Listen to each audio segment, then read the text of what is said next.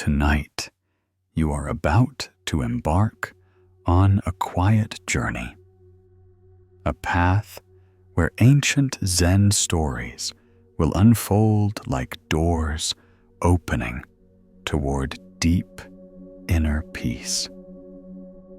Each story you are about to hear carries within it a seed of wisdom passed down by Zen masters for hundreds of years, like tiny lanterns lighting the way through the darkness of worry and exhaustion.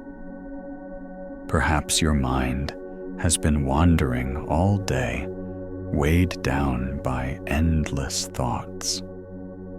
But if you simply listen slowly and gently, each word will drift in like a soft breeze, calming the ripples on the surface of your heart. You do not need to have practiced meditation before, and you do not need a deep understanding of Buddhist teachings. All you need is to open your heart and let the story guide you. Every Zen story is like a small mirror, quietly reflecting your soul, helping you realize that peace was never far away. It has always lived in your very breath, in the moment you choose to pause. Tonight, we will listen together to the story of the Zen master and the overflowing teacup, the weary traveler carrying a heavy bag of stones, the young novice searching for a quiet river. Each story is a gentle note, a quiet lesson in letting go in mindfulness and in finding your way back to yourself. Let your mind float with the storytelling. Take a deep breath and exhale slowly, and listen with your full presence. Because as Zen Master Thich Nhat Hanh once said, "There is no path to peace. Peace is the path." The bell in the drop of dew. In a small monastery nestled among the pine-covered hills, there lived a young novice named An, who often stayed awake through the night, his mind restless with worries so small they could be dust, yet somehow they grew into mountains. One moment, he feared he had misread a line from the sutra. The next, he was anxious about failing his assigned duties the following day.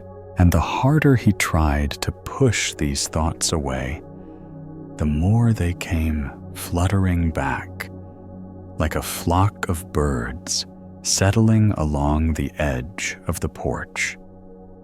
One evening, seeing that Anne's lamp still glowed golden in the dark, the master stepped into his room. After a quiet moment of looking at the boy, he said gently, "At dawn, go out to the grassy courtyard. Use this thread to collect enough water from the morning dew to fill this clay bowl. Then take it to the bell tower and polish the bell until you hear its sound without striking it."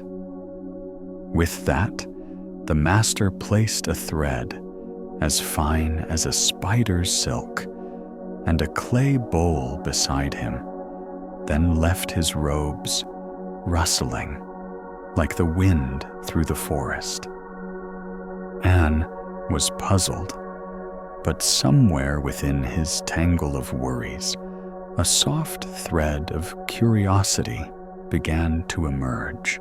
At the crow of the forest rooster, he stepped barefoot onto the damp grass, placed the bowl down, and began touching the tip of each leaf with the thread, letting each drop of dew quiver, then fall one by one with a faint plop, like time itself dropping into the bowl.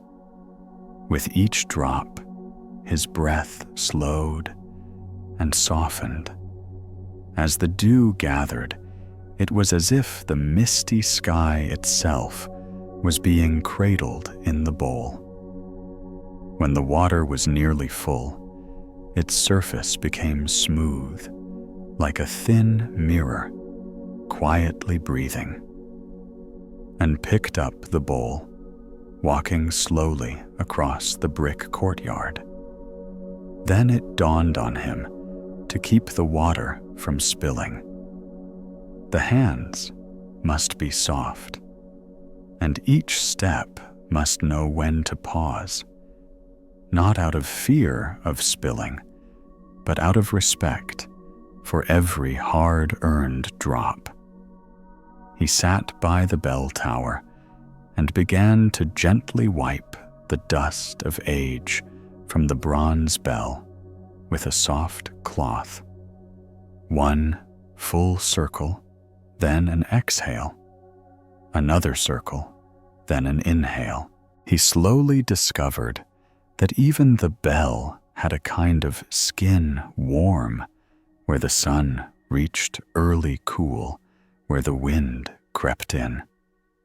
And between the ancient carved lines, silence lay thick, like moss. Hear the bell? Without striking it at first, and chuckled to himself. But then he noticed the stillness between each swipe of the cloth, a silence as smooth as a thread of smoke, a space where the ears were not seeking sound and the mind was not chasing thought, just a place of listening with no object. And in that space, the faintest sound emerged the rhythm of his own heart, blending with the soft rustle of pine needles touching one another, the whisper of breath brushing across the edge of his lips, the shy movements of insects creeping between stones, all weaving into a nameless hum, as if the bell itself were breathing with the universe. And stopped wiping, he sat up straight and placed the bowl of dew in front of him, watching how its surface reflected the bell, the old tower, and a faint patch of sky. Suddenly, he understood the bell's sound was not outside of him.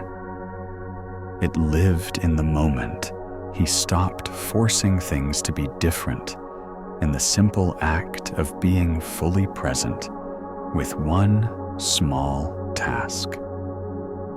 He closed his eyes and let his next breath stretch just a little longer. The noisy thoughts, once bustling like a morning market, quietly faded into the distance like shadowy figures disappearing into mist at sunrise. Not because he chased them away, but because he no longer laid out a stall for them to gather. By midday, the master returned.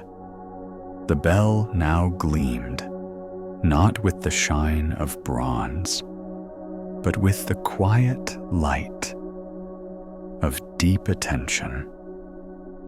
The master asked, "Did you hear it yet?" and bowed his head. "Yes, but it did not sound like I expected." The master smiled. Then it was the right sound. He added, "Tonight, when you lie down, place a bowl of dew in your chest. Let each worry be a single drop. Let them fall through your breath. Do not hold them. Do not toss them.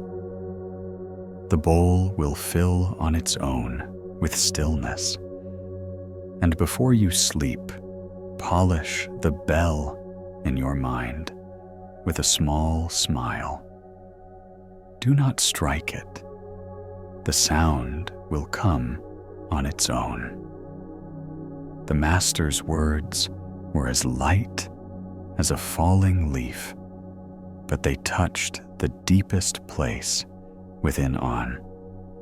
That night, as he lay down, Anne imagined his hand polishing the bell. His breath became the final circular wipe of the day.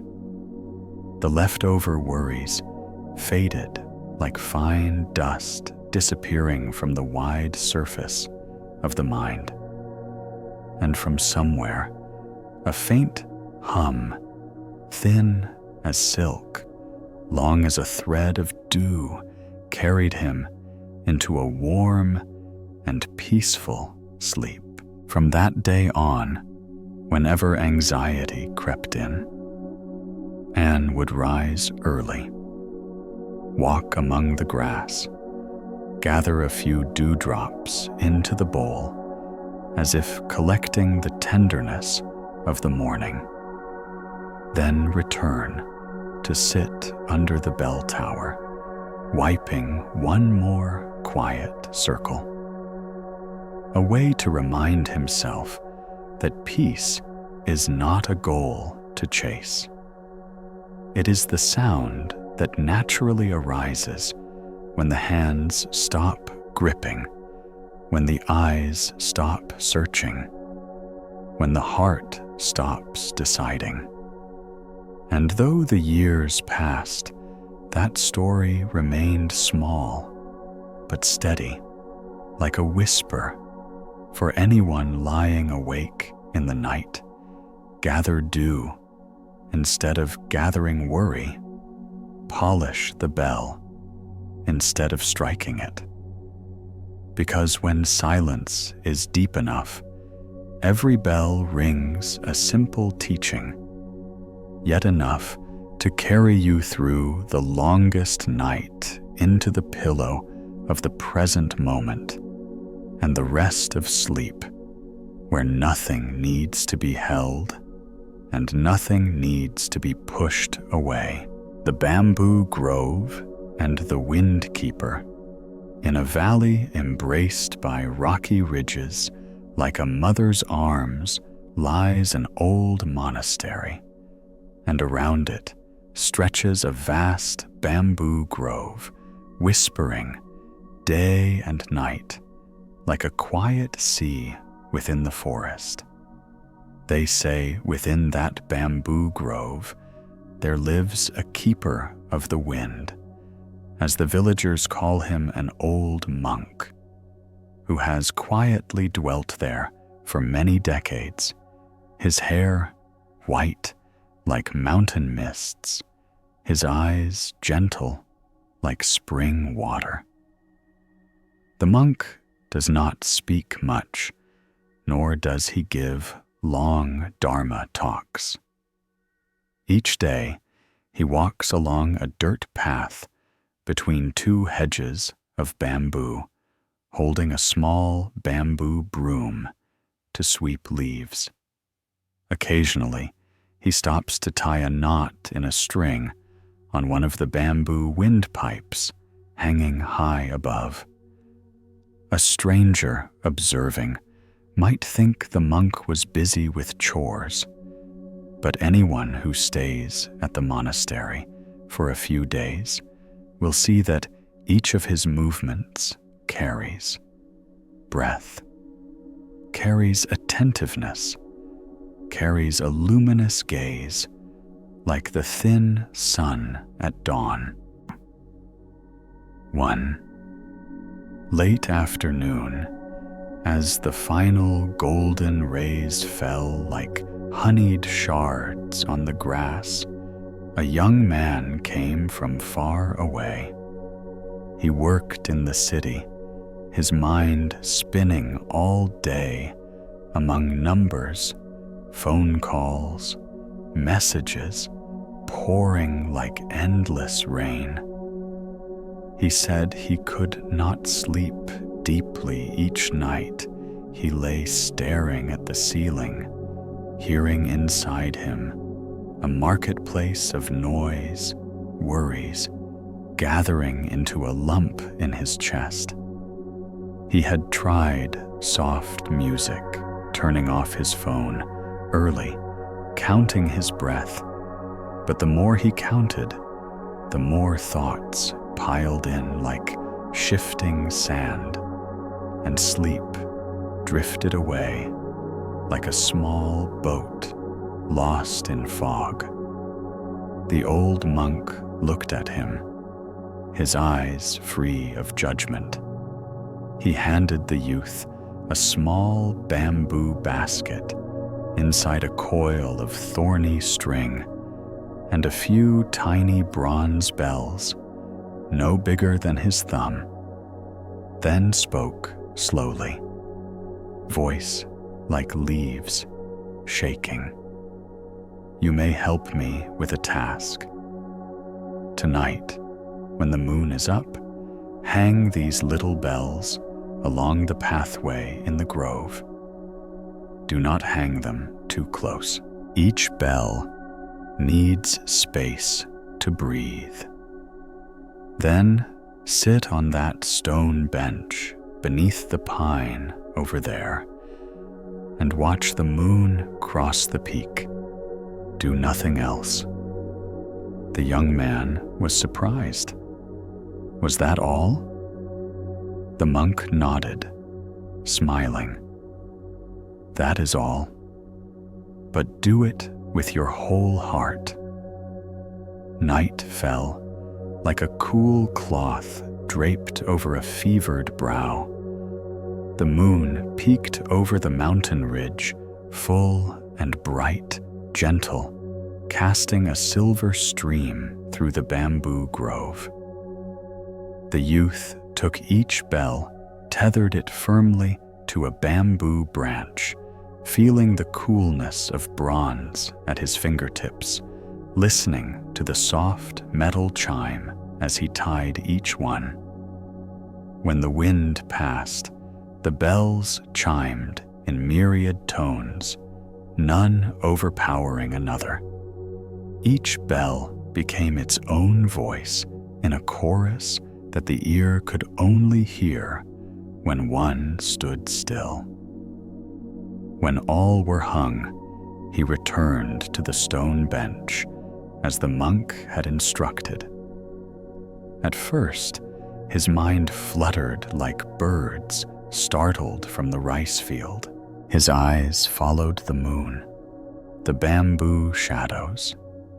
His ears chased the sound of bells, crickets, the distant stream.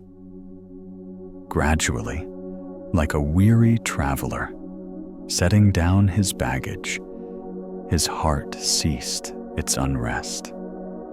He realized he did not need to hold the moon, for the moon follows its own path.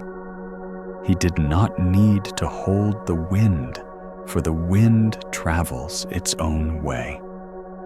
He only needed to sit still on his own path, breathing in to know that he was breathing in, breathing out, to know that he was breathing out.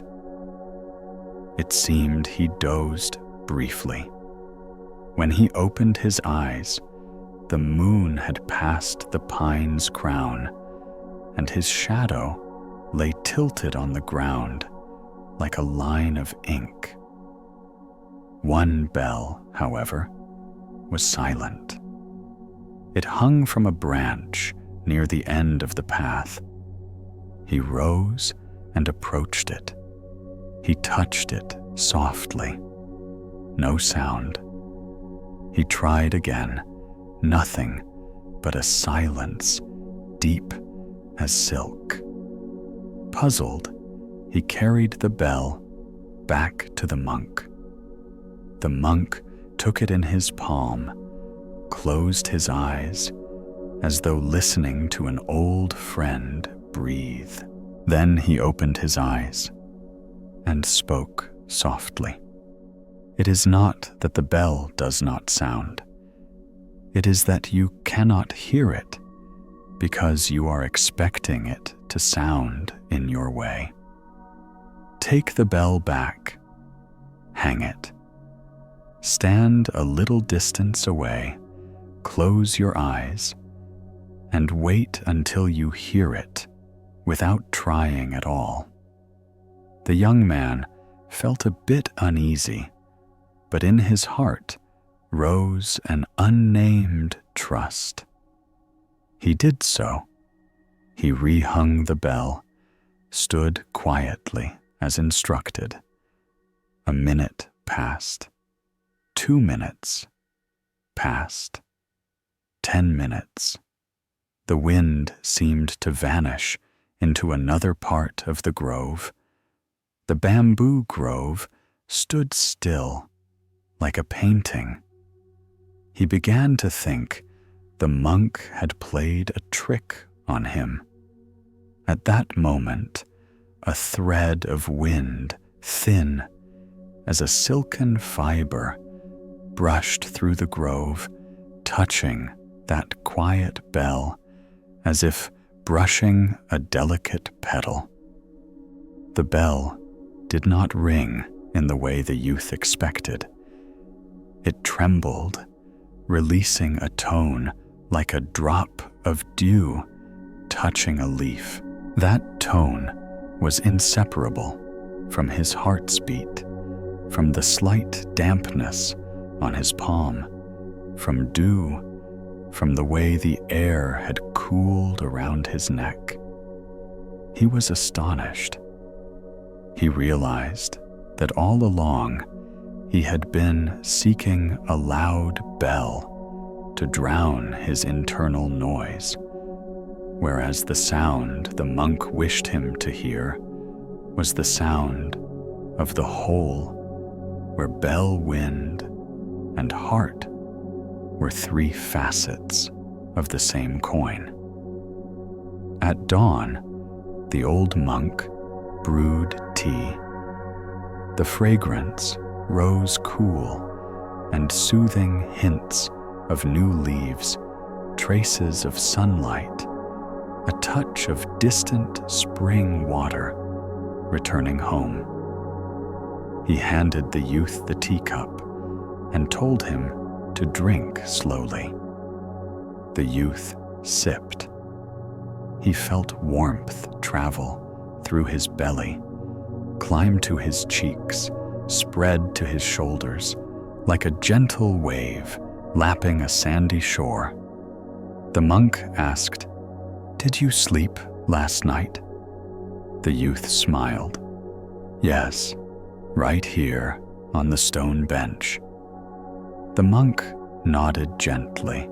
"So what have you learned from the bells?" The youth replied, "I understand that when I impose my life into a demanded sound, everything becomes noisy. When I allow everything to be sound, other tones balance themselves. I also understand that silence is not the absence of sound, but the absence of one tone dominating the others." The monk placed the teacup down, gazed deeply into the youth's eyes. "Very well. Today, go with me into the grove. We will tie a few more knots on the windpipes so the wind may speak. Each knot is a promise to your own heart that tonight, before you sleep, you will spend a few minutes listening to the garden. Within you, breathe. Do not chase away thoughts. Just do not chase them. The two walked into the grove. Morning sunlight glimmered on the bamboo dew pearls, clinging like gems. The monk taught him how to space the pipes by the measure of breath, how to choose branches with just the right flexibility so the wind's voice would not be harsh. He taught the youth how to tie knots so that the wind would tug, but not loosen them, and so the knot would not strangle the pipe. Tying string is like tying the mind, he said. Too tight is choking. Too loose is falling. The moderate, just right, is the path. At midday, they sat by the stream to rest. The youth asked about how to sleep deeply, hoping for a precise ritual. The monk cupped stream water for him to wash his face. He said that moderation is itself a ritual. At night, do 3 things. 1, dim the light gradually, as though the sun were descending behind the mountain, not switch everything off abruptly. 2, pick a small task to do thoroughly. Fold a cloth, dust a shelf, as though you were tying a bell in your heart's pathway. 3, lie down and listen to your breath, as though it were the opening movement of a piece of music, slow and full of expectation. If a thought intrudes, greet it as a wandering guest, offer it a seat, then return your attention to listening to the wind. The youth nodded, storing each word like a farmer placing seeds in a jar. On another afternoon, clouds gathered as though they intended to rain. The bamboo grove darkened slightly, and the sound changed deeper, richer, like a zither tuned to another key. The youth walked beside his teacher, and in his mind he recalled his city apartment, the alarm clock by his bed, the pale glow of the screen all night, the sudden shocks of notifications at dawn. He told the monk of his fear when all sound ceases, afraid that emptiness would swallow him whole. The monk listened, then pointed to the canopy of bamboo overhead. See when strong wind passes the trees that know how to bend will not break. Silence is like that. It does not devour you. It is the mind's capacity to bend. You will not disappear. You only stop being rigid. Rain began to fall. The first drops struck leaves, sounding like innumerable beads, dropping. The grove changed voice. Small bells chimed with rain. Rain blended with the sound of earth drinking water. Human sound and sky sound merged into an ancient lullaby. The youth stood slightly soaked, but inside he felt warmth from a new knowing. He did not need a place utterly silent to sleep. He needed a place in which every sound had its belonging. That night, back in his room, He placed his phone in a drawer, covered the clock face, laid his hand on his belly, and listened to the rise and fall like a little drum in a festival. He recalled each bell in the grove, remembered the one that refused to chime, remembered the wind's thread-like touch. He smiled. Sleep came to him like an old friend knocking lightly. He opened, and all sank into a warm darkness where even the rain outside the window turned into music. Time in the monastery flowed like water through a stream. He stayed many more days. He learned to brew a pot of tea without expecting it to taste like yesterday's. He learned to sweep the courtyard without thinking of praise after finishing. He learned to sit quietly without waiting for some special feeling to arise. Sometimes the monk asked him to tell stories about the city, about his friends, about his work. He told. The monk listened as though listening to rain. Then he asked a simple question. Among all that you have just told me, is there something you can set down today? The youth was silent a long while, then said, perhaps the fear of being left behind. The monk nodded. To set something down is not to discard it. To set it down is to free your hands to work on what is before you. When you carry too much, even precious things, your hands cannot hold peace. On the day of departure, the monk gave him a small bell, just like those in the grove, and another thorny string. He instructed, bring it home and hang it at your window. When the city wind passes, it will remind you of the bamboo grove. Before you sleep, if worry arises in your heart, do not resist it. Listen as one listens to a silent bell. That silence is speaking in the language of earth and sky. The youth bowed to the monk, bowed to the bamboo grove, bowed to the dirt path that bore his footprints. Back in the city, he opened his window, hung the bell, tied the knot as he learned. That first night, the sound of cars outside did not lessen.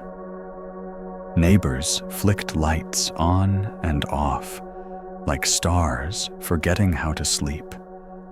But in that clamoring, he began to find moments of no sound, little alleys for the mind to shelter. The bell at his window sometimes stayed silent through the night, but whenever he remembered it, his heart would loosen a little more. He created a mental pathway along it.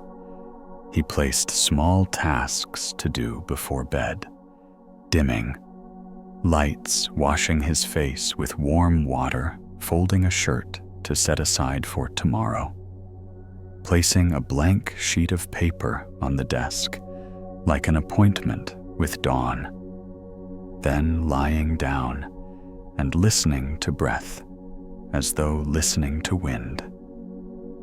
On nights when he was too tired, he would simply place a hand on the bell, not ring it, only touch it, to remember that there is a place of gentle quiet awaiting him, where all noise is just part of the music.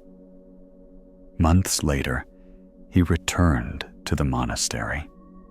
The bamboo grove still whispered, but he heard it differently, like hearing the voice of someone familiar after a long separation, recognizing new harmonies. He told the monk that he had slept better. Some nights he still tossed and turned, but he no longer feared restlessness. He knew he could rise, retie the thorny string in his heart, hang a few bells for the city wind. The monk smiled kindly. You have become the keeper of wind for your own self. The bamboo grove within you will grow daily, provided you tend it with small deeds and great attention. Then the monk spoke slowly, as though dropping a seed onto soil. Remember one thing: sleep is not a reward for those who are perfect. Sleep is the birthright of every being when one trusts that one is safe in the arms of the present moment. That night, the youth sat again on the stone bench where he had first fallen asleep beneath the moon. A slender, new moon traced a curve in the sky. Bamboo bent into a line of script across it. The bells chimed here and there, some silent, some louder, some barely trembling. He understood then likewise, within his heart, there are many regions, the noisy, the still, the unnamed. He did not need to turn them all into silence. He only needed to give each region a seat. He closed his eyes, smiled, and let his breath carry him across the fine bridge, connecting day and night.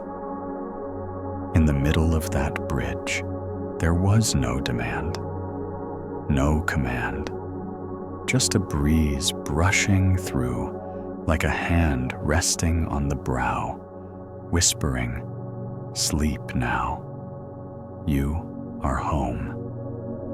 The river that never sleeps. There is a river that flows at the foot of the mountain. Its water so clear year-round that you can see every tiny pebble lining the riverbed, like stars scattered across an upside-down sky. The locals call it the river that never sleeps, because whether day or night, its current never ceases. It never rests, never stops. People believe an ancient spirit lives in the heart of the river, guarding the sleep of the earth, the trees, and those who come with a weary heart. One summer night, when the moon had risen high like a silver dish floating through the mist, a young woman arrived at the riverbank. She was a school teacher from a nearby town, someone who spoke hundreds of words each day, but felt increasingly hollow inside. Every night, she lay awake, staring at the ceiling, the ticking of the clock sounding like water dripping into her heart. She could not sleep, and even more, she could not find peace. A friend had told her that if she sat by this river long enough, truly listening, she might learn how to rest. She came carrying a light blanket, a notebook, and a pen. As her feet touched the soft sand by the river, she caught the scent of cool water, damp and distant, like the smell of an old memory. The night breeze rustled her hair, carrying the chirping of insects and the soft rustle of bamboo leaves far off in the dark. She sat down, opened her notebook to write, but the first word refused to come. Instead, she heard someone clear their throat behind her. Turning around, she saw an old monk, dressed in deep brown robes, holding a bamboo staff, smiling gently. You came to hear the river speak his voice, warm like the earth after rain. I just want to sleep one night without fighting myself, she said, her voice hoarse with fatigue. The monk looked out at the flowing water for a moment, then asked, "Have you ever seen this river stop flowing?" "No," she replied. "Then why is it never tired?" She fell silent. The monk continued, "Because the river does not try to flow. It simply follows the lowest path, and gravity does the rest. But you are trying to sleep, trying to forget, trying to be calm. And the more you try, the more you build a dam inside yourself. Water cannot pass where a dam stands." The monk bent down, picked up a pebble, and tossed it far into the river. Ripples spread in gentle circles. "Tonight, you do not need to do anything. Just sit here. Watch the river as if watching your own mind. When a thought comes, see it like a pebble dropped into water. It will make ripples, and then the ripples will fade on their own. Do not touch it. Do not try to smooth the surface." She listened, though doubt still lingered. The monk left, and she sat alone with the sound of the river. At first, her thoughts tangled like a net blown by the wind. Familiar worries returned tomorrow's lesson. Unanswered messages, the fear of not being enough. She sat still, trying to follow the monk's words, to look, but not interfere. A thought would come, and she whispered, "I see you." Another arrived, and she smiled. "You're here too. I see." One by one, the waves of the mind began to settle, and the sounds around her grew gentler. She realized that the river was not so different from her own breath. It moved in and out continuously, effortlessly. And when she placed her heart in rhythm with that flow, everything softened. The croaking frogs in the distance, the lap of water against the bank, the hum of insects, all merged into one tender symphony. She no longer tried to sleep. She simply listened to life breathing around her. As moonlight touched her closed eyes, she felt as if someone in the water was looking back.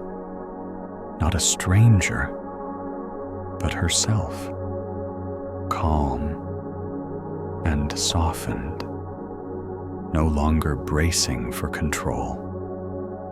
She saw that version of herself smile and then dissolve into the surface of the water. When she woke, morning had come. The first sunlight landed on the river like thousands of tiny mirrors.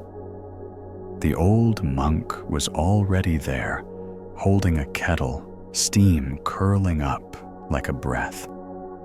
"You slept under the moonlight?" he asked. I don't know. Maybe I fell asleep inside a breath," she replied. The monk smiled, poured tea into a cup, and handed it to her. Sleep or wake, both are waves of the mind. When you stop trying to divide them, both become rest. She looked at the tea in her hand, saw the water inside it, moving gently like a miniature river. She remembered his words from the night before and suddenly understood the river that never sleeps was really the mind that does not resist. The river flows because it follows nature, and a human finds peace by following their own. Before she left, the monk offered one simple reminder. Each night, before you close your eyes, remember one thing from the day that was effortlessly beautiful. Perhaps sunlight, or bird song, or someone's smile. Let that be your river. If you hold on to that feeling, sleep will come like water, finding its way back to the sea. Since that night, she returned to the town, still teaching, still living in the rhythm of daily noise. But each evening, she would open her window, sit in silence for a few minutes, and imagine a river flowing through her heart, gentle and clear.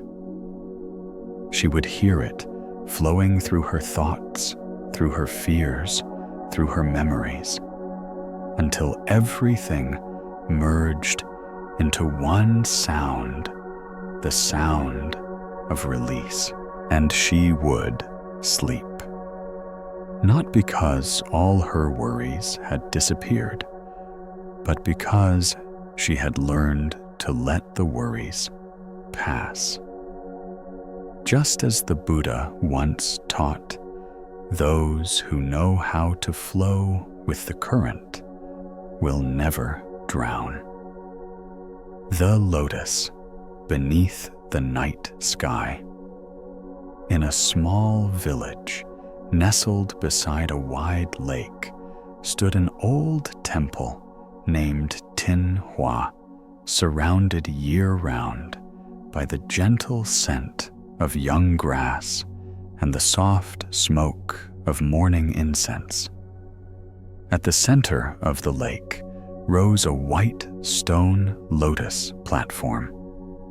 Every evening, as a mild breeze blew oil lamps from the temple, cast golden light across the water, turning the entire lake into an upside-down sky of stars. The villagers called it the Lake of Stillness because anyone who sat beside it long enough would forget the noise, forget their weariness. They believed each lotus blooming here was a breath of the earth, a prayer from those who had not yet learned how to be at peace. One day, a young painter came to the temple. He painted for tea houses in the city. His work was often praised for its soulfulness, though he himself no longer understood where that soul came from. The more refined his paintings became, the emptier he felt. Each night, He came home to paint-stained hands, but a restless heart. He had begun to lose sleep, not from work, but from something he could not name, as if something was slowly pulling him away from himself. An old friend advised him to go to Tinhua, saying that there was a Zen master there who once helped people rediscover sleep with lotus flowers. He did not quite believe it, but out of exhaustion, he went. At the temple, the Zen master was old and stooped, but his eyes shone like drops of water in a well. After hearing the painter's story, the master pointed toward the lake. "Stay here tonight.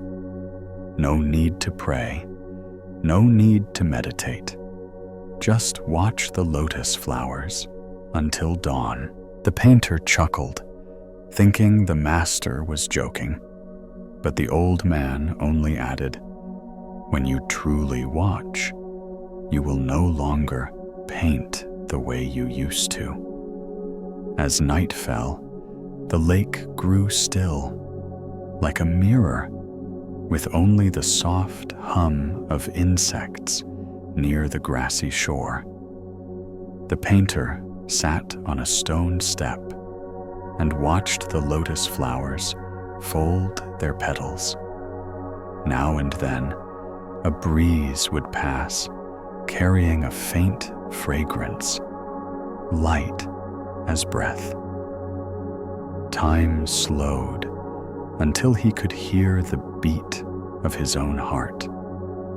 At first, his mind was still full of images, unfinished paintings, the faces of clients, the echo of praise and criticism. He tried to push them away, but the harder he tried, the louder they returned. He remembered the master's words, "Just watch." So he did not with his eyes, but with his heart.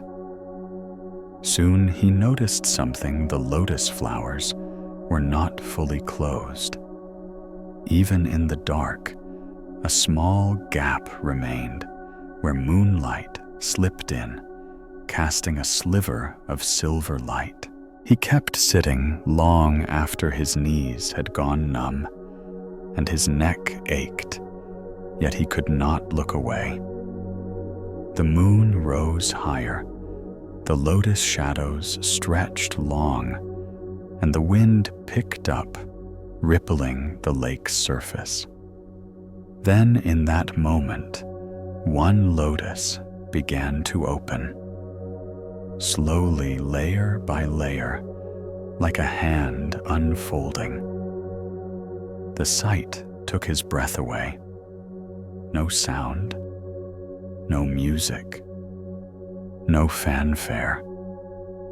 Just the gentlest motion, like the pulse of life itself. And yet he felt his heart open with it. Suddenly, he understood for years he had lived like a closed lotus, afraid of being damaged, of being stained, of being shaken by the wind. So he held himself tightly shut.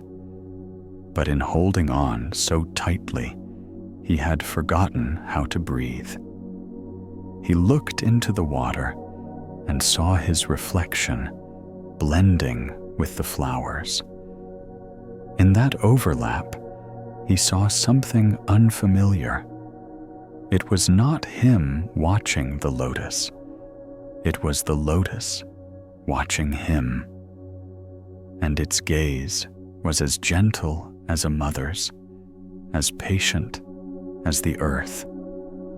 The wind grew stronger, the lake surface shimmered, and the moon broke into 1,000 fragments. But the lotus remained still open. He was amazed. Was it not afraid of the wind? A droplet of water splashed up and landed in his palm.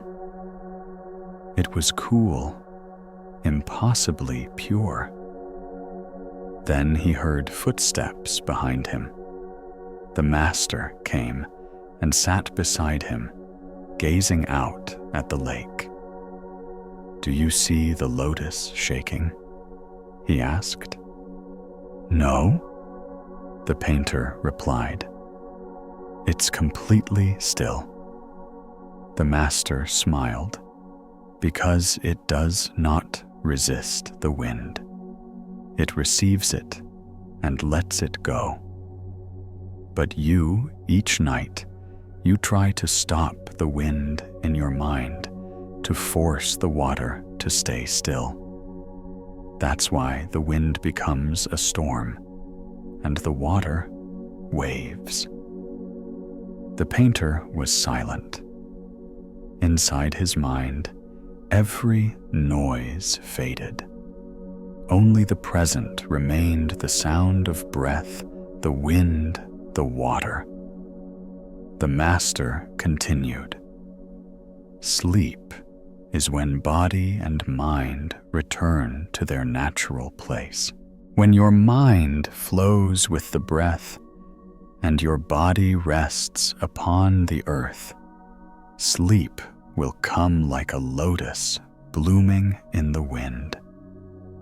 Then the master stood and walked back to the temple, leaving him alone.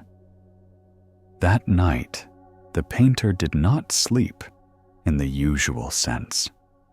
He sat until sunrise, but never once felt tired. As the first sunlight touched the lake, all the lotus flowers opened at once. He had never seen anything so radiant, so quiet. The soft pink petals caught the light like tiny smiles. He cried, not knowing why.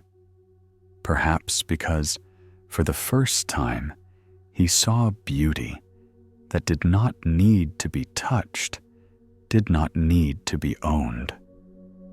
The next morning, the master asked, "Did you paint anything yet?" The painter shook his head. "No. But I saw a painting I could never create." The master smiled. "Then you have finished your painting." After that, the painter stayed at the temple for a while. By day, he helped repair roof tiles and plant more lotus. At night, he sat by the lake, not to paint, but to breathe.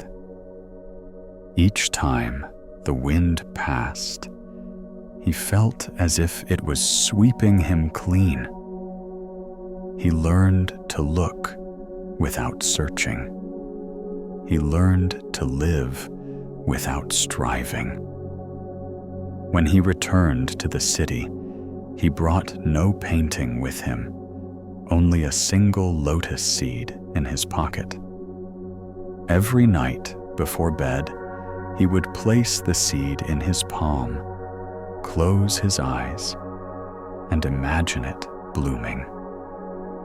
And he would sleep peacefully, as though the whole world was blooming with him. Later, he began to paint again. His paintings were still of lotus flowers, but no longer like before. Each blossom carried breath space and stillness. When people asked him for his secret, he simply smiled and said, "I do not paint the lotus. I let the lotus paint me." And on quiet nights, when the breeze brushes gently against his window, he can still hear the master's voice carried on the wind. Do not resist the wind. Let it pass, and it will bring sleep with it. As an ancient sutra once said, when the flower knows how to bloom, the heart knows how to rest. And when the heart knows how to rest, the night knows how to sleep. The lantern in the mist. In a town lying at the sea's edge, when the damp season arrives, fog pours in like a massive blanket covering rooftops, gardens, and the little stone streets. On the outskirts of the town stands an ancient lighthouse, its stone tower spiraling to the sky like a thread connecting earth and heaven. The townsfolk call it the Eye of the Night, because each evening the lantern atop the tower sweeps a beam of light across the sea, guiding ships safely through the dark. Within the lighthouse lives a monk who tends a small hermitage leaning against the tower's side. People call him the Old Lantern Keeper, for he has devoted his life to a lamp, not an oil lamp or an electric one, but the inner light in the traveler's heart when night becomes windy. He lives simply sweeping the courtyard by day, brewing tea by night.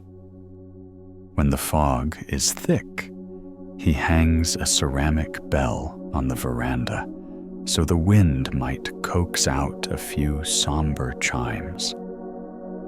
Travelers climb the tower to drink tea and listen to his tales of sea and cloud, then leave lighter, as though they had set down a burden they once thought unmovable. One night, a young sailor knocked at his door. His face was sun-scarred, his eyes darkened from nights spent on deck without sleep.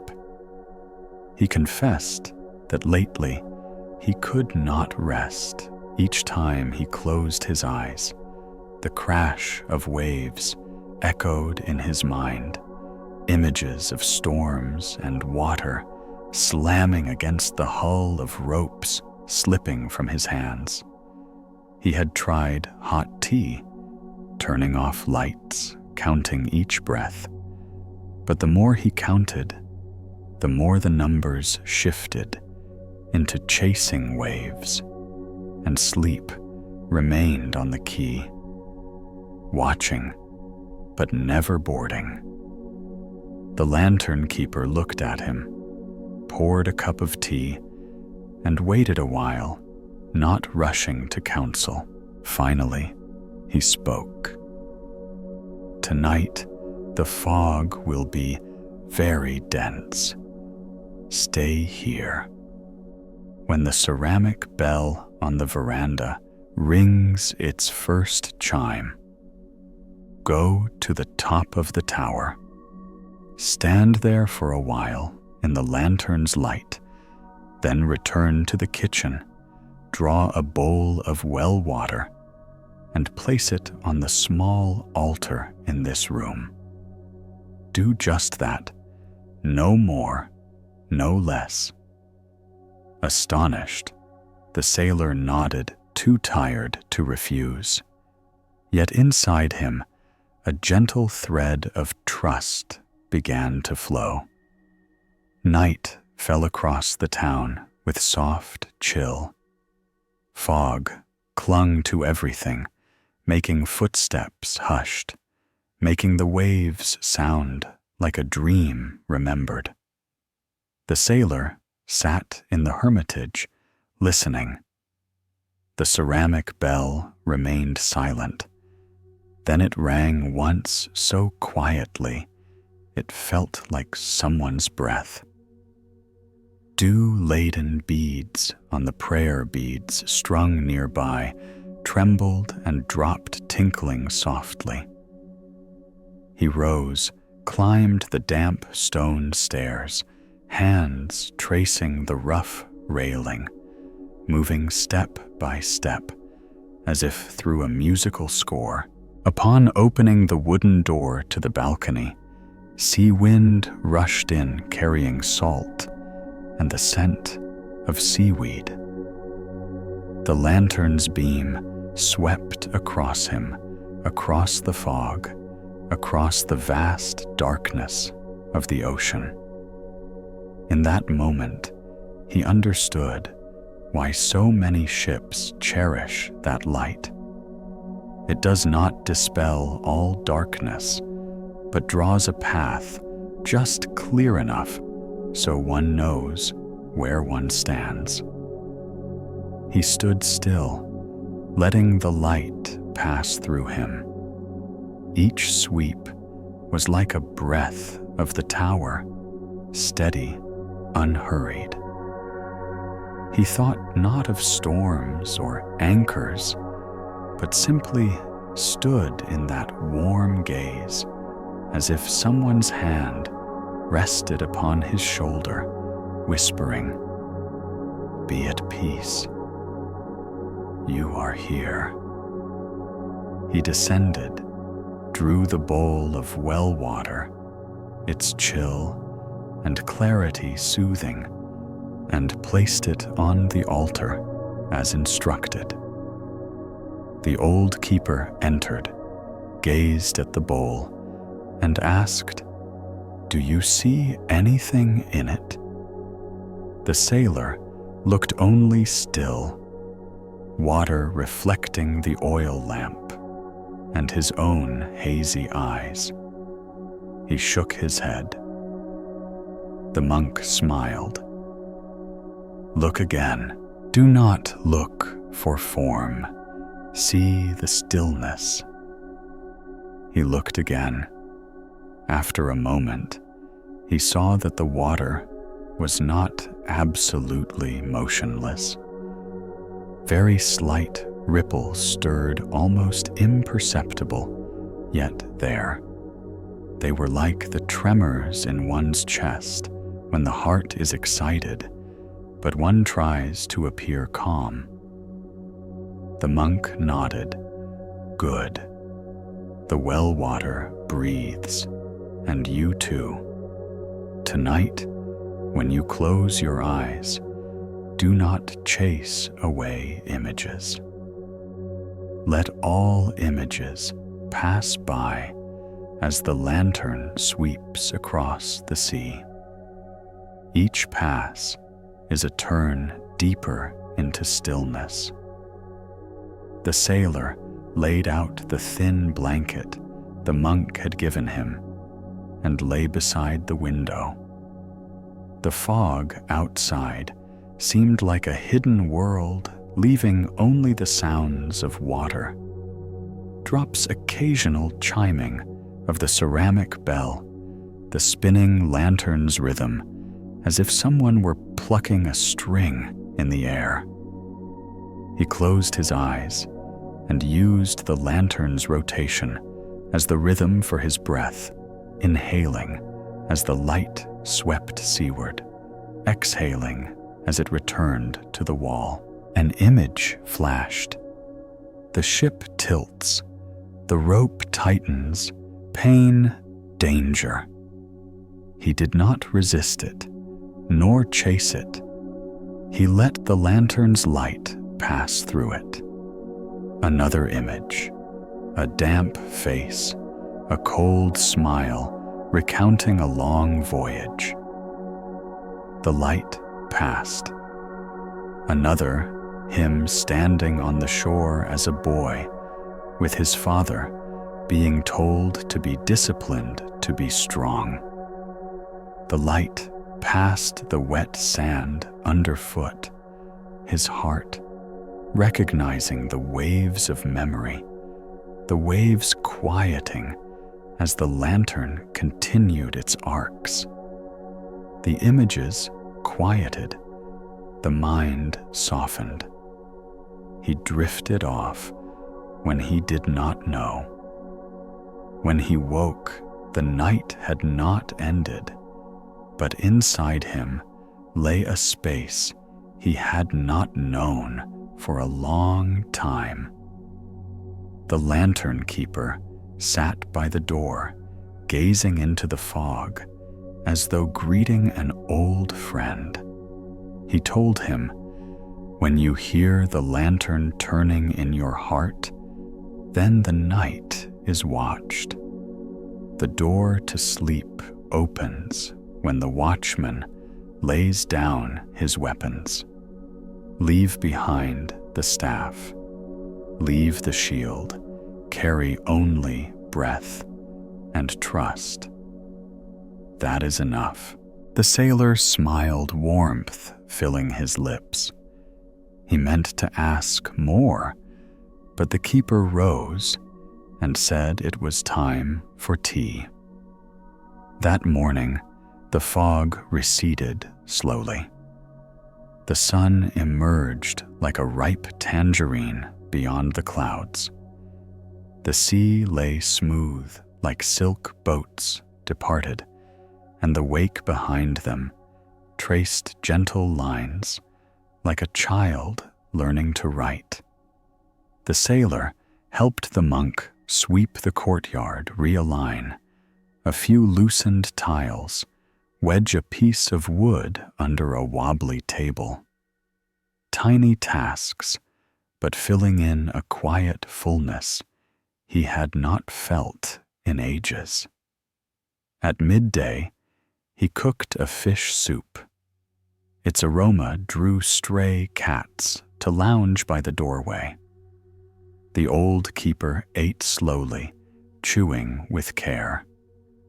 He taught the sailor that doing things slowly is not weakness, but meeting each detail that longs to be acknowledged. In the afternoon, the monk handed him an old compass.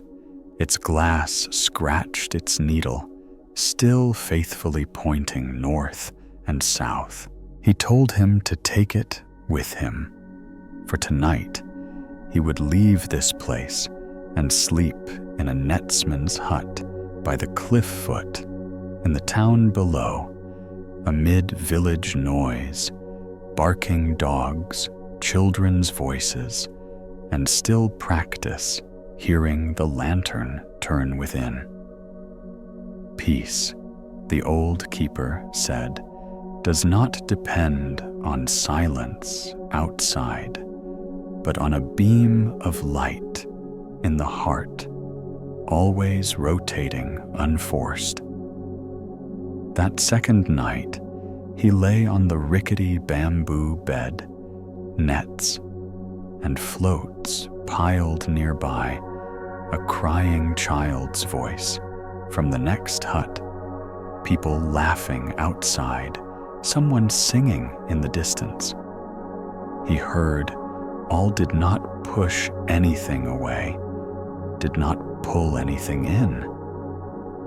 He closed his eyes, placed the compass on his chest to remind him that north and south are mere labels. The direction of peace is the direction of even breathing.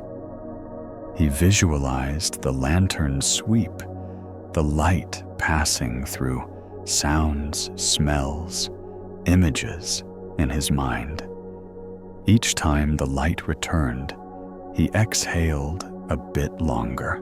Once a sudden noise startled him.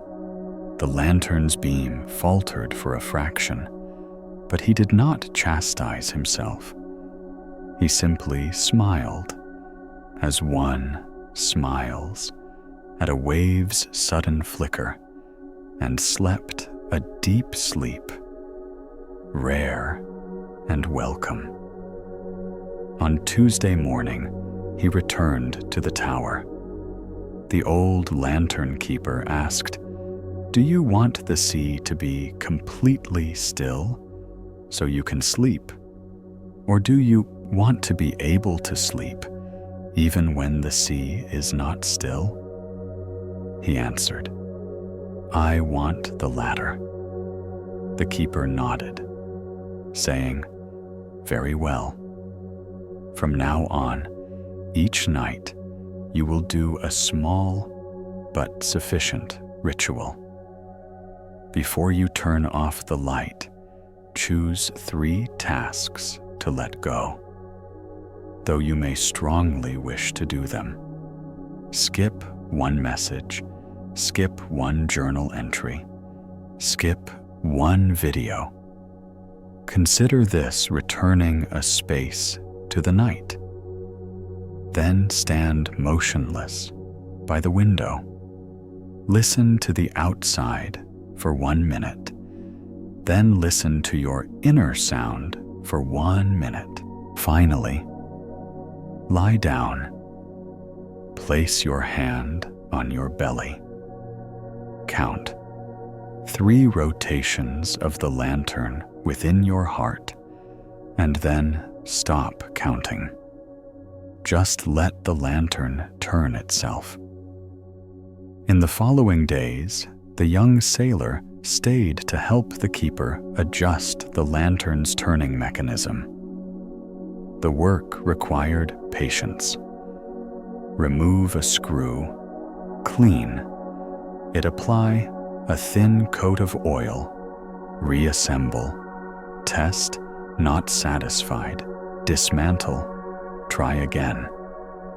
He saw that this was much like adjusting his own sleep habit. You cannot scold it. You cannot force it. You can only fine-tune bit by bit and trust in the power of persistence. In the evenings, he and the keeper sat drinking tea, listening to the fishing village ease into night, distant footsteps, the sea calling like a long lullaby. The keeper related that in his youth he too suffered from sleepless nights, driven by ambition to become a great teacher. He read many books, studied much, sat in meditation. Long yet the nights remained like closed doors, until once, walking on the rocky shore in fog, he lost his way. The lighthouse beam swept over him, and then returned again and again, like someone winking to reassure him. He laughed to himself and realized one need not break down doors.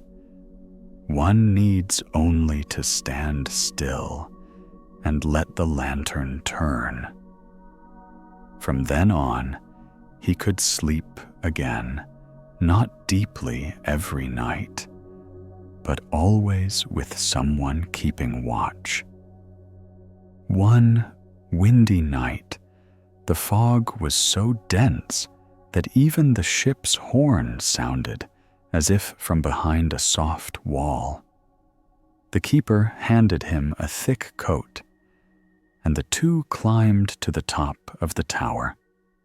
The lantern's beam was swallowed by fog, but it still carved a narrow path. They stood side by side, hands gripping the cold railing, silent, listening to each other's breathing. Occasionally, the ceramic bell below chimed, sounding like an ancient word touching the heart. The keeper said, "Sometimes life is as dark as tonight. We cannot see far, but seeing the next step in front of us is enough. Sleep is like that too, is like that. Do not force yourself to sleep through an entire night. Sleep for one breath, then another breath, then another. Sooner or later, the night will carry us through." On the day of departure, the keeper gave the sailor a small, spiraling white seashell. he instructed, "When you struggle to sleep, place the shell to your ear. Listen to the sea within you. Do not confuse it with the sounds outside. If many thoughts arise, do not tell them to go away. Invite them to sit here. The lantern's light will sweep over them. Then they will grow bored and depart." He embraced the keeper, bowed to the altar, to the bowl of well water, renewed each morning, to the ceramic bell, to the fog. Back on his ship, he resumed his voyages. At night, when the sea was ink black and stars rose along the horizon, he stood, watch his hand on the compass, remembering the lanterns turning in his heart. A crewmate once asked why lately he seldom smoked at night.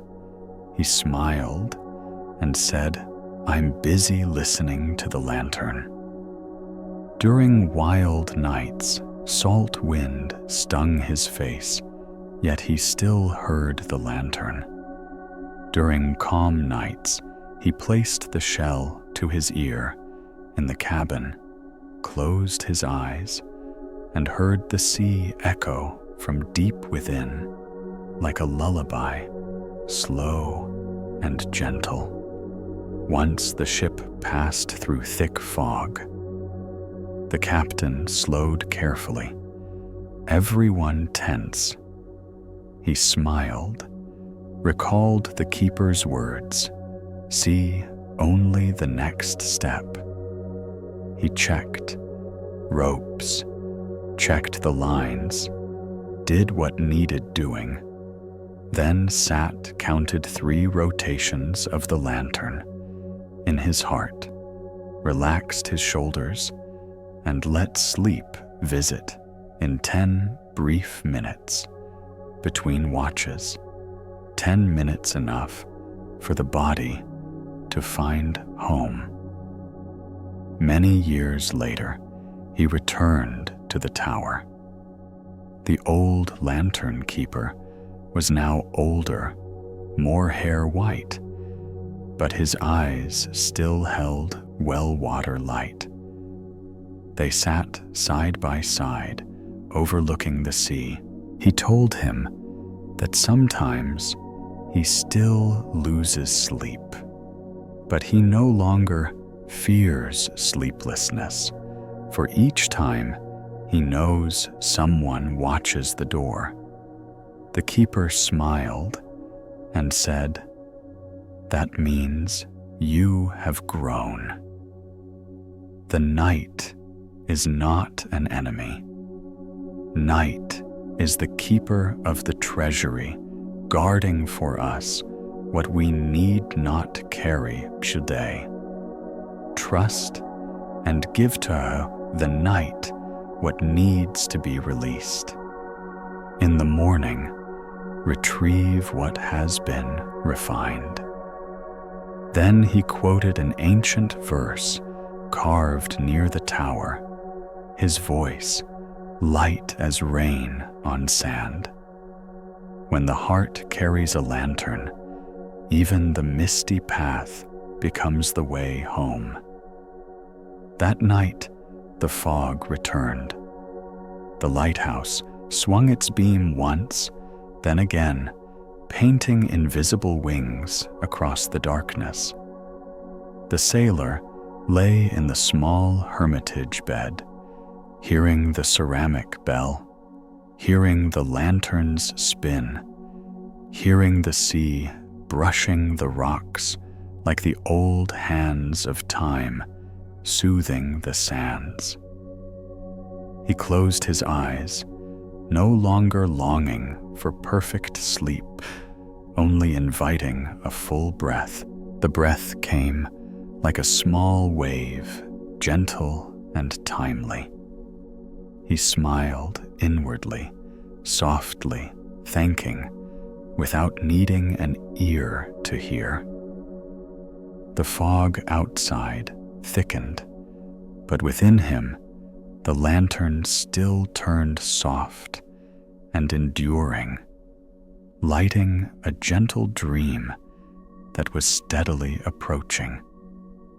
As a Zen master inscribed once on a stone near the tower, those who know how to kindle the lantern in the heart will not fear the night. Those who know how to return to breath will not fear the wind.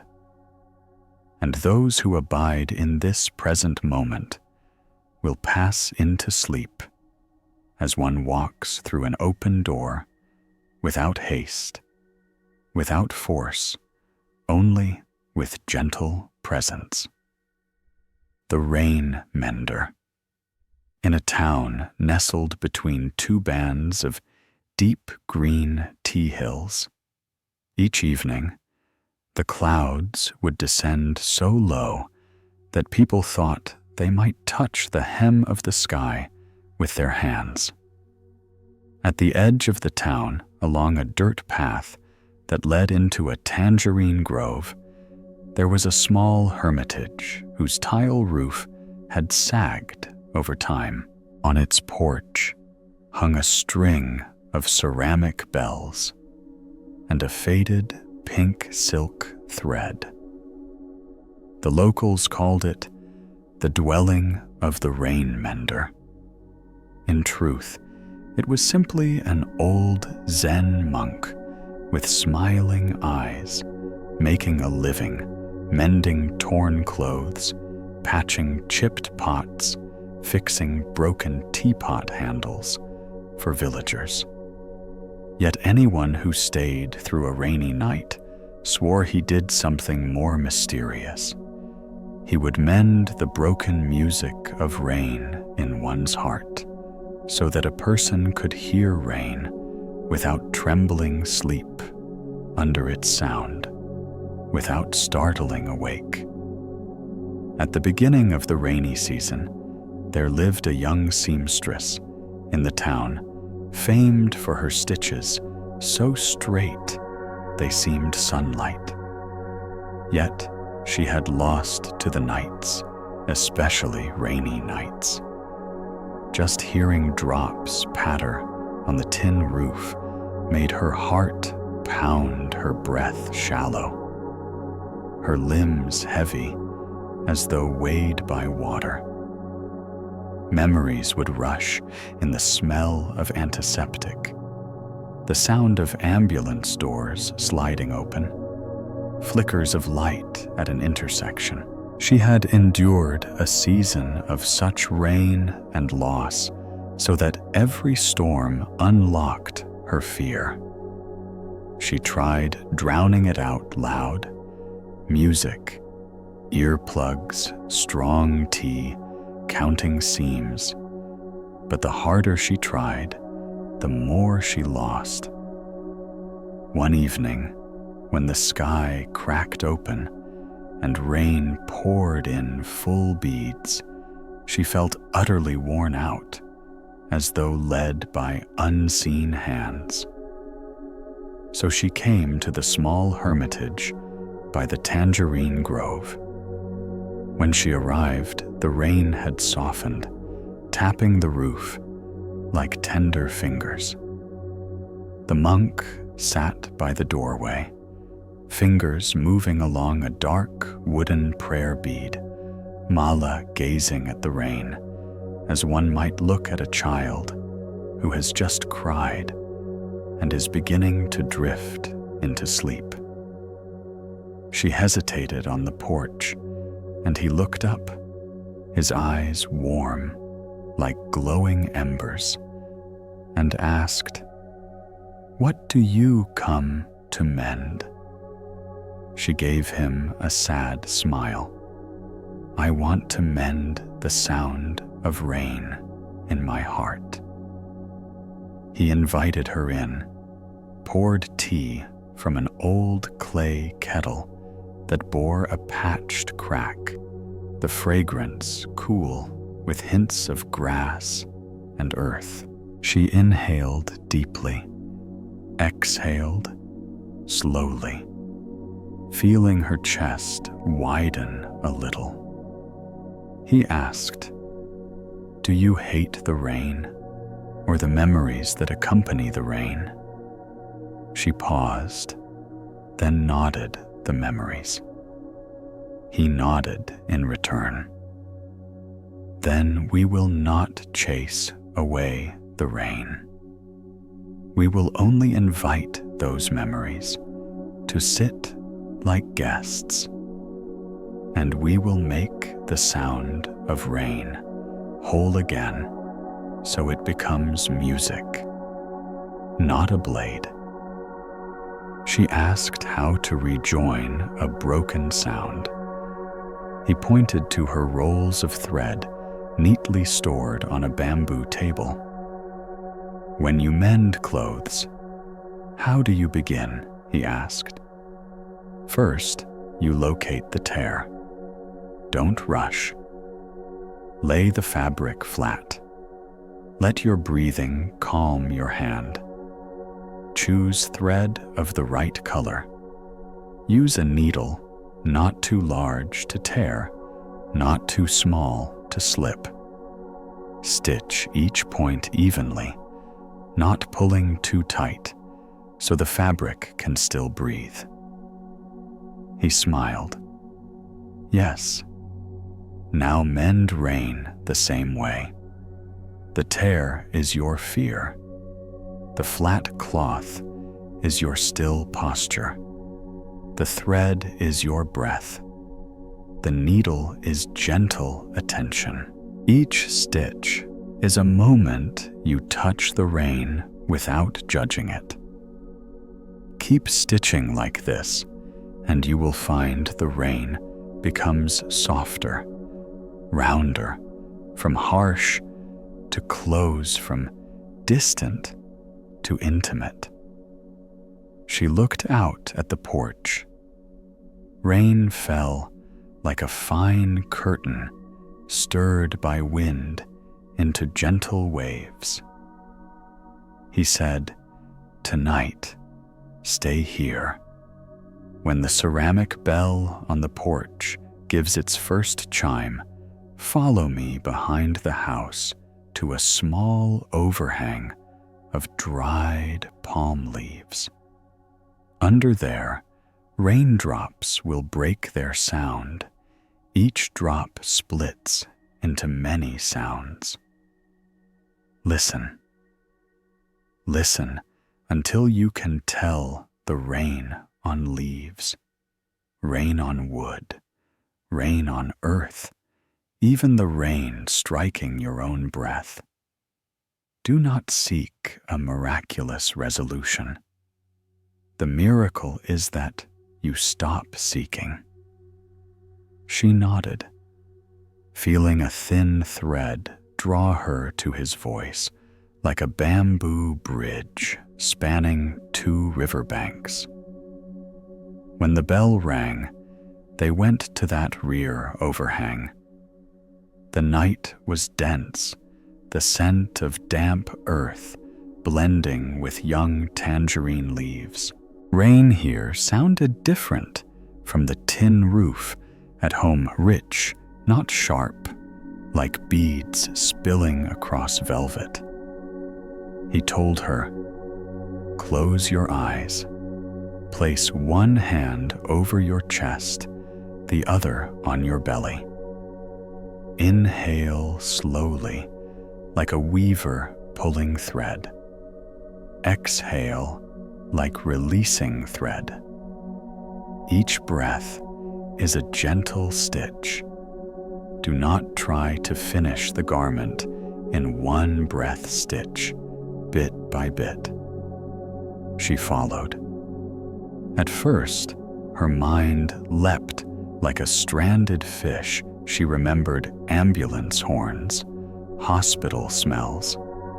But each time a memory surfaced, she silently said, "I see you," and then let the rain flow through it, as water envelops a stone. In a few dozen breaths, she noticed a small miracle. She no longer hated the sound of rain with her entire being.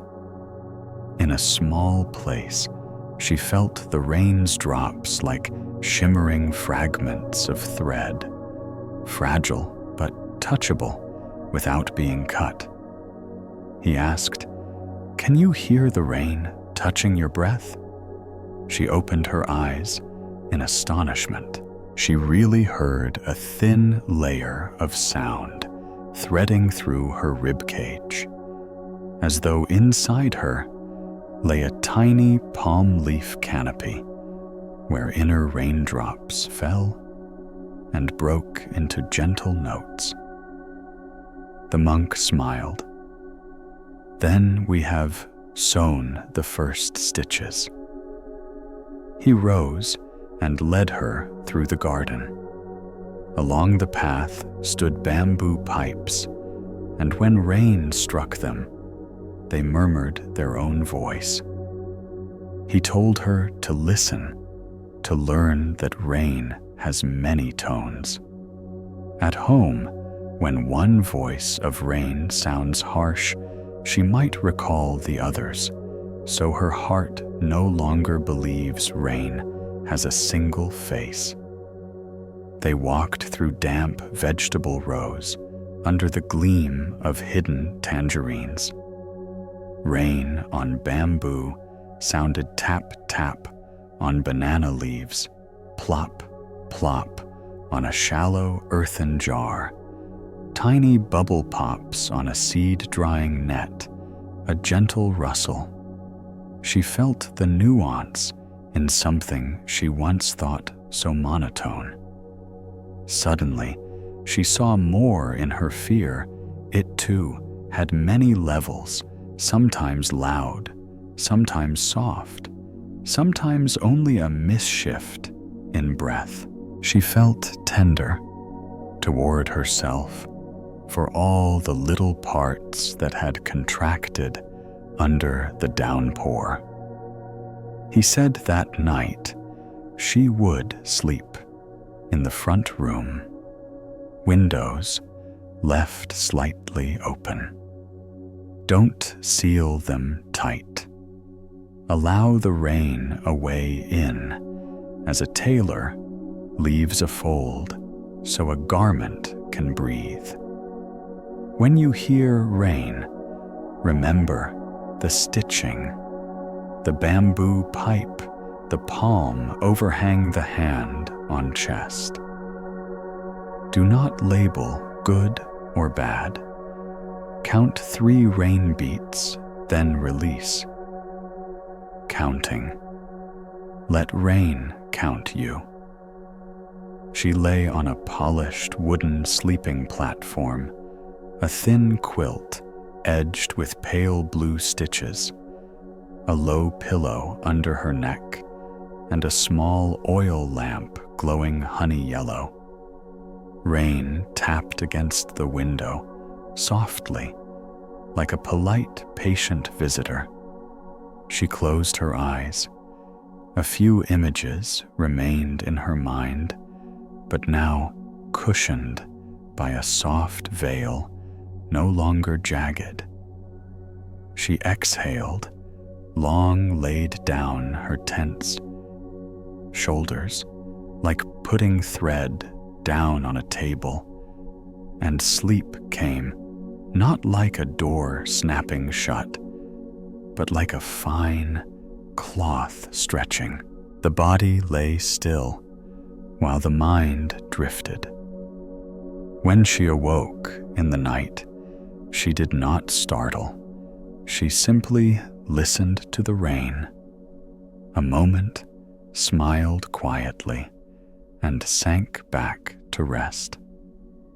The next morning, the air was dry and smooth as blank paper. The scent of earth after rain was sweet. Birds called to each other. The monk had already brewed tea. He asked which tear had been mended. She said, "I believe the part I feared most no longer grazes the lip of the cut." He nodded. "From now on, carry with you a ritual. Before you sleep, do 3 things, as if sewing 3 stitches first.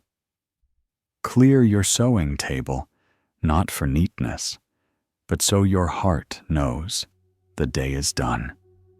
Second, wash your hands in warm water, as though loosening tight threads.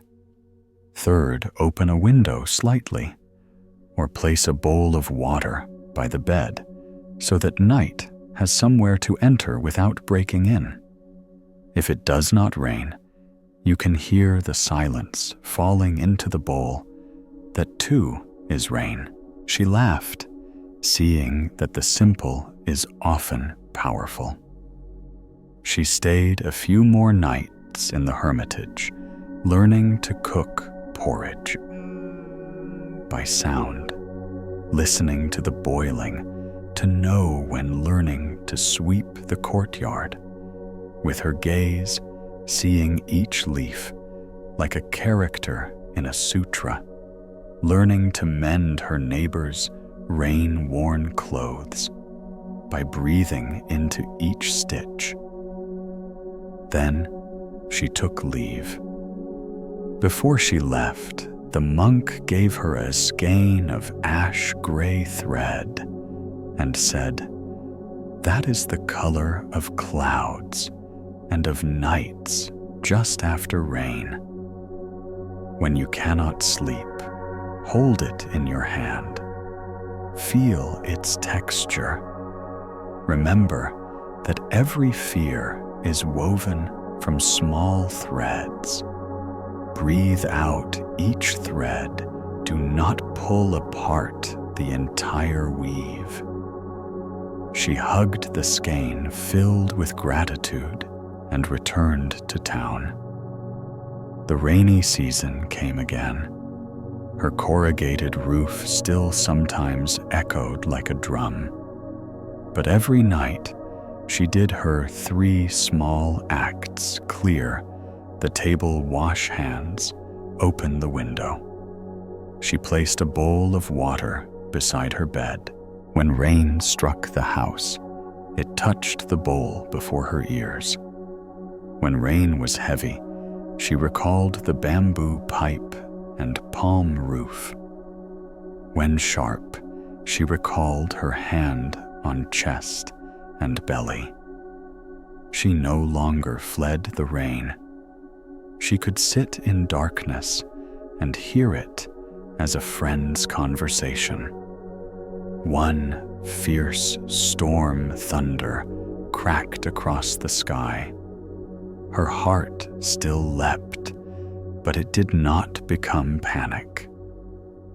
She placed her hand on the skein of gray thread and breathed slowly. "I stitch this drop, stitch another, stitch again." Then all softened.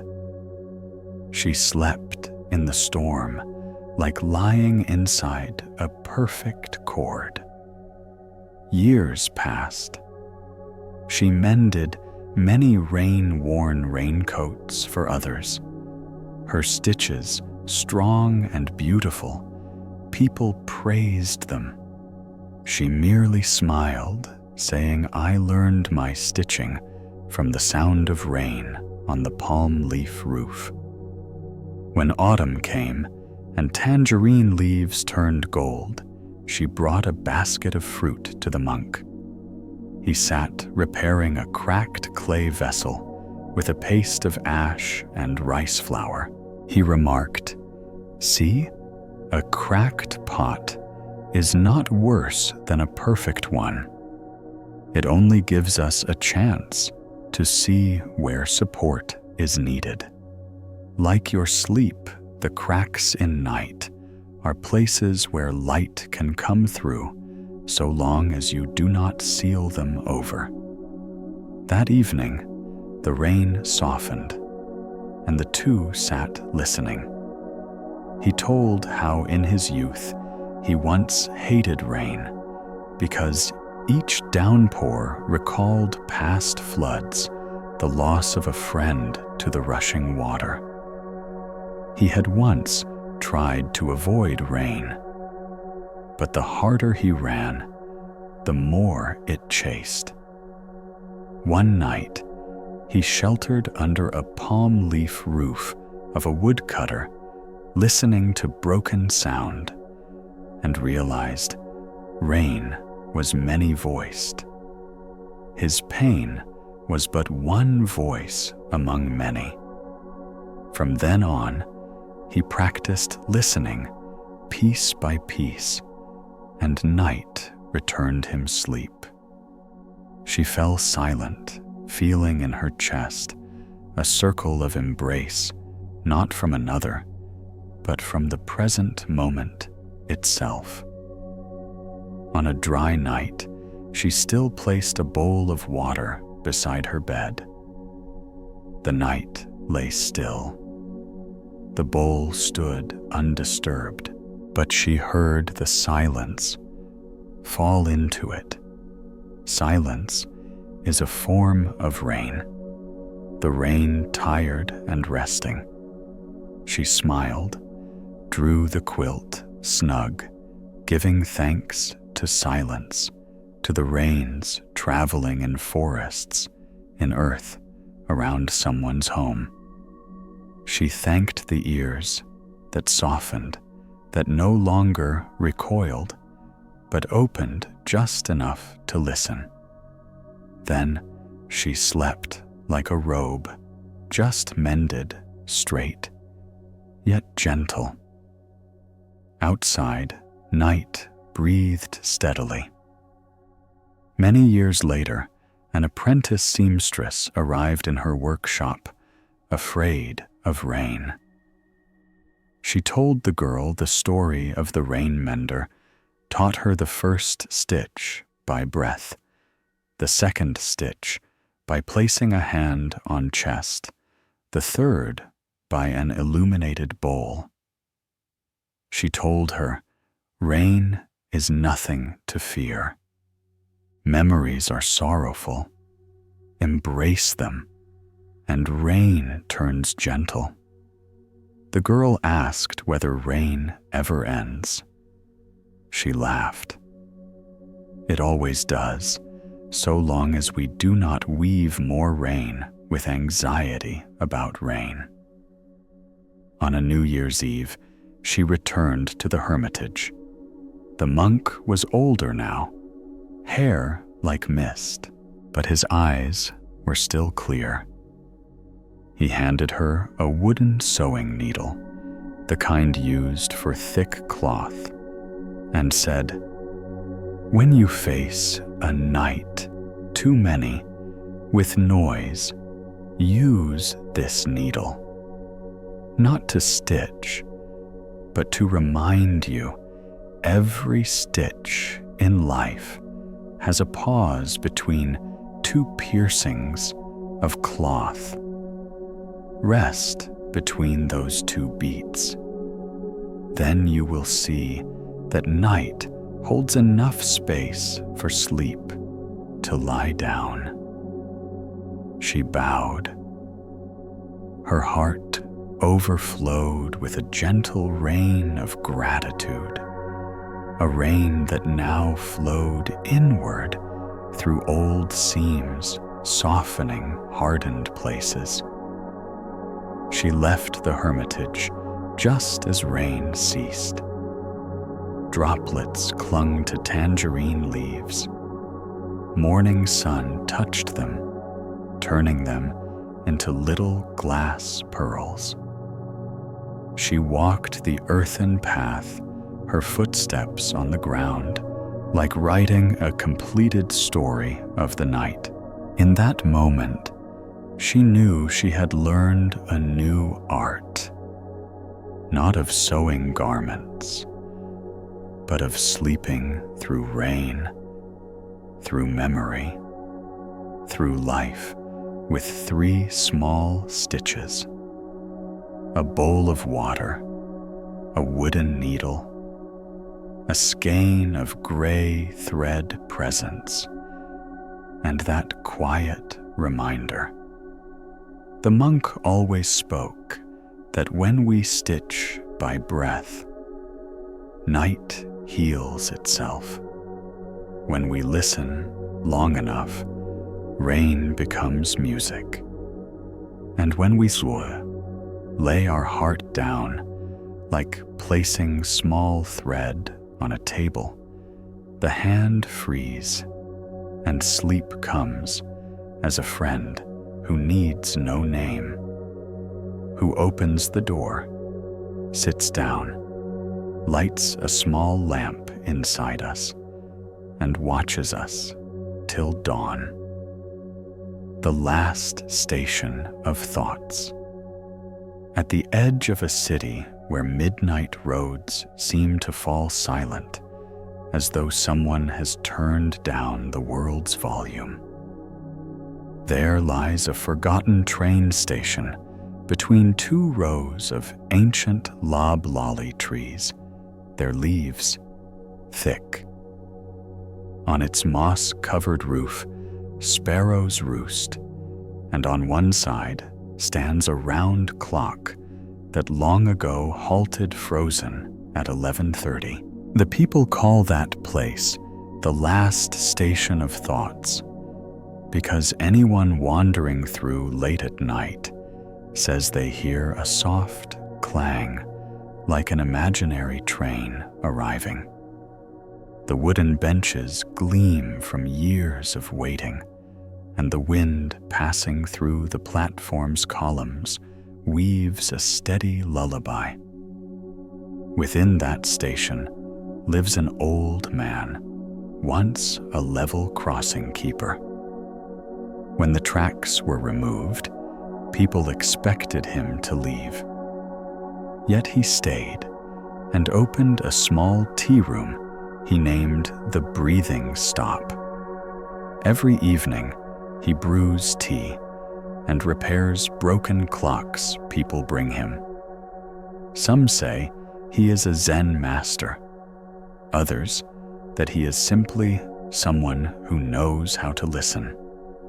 But those who spend a night there believe he holds a map, guiding sleepless souls back to their beds. One autumn evening, when mist settled like silver dust, a young reporter wandered into the station. She carried a camera, a thick notebook, and dark circles beneath her eyes from many restless nights. She confessed to the old man that she could not switch off her mind. Whenever she tried to write a torrent of messages, unresolved questions, pending interviews, photos to sort overlapping plans, all flooded in as if endless train cars could never stop.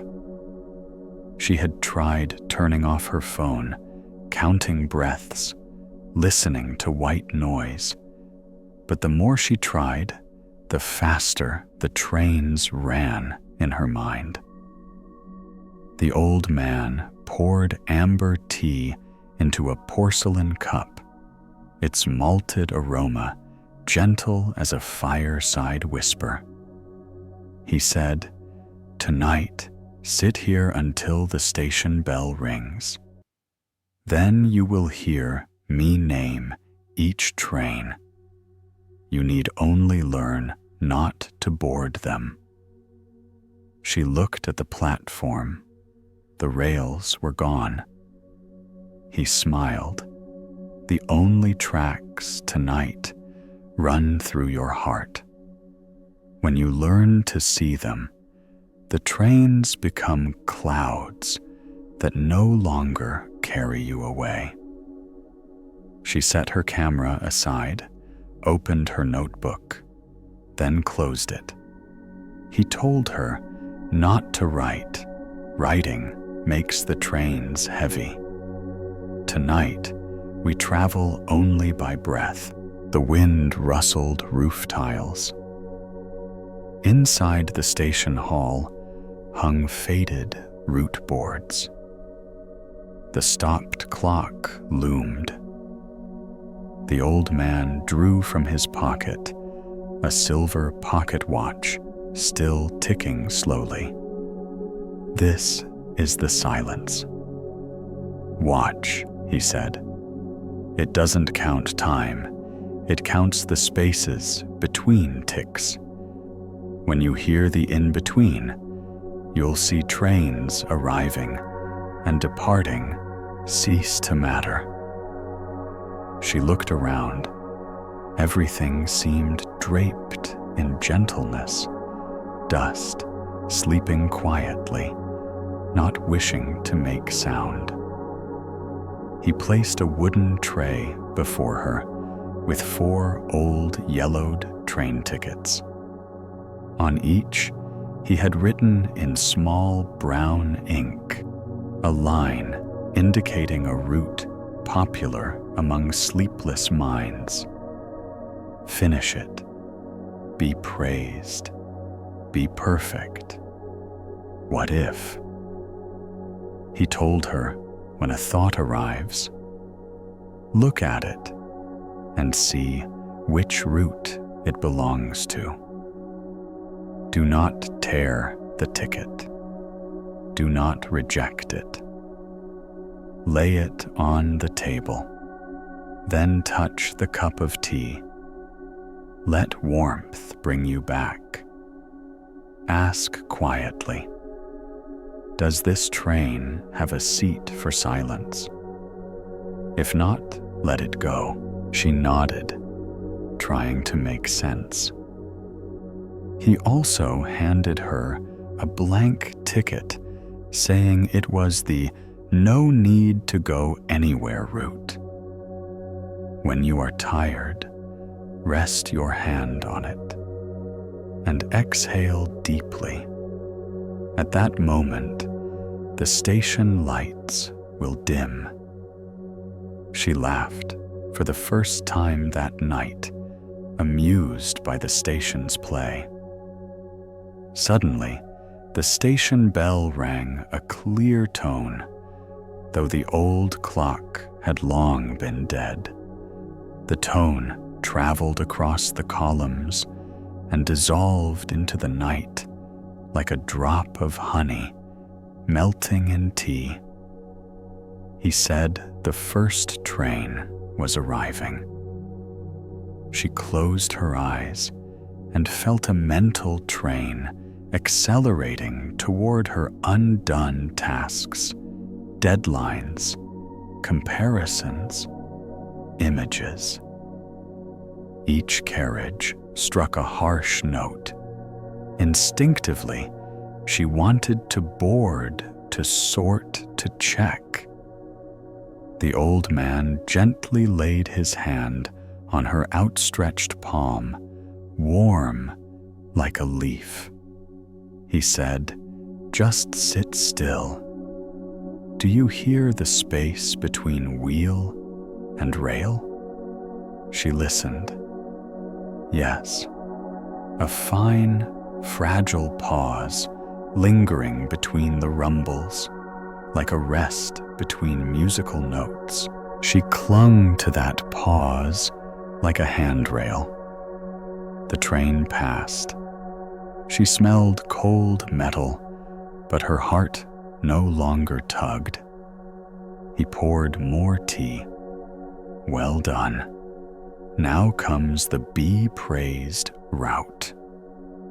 She saw in her mind a ceremony applause, faces, comments, comparisons, sweet but stinging. She laughed at herself. Part of her insomnia had come from chasing success and others' approval. She placed the be-praised ticket on the table, touched the tea.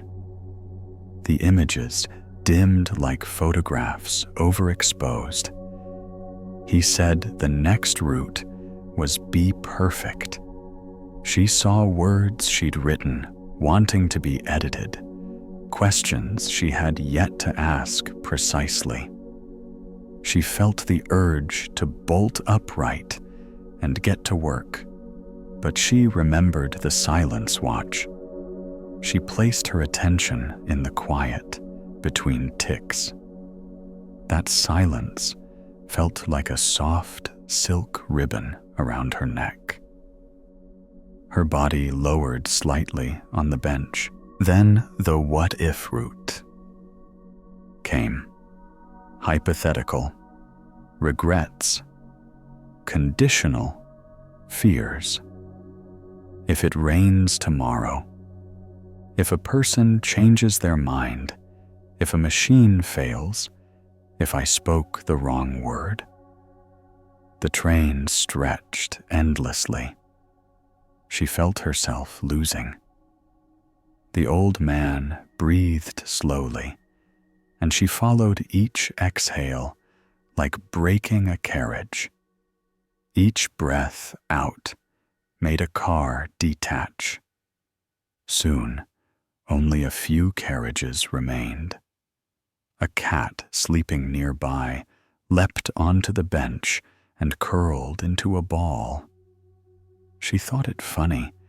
A cat can sleep in a station. Why not her? She rested her hand on the blank. No need to go anywhere. Ticket closed her eyes and counted 3 ticks of the silence watch. Opening her eyes, the mental station was gently emptied, peaceful. The old man said she would sleep in the old station master's room, a small bed, thick blankets, window facing the platform with a seashell wind chime. When it chimes softly, remember, you are in the station. Every train only passes by. You need not go. Before lying down, she practiced a shutting ritual in 3 steps. First light, an imagined incense in her chest. Its scent is completion. She need not finish all her tasks. She need only complete the day.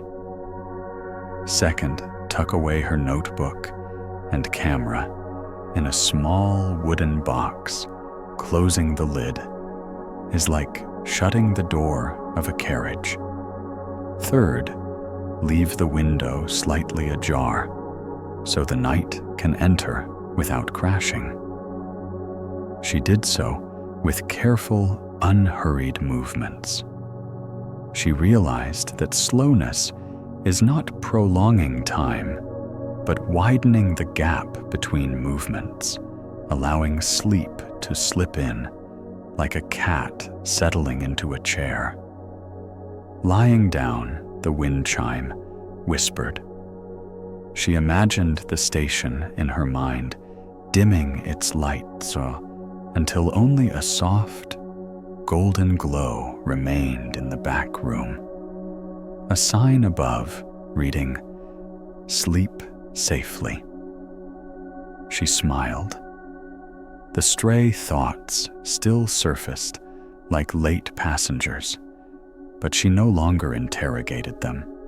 She offered them a seat and said, "Please board."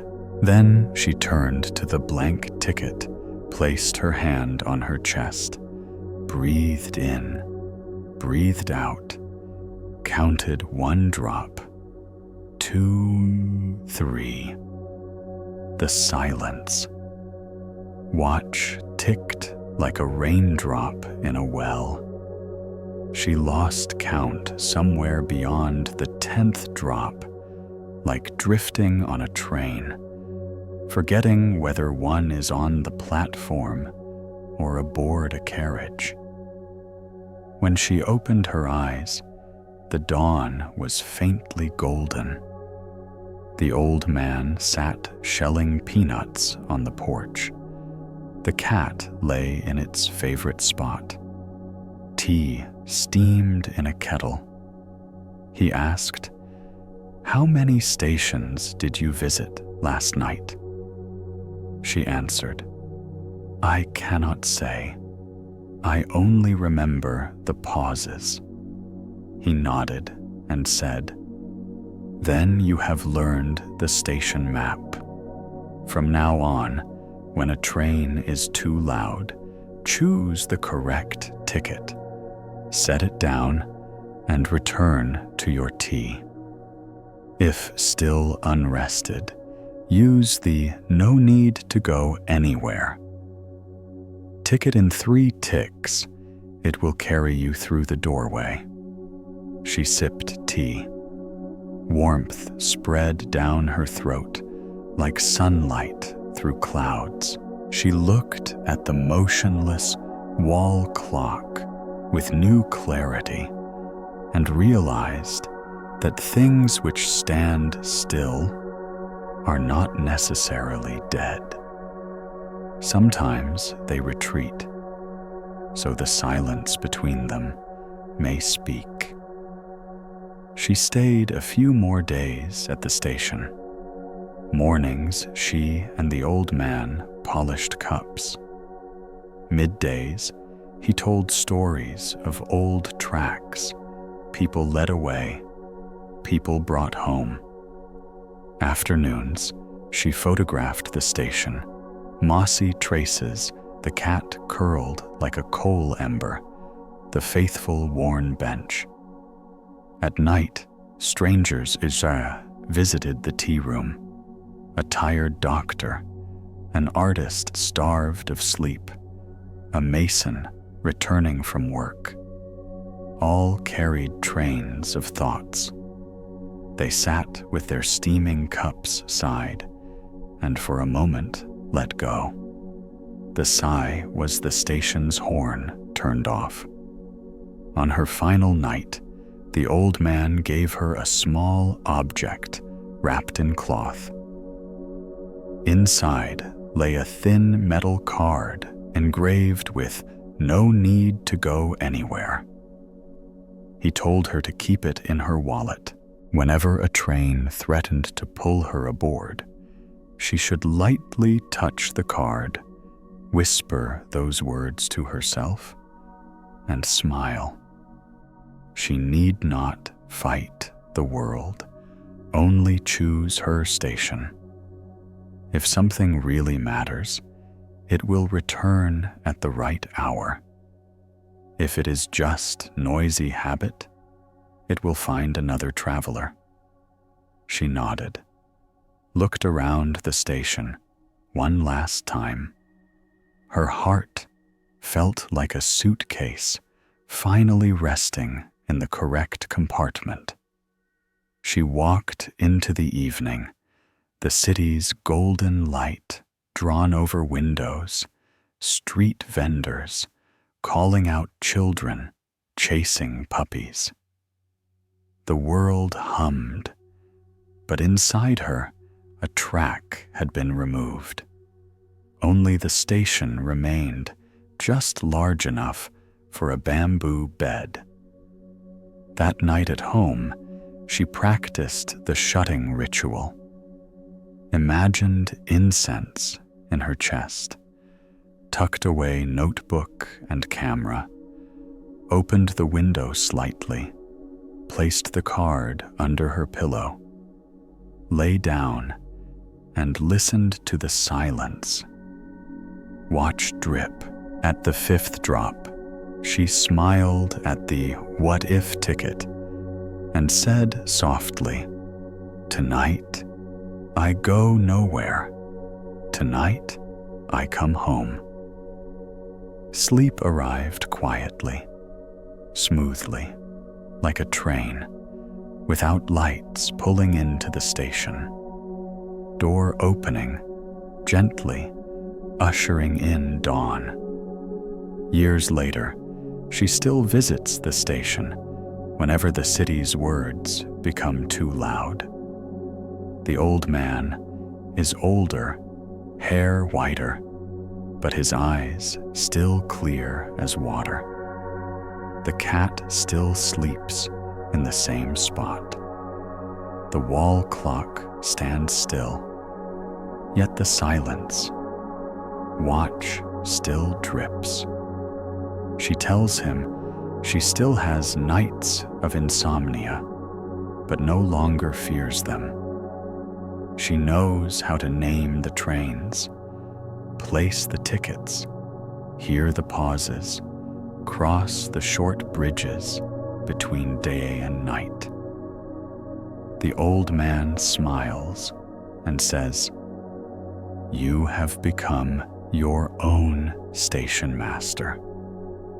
Wherever you go, you may open a tea room, post a little sign that says, 'Sleep safely.' The more such stations there are in the world, the gentler night becomes for humankind." Before she leaves, he reads an inscription he once found in a cracked old book. When you realize thoughts are merely trains, you return the station to breathe and sleep, comes home on bare feet.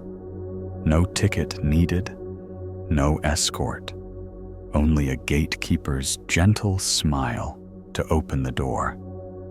She touches that card in her wallet, and that image illuminates her chest, a golden station where all trains may pass without stopping, where a bamboo bed always stands, ready, where night greets her with the soft warmth of a blanket long aired. She steps into the evening, carrying a map not drawn in ink, but in silence.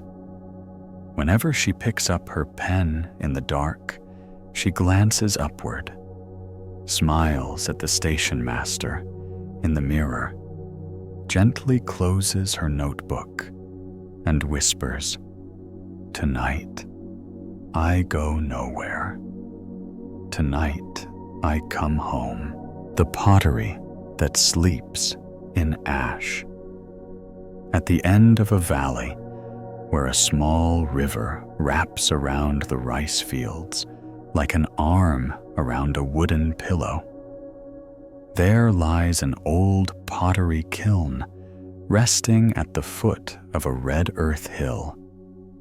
Its roof sags slightly, and every afternoon, gentle smoke rises like milk. People in the village call it the pottery that sleeps in ash.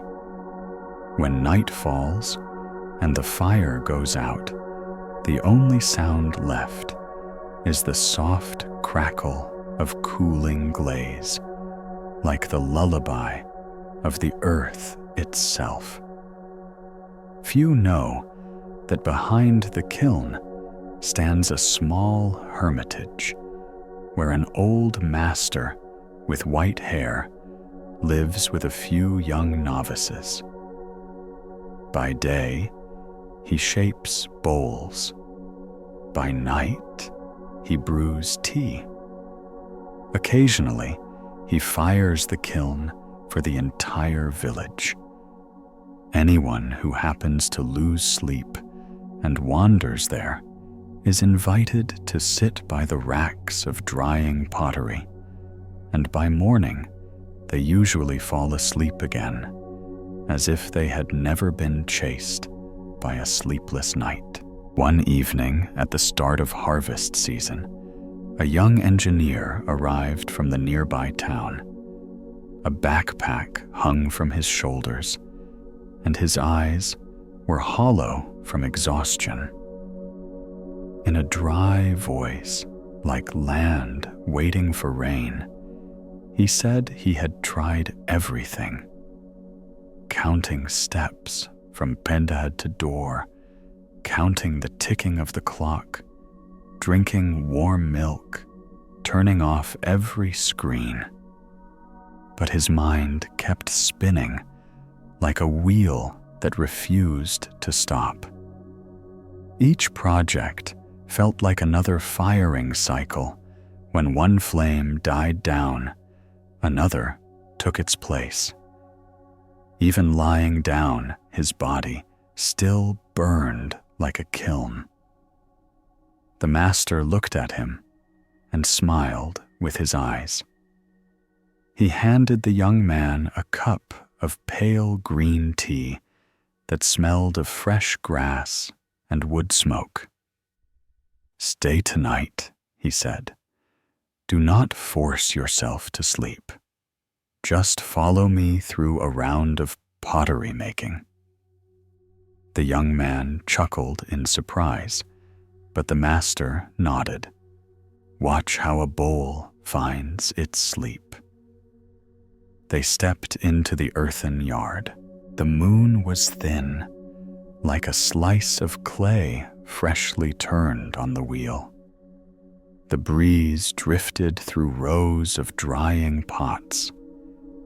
The master handed him a lump of clay about the weight of a small melon and said, "This is your body at dusk, still moist, still bearing the fingerprints of the day. First, we must prepare the clay. In the craft, we call it kneading or wedging, but really, it is teaching your breath to move through the earth. Place the clay on the wooden table. Press your palms on it, as if pressing the sides of your own chest. Push forward, pull back steady, like a rower's rhythm. Not rushed, not rough. Just enough for the hidden air bubbles to surface.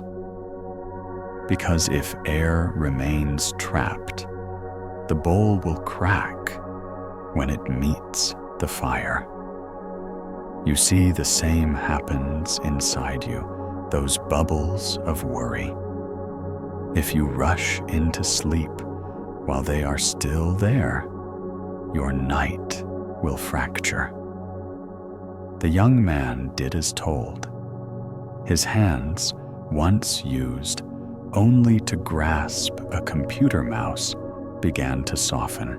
Each push forward came with an inhale, each pull back with an exhale. After several rounds, the clay became smoother, and he felt a current under his palms, not of water, but of stillness. "Good," said the master. "Now place the clay on the wheel. The first task is not to shape it, but to bring it to the center. We call this centering. Your hands guide the rhythm. Your eyes trust your hands. If the clay is off center, the bowl will wobble. When you live off center, your days will wobble too." The young man watched the clay spin and pressed his palms gently toward the middle. The wheel turned evenly.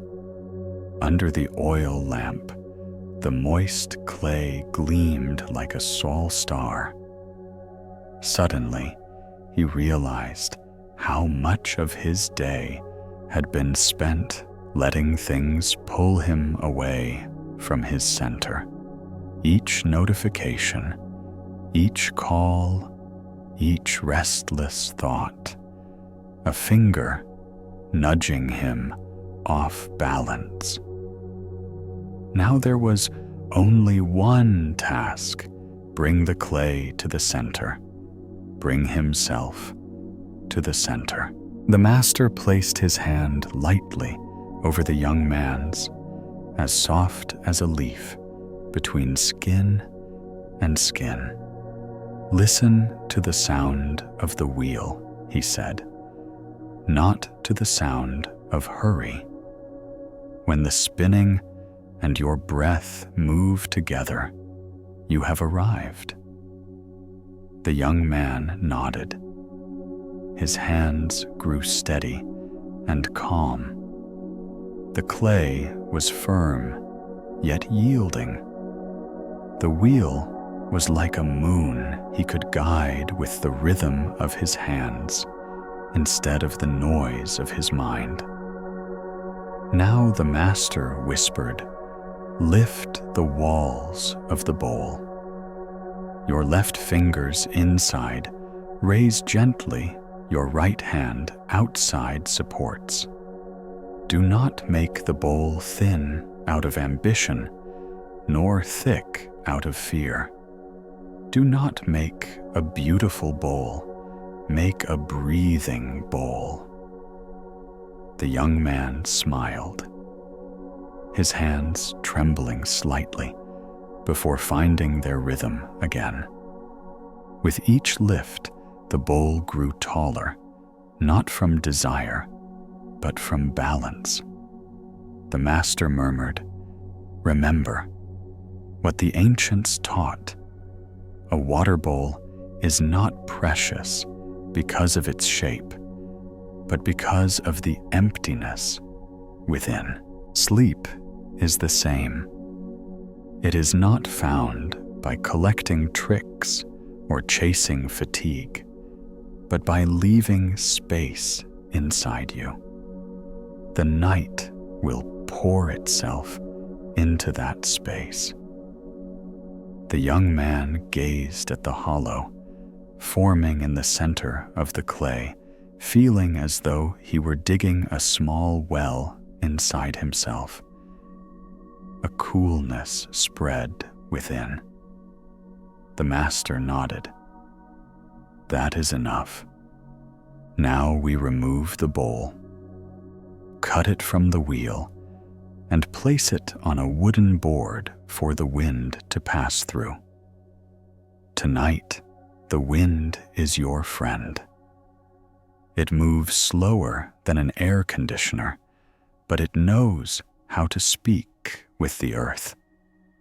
And you will learn how to speak with your own breath." They placed the freshly shaped bowls on the drying rack. The master sprinkled a handful of rice husks on the earthen floor and invited the young man to sit down. The kiln across the yard glowed red, its firelight blooming on the ground like orange flowers. The master poured more tea and asked about his sleepless nights. The young man spoke of deadlines, pressing close of phone calls that came during hours meant for listening to the rain of meetings slipping into dinner time, of compliments that tied his heart to the leash of expectation. The master listened quietly, as still and soft as a seaweed bowl, never interrupting, only nodding now and then. Then he said, "Do you know that a firing has 4 stages? The first is drying. The second is raising the heat. The third is holding the temperature. And the fourth is cooling down. Sleep has 4 stages too. The first is drying the day. The second is warming the body. The third is keeping the quiet rhythm. And the fourth is cooling down slowly. We stay awake because we skip the first and the last stages. We shut off the day and throw ourselves straight into the fire of night. The clay is still damp, and we put it in the kiln. It cracks, of course. From now on, each evening, try 4 small acts for the 4 stages. During the drying stage, tidy your work desk as if you were laying bowls on the rack. Not to make it clean, but to let the moisture of busyness evaporate. During the warming stage, drink a sip of warm water or take a warm shower, like kindling a small flame beneath the kiln. During the steadying stage, do 1 small repeated action, rubbing a wooden spoon, folding a pillow, something that keeps rhythm without demand. During the cooling stage, sit still for 3 minutes, watching your shadow fade on the wall, as if watching the kiln's glow turn from red to calm. Do not plunge yourself into the cold water of a screen right after the fire goes out. Let the ashes know how to hold the embers. The young man listened, feeling each word fall into place like tiles being laid back onto a roof, sealing up the drafts that had long slipped through the cracks. "Now," said the master, "let us fire the kiln. Follow me and learn to listen to fire." They fed wood into the kiln's mouth. The flames bit into the wood and curled upward. The sound of air inside was like glass tapping gently. The master said, "Stand a little back. Watch the light shift.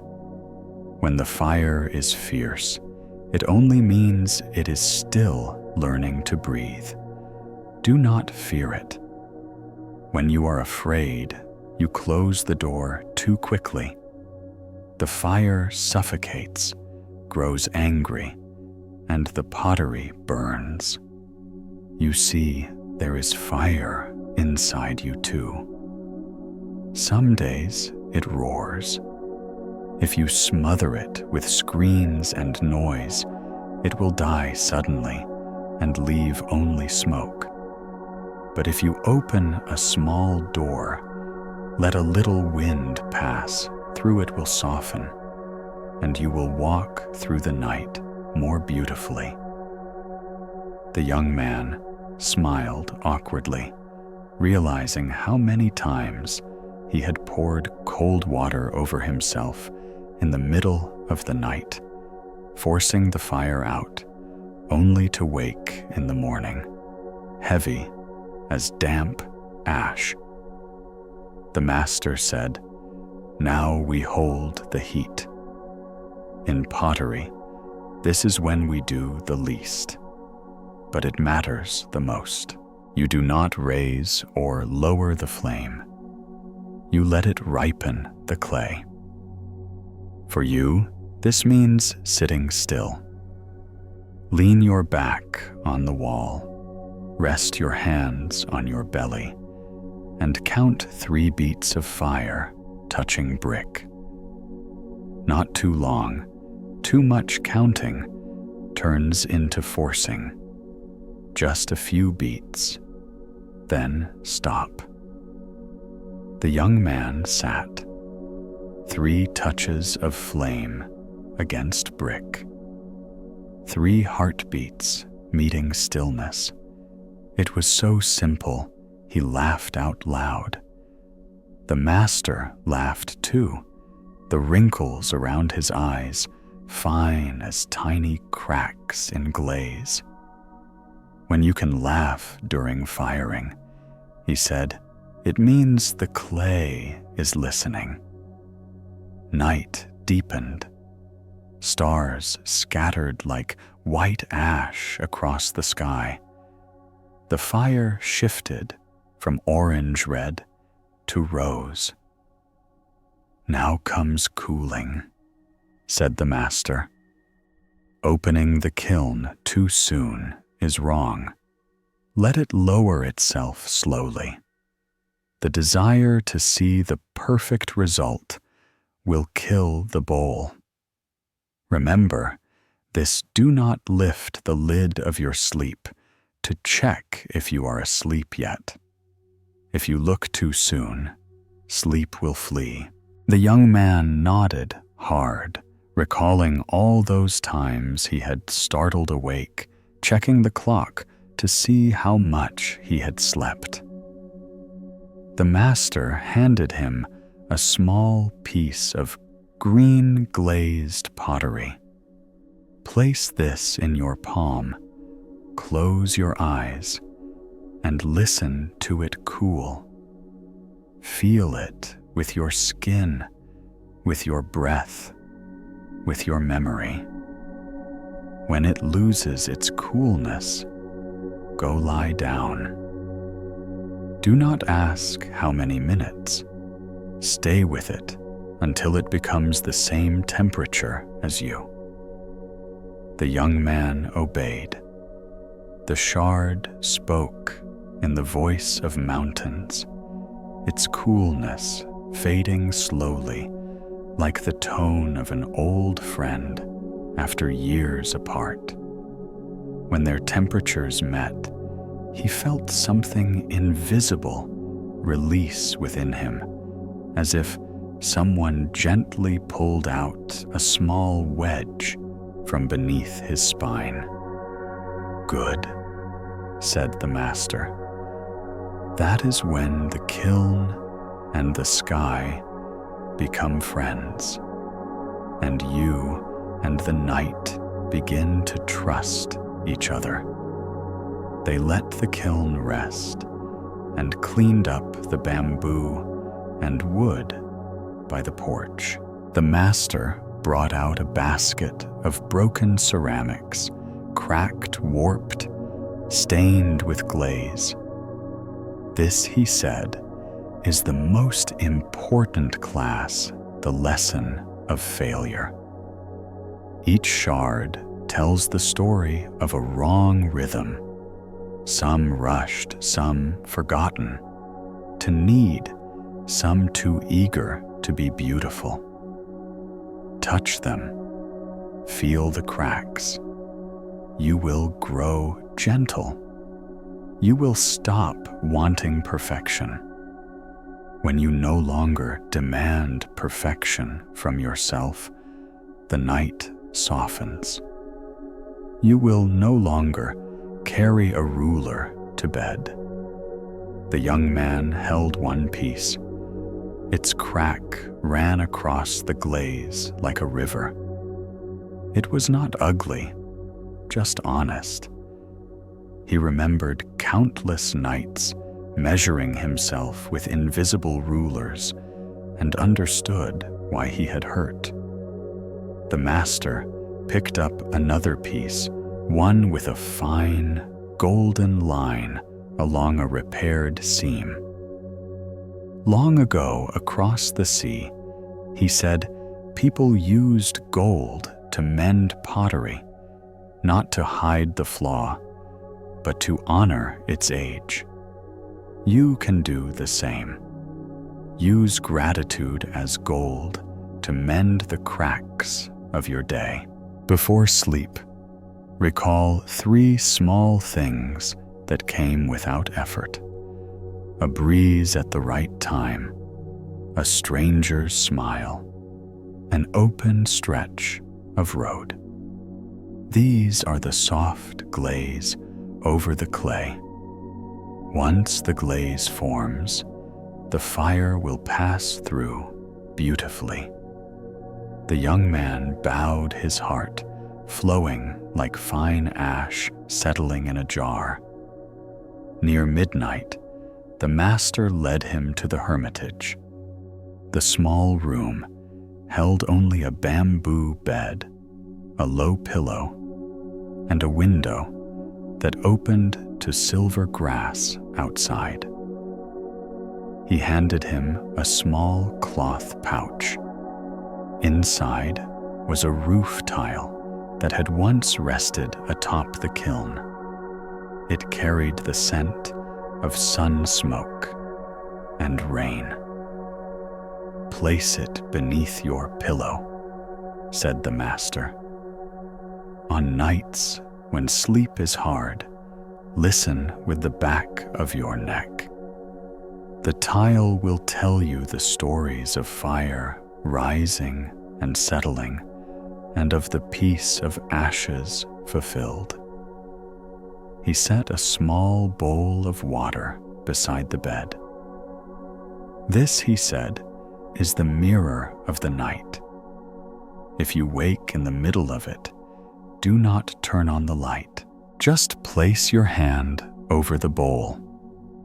Feel the coolness. Know that the water is sleeping. Place your hand into the sleep of water and let it lead you back." The young man lay down. Sleep had not yet come, but calmness had arrived first, like a friend opening the door and sitting silently by the kiln. He remembered the 4 stages, the hands kneading clay, the centering of the wheel, the hollow of the bowl, the holding of heat, the cooling of fire. He closed his eyes and listened to the glaze crackle softly, fire talking with stone. A thought about tomorrow's messages drifted in, but it passed like smoke carried away by wind. He did not chase, did not hold. The tile beneath his pillow warmed to match the heat of his head. The bowl of water stood still like a small mountain. He did not know when he fell asleep. Sleep did not press him down. It lifted him gently, carrying him across a bridge of pottery between the shores of day and night. Morning came. Sunlight covered the yard in a thin layer of gold dust. The kiln door opened. The bowls sang with clear voices. The young man saw his first finished bowl, its rim slightly uneven, its body leaning a little. But he loved it the way one loves an understanding that has just begun to bloom. The master handed it to him. "Take it home," he said. "Use it as your water bowl before sleep. When you pour water, pour it for the space within the space where the night rests." From then on, the young man no longer ran from the night. He began each evening with the drying stage, clearing his desk and dimming the lights like closing the kiln. He warmed himself with warm water, kept rhythm by repeating a small act like rubbing a wooden spoon or wiping a bowl's rim, and cooled down by watching his shadow fade on the wall. When work piled up like wet wood, he remembered to open the kiln door a little for air, meaning he took a walk outside, looked at the trees, listened to a doe bark, so the fire inside him would not choke in silence. When thoughts attacked like an army, he placed his hand on the tile beneath his pillow, hearing it whisper of fires that had burned, of ashes that had settled, of peace that did not need to be achieved, only remembered. Sometimes he woke in the middle of the night, not afraid, placed his hand over the bowl of water felt its coolness, and knew the night was still at work. He let the night do its part, and he did his breathing. In the morning, his eyes were no longer hollow. In his mind, the sound of the spinning wheel replaced the clatter of racing thoughts, slow, steady, and sure. Months later, he returned to the pottery. He brought with him the bowl now darkened from the touch of his hands. The master greeted him with the smile of the earth. "How many nights have you fired since then?" he asked. "Enough to know which nights still bubble and which have settled," said the young man. The master nodded and led him to the yard where the young novices were kneading clay. "Teach them the first lesson of sleep," he said, "the lesson of centering." The young man placed his hands over a boy's small hot palms, glowing like freshly blown embers. "Just bring the clay to the middle," he said, "and if it resists, do not be angry. Anger is strange wind. Return with your breath." The boy watched him curiously, then smiled. His hands steadied. The clay obeyed. From afar, the master watched his eyes, deep as a well, yet holding a reflection of the sky. Evening descended like golden glaze. The smell of straw and smoke drifted across the roof tiles. The kiln was ready for another firing, but the young man already knew whether the batch failed or succeeded. The night would always have its 4 stages. He only needed to walk through them, one step at a time, not rushing, not stumbling. That was enough. Before he left, the master placed a small pouch of ash in his hands, tied with a strand of coarse fiber. "When sleep is difficult," he said, "open it and take a breath. The ash will tell you the story of fire that has finished its work and returned to rest. You are the same. Night is when you return to rest." Then the master softly recited a line he once found carved into a riverside stone. "The earth endures fire to become pottery. A person endures the day to become night. When you learn to place yourself in the center of the turning wheel, the fire will not burn, and the night will not drown. There will only be the quiet sound of cooling glaze whispering to your heart. Go to sleep now. You are home." From the Garden of Hourglasses, on the edge of a hillside town where the evening wind often carries the scent of honey from sun-dried grass, there lies a peculiar garden, known mostly through whispers. People say that stepping inside feels like entering a room made of time itself, where sounds fall more slowly and light smooths into silk. At the center of the garden stands a small hermitage with faded lime walls.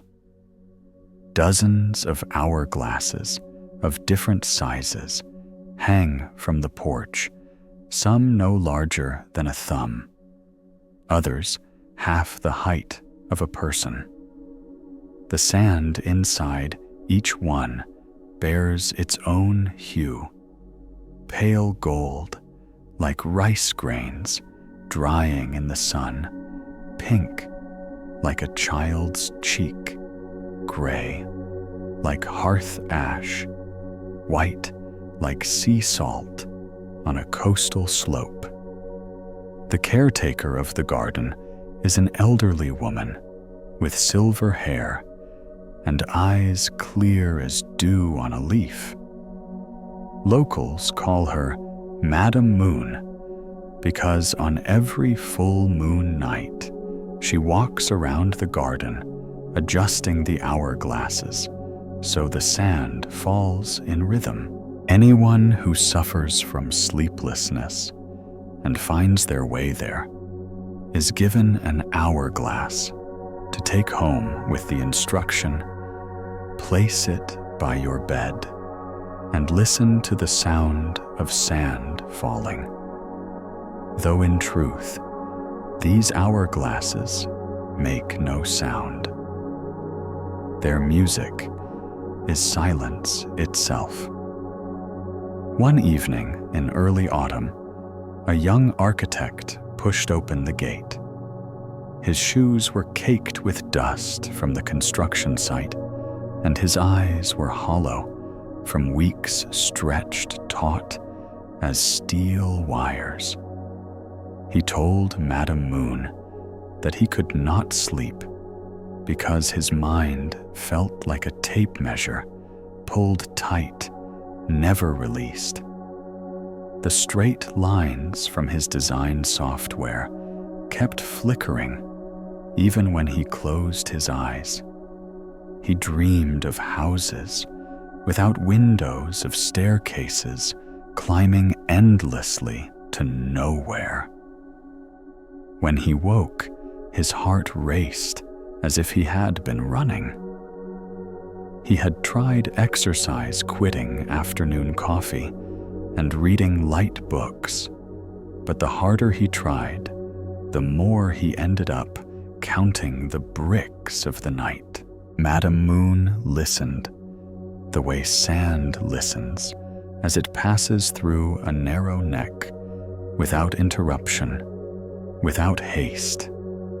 Then she handed him a small hourglass filled with pale green sand, the color of young sprouts. "Stay in the garden tonight," she said. "When you hear the wind touch the bamboo for the third time, flip the hourglass. Watch the sand fall once through. When it reaches the bottom, do not turn it again. Rest your palm on the glass and feel the coolness travel through your skin. Then follow the path to the old starfruit tree at the edge of the garden. There is a stone bench there. Sit and listen to your heartbeat fall like the sand. That is all." The evening wind drifted through the garden, carrying the scent of damp soil and tree resin. The young man sat beneath the porch, turning the hourglass in his hands, like a toy, though there was no play in his heart. His fingers were stiff with restlessness. He looked up at Madam Moon. She only smiled her eyes, reminding him that time moves on whether we run or not. Then she walked back inside, leaving him with the murmur of bamboo leaves, the tap of dew falling, and the rhythm of a cricket marking time in the corner wall. When the wind brushed the bamboo for the third time, like someone gently lifting a curtain, he flipped the hourglass. The green sand streamed down like a small river, No crowding, no rush, each grain choosing its own place at the bottom. He realized something he had never thought about before. All these years, he had built structures by stacking bricks upon one another, yet had never built a space for emptiness. Now, a tiny hourglass was teaching him his first lesson in inner architecture, that emptiness is the room where silence lives. When the sand finished falling, he placed his hand on the glass. The coolness seeped through his skin into his veins, softening the tension in his body. He stood and followed the narrow path. The fallen starfruit leaves rustled beneath his shoes. The stone bench was cool, like a pale slice of sky. He sat down, looked at the deep black above the scattered stars, like scattered notes. And there, his heart began to fall too slow and steady, no longer chasing the unfinished drawings in his mind. Madame Moon appeared as if carried by the scent of night. She set a small ceramic teapot on the bench. Steam rose like a quiet breath. "What did you hear?" she asked. "I heard the sand fall," he said, "but the sand was inside me." She nodded. Yes, the hourglass does not count minutes. It counts breaths. It measures the falling of thoughts that have reached their home. Tonight, try 3 rituals. The first is called covering the frame. Like covering a half-built structure before the rain, write down 3 unfinished tasks on a piece of paper. Fold it and place it beneath the hourglass. Whisper to them, "I am covering you for the night. Tomorrow's sun will open you again. You will not be ruined." The second ritual is called building the scaffold. Arrange your pillow and blanket in the same pattern each night. This tells your body the path it must walk toward rest. The third is called allowing the fall. When you turn the hourglass, promise yourself not to flip it midway. Allow the fall to complete itself. If thoughts intrude, simply place your palm on the glass. The memory of coolness will guide you. The young man nodded. A small door opened in his heart, not a door urging him to do something, but a door inviting him to sit down. They walked through the garden, speaking few words, but enough. Madame Moon showed him the tall hourglasses used for long endeavors, and the small ones resting near the ground for tiny tasks like picking a leaf or folding a note. A person's breath has many sizes, she said.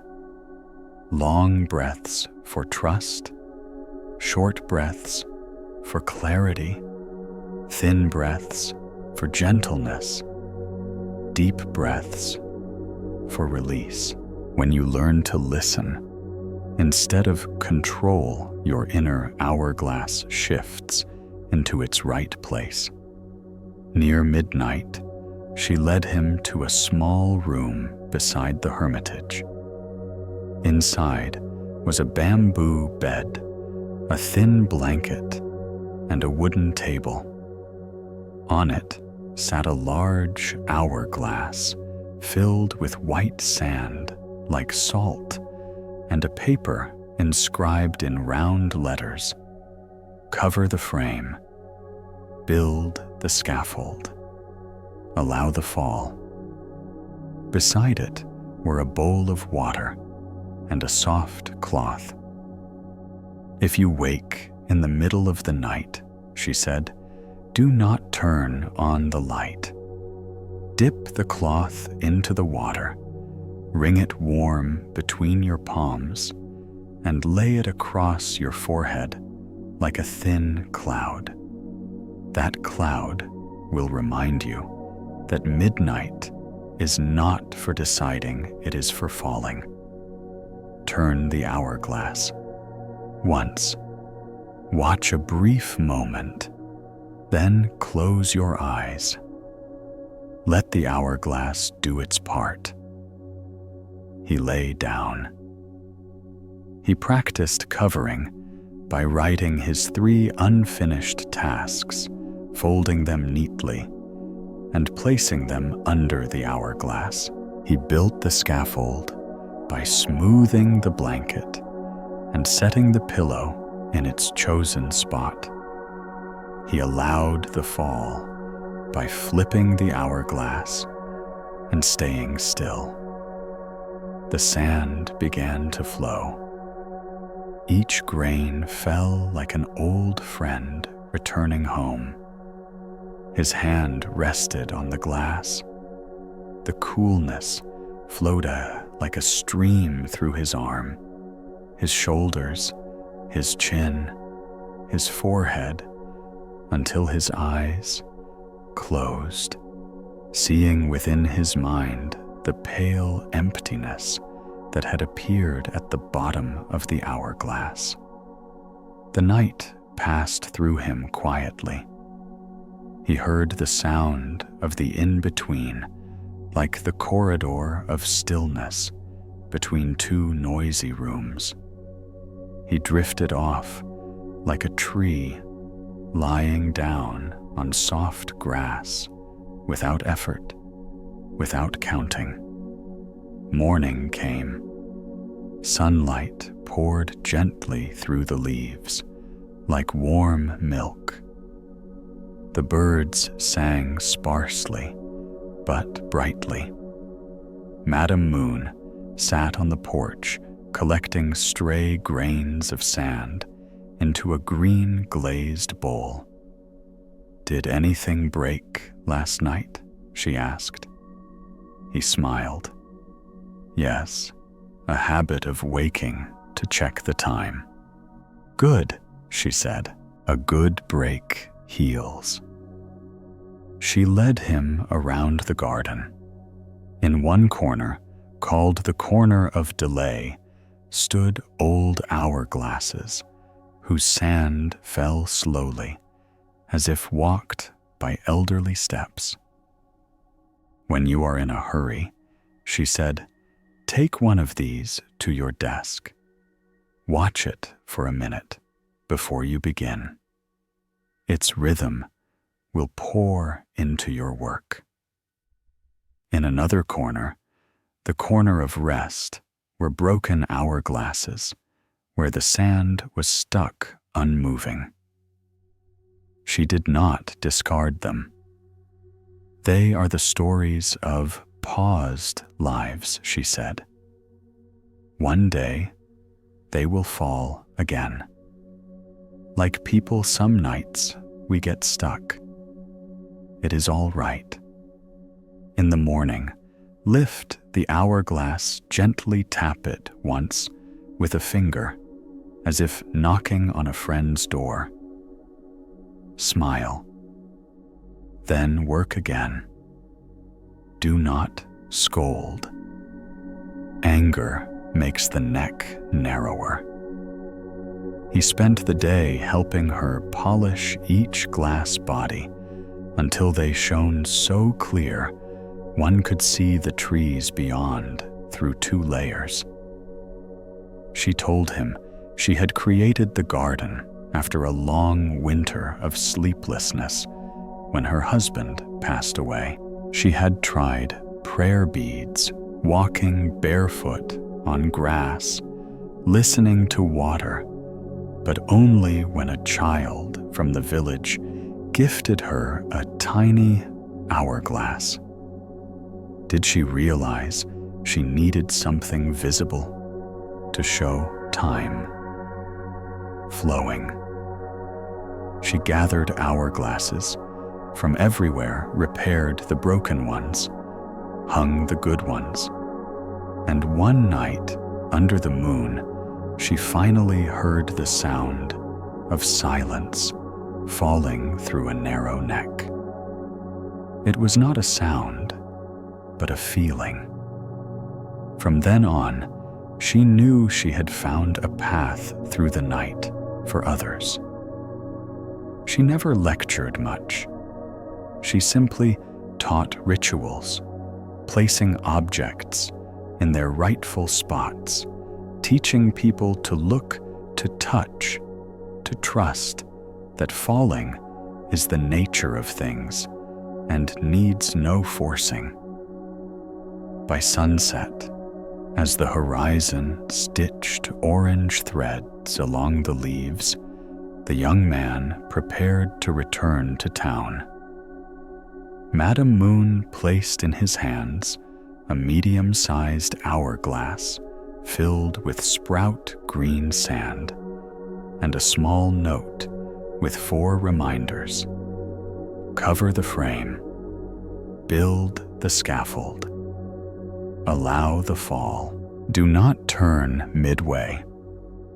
Then she gave him a small cloth pouch of gray sand, calling it peace sand. When you are in a strange hotel room, she said, sprinkle a tiny pinch at the corner of your bed and place the hourglass on it. Sand will recognize sand. The earth of home will greet the earth of home. You will feel less foreign. He bowed deeply. As he walked out through the gate, he noticed his shoes felt lighter, as if someone had quietly removed the small stones trapped in the soles. Back in his apartment, he changed a few things as quiet lessons from the garden. He moved his phone away from the bedside, placed the hourglass on a small table, rearranged his books, folded his blanket neatly. He wrote 3 unfinished tasks, tucked them beneath. The hourglass flipped it, once waited, rested his palm on the glass, lowered his shoulders, and lay down. Sometimes he still woke in the night, like everyone does, but he no longer fought. He sat up, soaked the cloth in the bowl, placed it on his forehead, felt the cloud's coolness, waited for the sand to finish falling, and stopped there. In the morning, his head felt light, his drawings smoother, the curves softer, the windows opening toward light. People said his recent designs breathed more. He smiled and said, I brought the empty space back. On a work trip, staying in a room full of glass, the wind stirred his calm thoughts. He took out the pouch of peace sand, sprinkled a pinch at the corner of the bed, set his hourglass upon it. The faint scent was like the yard of home. He remembered the words, cover the frame, wrote 3 tasks slowly, folded the paper, placed it beneath, and that night slept like a tree breathing in a garden. Months later, he returned to the garden of hourglasses, bringing with him a small model house made of wood and paper, a gift from one builder of homes to another keeper of rhythm. Madam Moon greeted him with the smile of water. Under the gourd trellis, he told her that though deadlines still came, he no longer feared them. He knew where to stop, knew not to turn halfway, knew which things to cover and which moments to let fall. She nodded. Everything in this world needs a narrow neck to become gentle. Rain has eaves, wind has bamboo, sorrow has arms to hold, worry has a bowl of sand. When you design houses for others, remember to make space for emptiness, a window of light where one could place an hourglass. There, people will learn to watch sand fall and return to their slower rhythm. I will, he said. In every drawing, it will be my promise to many nights. That evening, a small gathering took place in the garden. Several visitors came: a nurse on night shift, a musician from a cafe, the owner of a bookstore who read until late. Madam Moon placed before each a sand glass that matched their skin tone, teaching them to cover the frame through writing, build the scaffold through arranging small things in order, and allow the fall by not touching midway. They all smiled shyly, then their eyes softened. She told them a short story about a bridge builder who used sandbags to slow the river while laying the foundation, not letting the water flow wild, but not blocking it either. The listeners nodded, understanding that they too needed their own sandbags of ritual to quiet the current of night. Before they left, Madam Moon recited softly, like a carving on the neck of a clay jar. When you learn to rest your palm on the glass and feel the coolness pass through you, will remember that sand is also a kind of rain falling to form the shore, and sleep crosses that shore like a small boat on a gentle river, without horn, without call, only the presence of now. Late at night, the garden fell silent. Most of the hourglasses had emptied. A few still held a fine thread of falling rain. Madam Moon turned off the lights one by one and went inside. The young architect lay on the bamboo bed for guests. His hourglass had emptied. The moonlight poured through it, making the hollow bottom glow like a kind eye. He placed his hand on the glass and smiled, thinking nothing, trying nothing, letting his breath fall, letting the night fall, letting himself fall.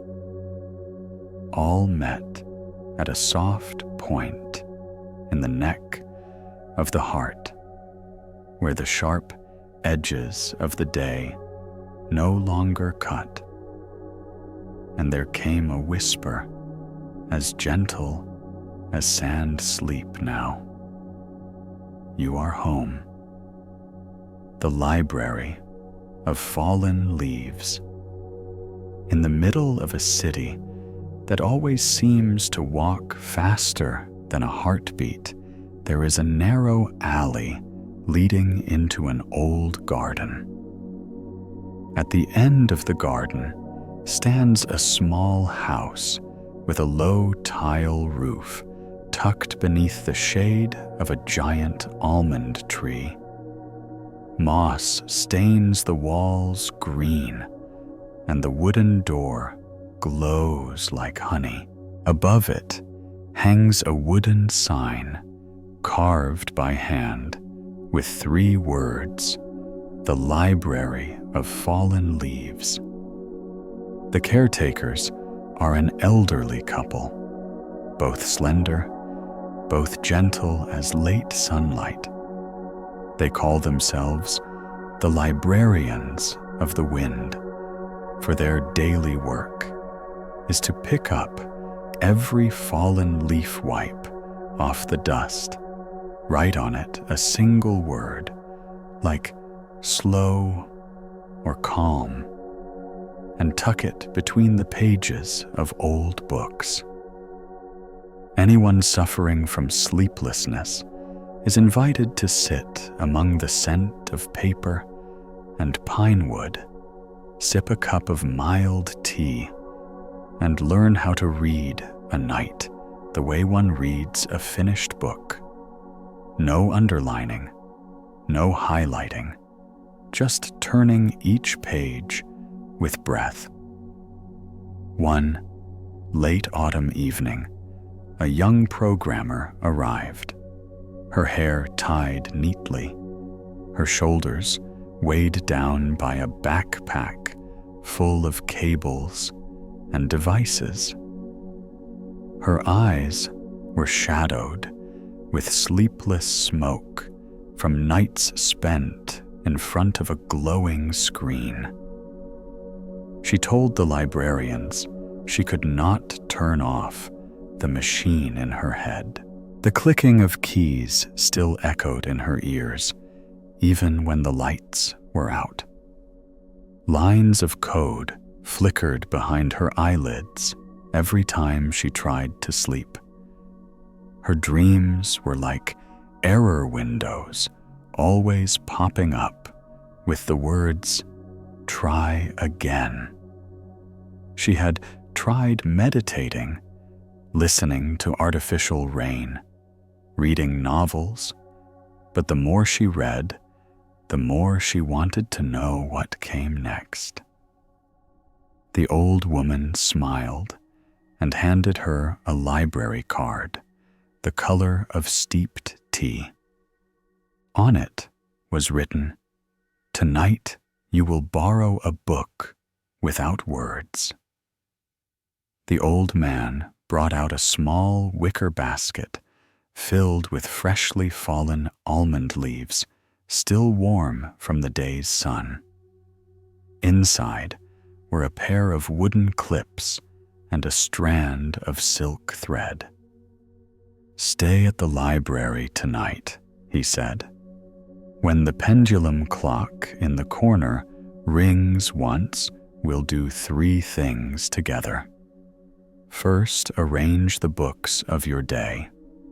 Second, learn how to fold bookmarks for your heart. Third, return your borrowed books before sleeping, so the night becomes the keeper of the archive, and no one is in debt." When the clock chimed a single round note, both librarians stood up, softly light as leaves. The old woman led her to the first shelf, where notebooks left by visitors were neatly lined up. "This is the stage of arranging," she said. "Choose 3 open matters still lingering in your mind. Write each on a leaf just the title, no explanations, and clip them into 3 books at random. Each leaf is a temporary deposit. Tomorrow morning, you may retrieve them. Tonight, they belong to the library." The young woman did as told. Her hand trembled a little, then steadied. As she wrote on the smooth leaves, the faint scent of resin rose like a schoolyard after rain. She clipped 3 leaves marked Submit, Fix, and Meet into 3 books, one of literature, one of geography, one of botany.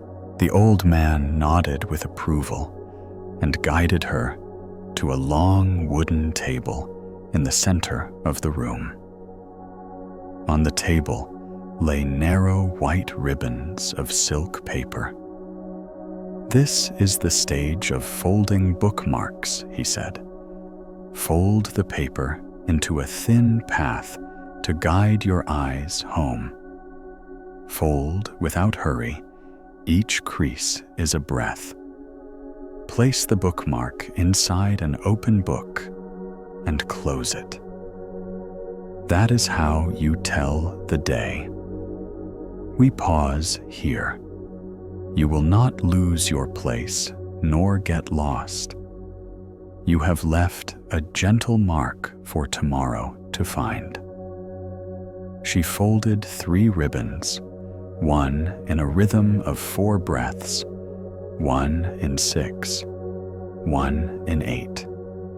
She noticed her breathing changed with each fold longer, when it needed depth shorter, when it needed clarity. Between the folds lived a fine layer of stillness. The old woman rested a warm, light hand on her shoulder. "Good," she said. "Now comes the stage of returning books." They walked to the back of the room, where a wooden cabinet with many small drawers stood. Each drawer bore a label of things people often forget to return. Worrying ahead, fear of mistakes, wanting now, waiting for praise. "Before sleep," said the old woman, "quietly place 1 blank leaf into each drawer. That means returning the invisible debts you owe the night. The night is a fair librarian. It will keep them for you and charge no interest." The young woman placed 3 blank leaves into 3 drawers. Suddenly, she felt as light as someone who had just left her luggage at a trustworthy station. The old man then led her to the backyard. Beneath the almond tree lay a mat woven from thin bamboo slats. The wind stirred the leaves, making them whisper like poems. "Now comes the lesson of reading the night," he said. "Lie down, eyes toward the canopy. Listen to the falling leaves as if they were pages turning, but do not read the words. When a thought arrives, whisper, 'Title,' then let it return to its shelf. If another thought insists on opening the next page, place the wooden clip gently on your chest, a reminder to stop here." She lay down. The mat was cool, like the surface of autumn water. The rustle of leaves formed soft brackets in the air. Moonlight slipped through the gaps like commas frozen mid-sentence. She closed her eyes. The first thought came a stream of unfinished code. She smiled and whispered, "Title." The stream withdrew like a book, returned to its shelf. Another thought came the face of a coworker. She whispered, title. The face became a cover, not a story. Her breath grew thicker. The falling leaves turned into the thin sound of paper. The old woman whispered beside her ear a gentle footnote. To read the night is to master the art of not jumping into old stories, just passing by them as one walks past a shelf of curiosities. Choose a blank space to stand. From that space, you'll see a thin path leading back to your bed. When she opened her eyes, the pendulum clock had chimed 3 times. The old woman led her to a small chamber called the quiet room. Inside was only a low table. On it stood a wide glass jar filled with pressed leaves. In the center burned a small oil candle, its flame steady and breathing like a tame creature. This is the ritual of closing the day, said the old woman. Choose one pressed leaf with the word calm, slow, or enough written on it. Place it on your palm. Sit upright and read the word with your breath, not your voice, 10 times. After each breath, tap the table once with your fingertip, as if stamping it. After 10 stamps, blow softly toward the candle, not to extinguish it, only to let it know you are here, and it is there, and you both are breathing. The young woman followed. On the 5th breath, the word calm stopped being a word. It became a space, and that space settled into her chest like a silk bookmark. The old man smiled, handing her a small wooden box made of fragrant rosewood. Inside was a thin silk thread. Hang this thread above your bed, he said. Whenever your mind starts reading again, touch the thread. It will remind you to close the book. The guest room stood by the veranda with a window overlooking the garden. A low bamboo bed, a thin quilt trimmed in blue, a small oil lamp glowing like a drop of honey. She looked around. The simplicity breathed. Before lying down, said the old woman, make 3 folds. Fold your shoulders to set down the weight of the day. Fold your brows to set down judgment. Fold your hands to set down struggle. Each fold just enough for the body to remember. Then place your library card under your pillow. That is like giving your pass to the gatekeeper. The night will recognize you as a card holder and admit you to its quiet section. The young woman nodded. She performed the 3 folds, opened the window, just a finger's width, to let the wind filter the noise, listened to the far and near sounds circling the room, then turned the box upside down.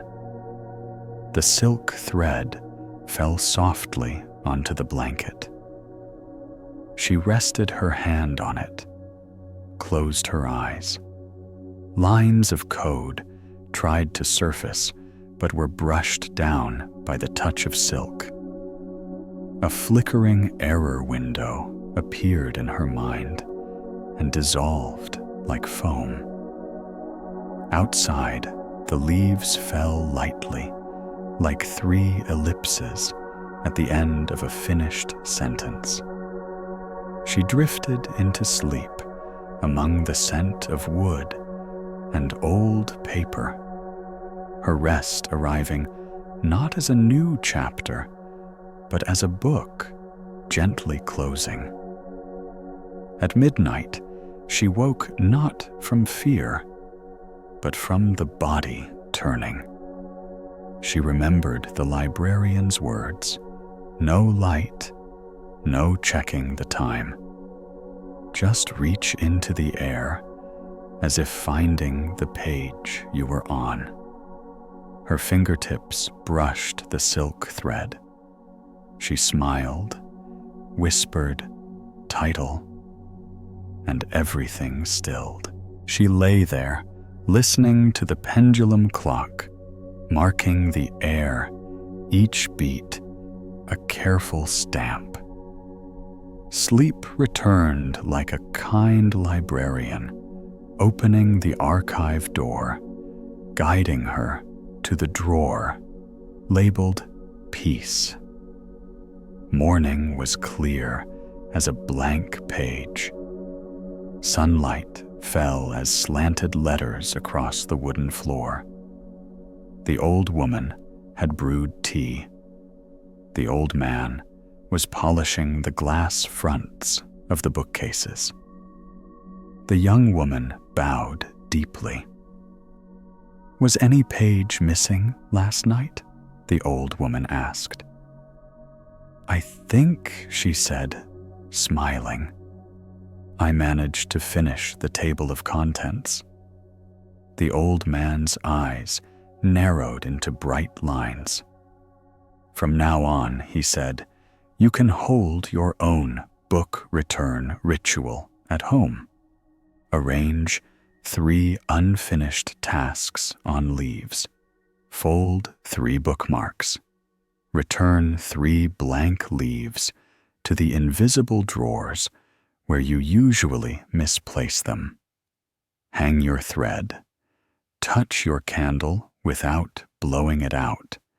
Tuck your card beneath your pillow. And remember, the night is a wise keeper. Do not doubt it." She nodded, storing in her heart the image of drawers labeled worrying ahead, fear of mistakes, wanting now the scent of almond resin on the leaves, the ticking of the clock in the quiet room. After returning to the city, she kept her nightly ritual, her own small library, a table by the window, a green glazed bowl for the dry leaves she collected in the park, a thin thread above her bed, a small oil lamp atop an old book. She needed no extravagance, only 3 places, one for the day, one for the night, one for the space between. On nights too tiring for full rituals, she would simply write one short word on a leaf, tuck it into a random book, and touch the silk thread. Sleep would come like a familiar story she still loved to reread. On stressful nights filled with project deadlines, she would return her books on time. 3 blank leaves for the invisible drawers, then sit quietly in her inner quiet room. Breathe 10 times through the word calm. Smile at the candle still burning. And that was enough for the night to accept her. When she traveled, sleeping in strange hotel rooms, she would take from her wallet a pressed, almond leaf. Slide it under her pillow like a temporary library card. Touch it. Remember the pendulum's rhythm and feel her mind open, her eyelids closing like 2 pages side by side. One early winter afternoon, she returned to visit the library of fallen leaves, carrying a bundle of pressed leaves inscribed with words of gratitude. The 2 librarians greeted her with smiles scented like tea. "We have gifts for you," said the old woman. She handed her a small wooden chime, light enough to ring with a sigh of wind. "Hang it by your bedroom window, not to wake you, but to remind you to close the book before the night breeze enters." The old man gave her a thin notebook bound with coarse thread. Its cover bore no title. "This," he said, "is for mornings after nights that gave you something.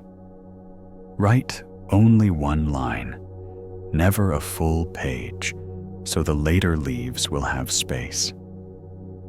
She thanked them, sat for a while, listening to other visitors share their stories of the night a veterinarian on late shift, a taxi driver, a teacher of early classes. Each was learning to fold bookmarks for the heart, to return books on time, to place blank leaves into the waiting for praise drawer instead of letting them wander the mind. Before she left, the old woman read a line as soft as a period that carried no weight. "Those who know how to close the book in time will not tear the page. Those who know how to return the book on time will owe no debt to the night, and those who place the card beneath their pillow will always find the archive door of peace open." Dusk fell. The almond leaves dropped again, their written words glowing like new street lights. She walked out through the narrow alley. Behind her, the library faded into the color of bark. Ahead, the city opened with its neon signs, its crowd of faces, its rushing news. She reached into her pocket, touched the silk thread, exhaled, and smiled at the night, not yet here, but already approaching with soft footsteps. When she got home, she performed her short ritual, wrote a single word on a leaf, folded 1 ribbon, placed a blank leaf into the drawer of, worrying ahead, hung the wooden chime by the window, touched the thread, sat in her quiet room for a minute, then lay down. Amid distant cars and nearby wind, she heard the faint sound of leaves falling, each leaf a finished story, each leaf a closed page.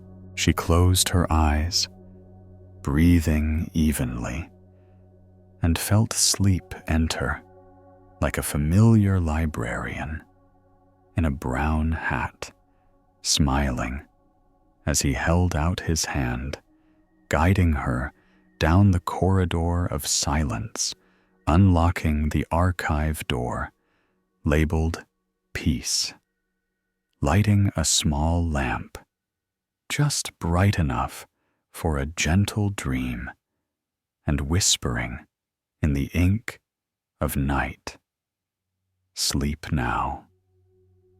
you have returned your books.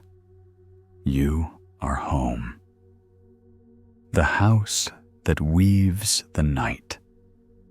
Halfway up a low hill, where dusk often passes, like a friend who never hurries, there stands a moss-roofed house.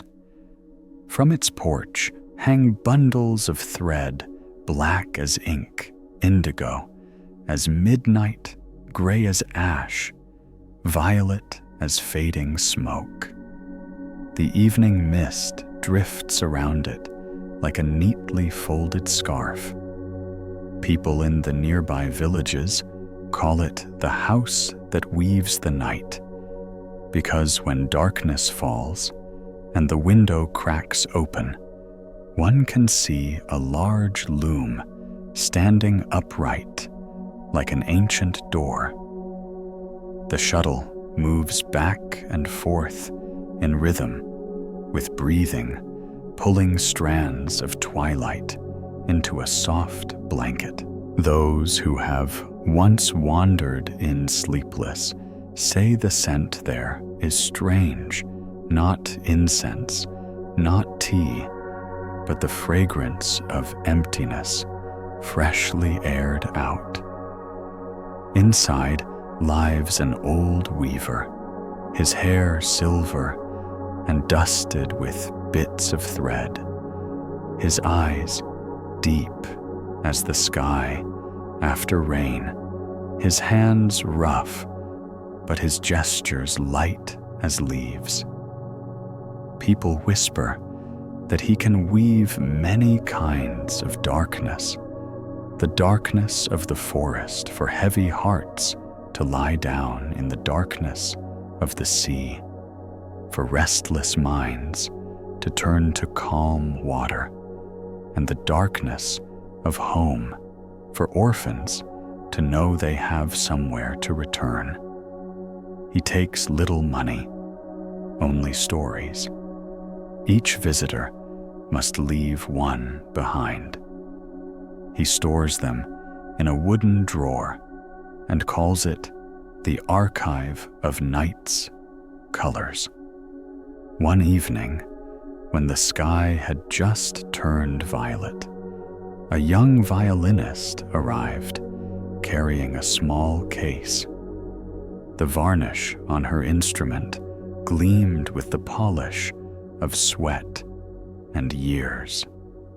Her eyes were hollowed from countless white nights. She said she could no longer sleep. Each time she lay down, hundreds of fragments of melody would rise inside her head, disconnected notes, with no bridge between them, like birds refusing to perch.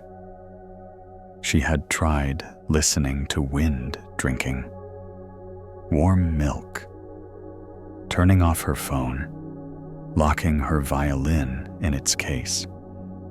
But as soon as the lights went out, an invisible orchestra swelled inside her chest.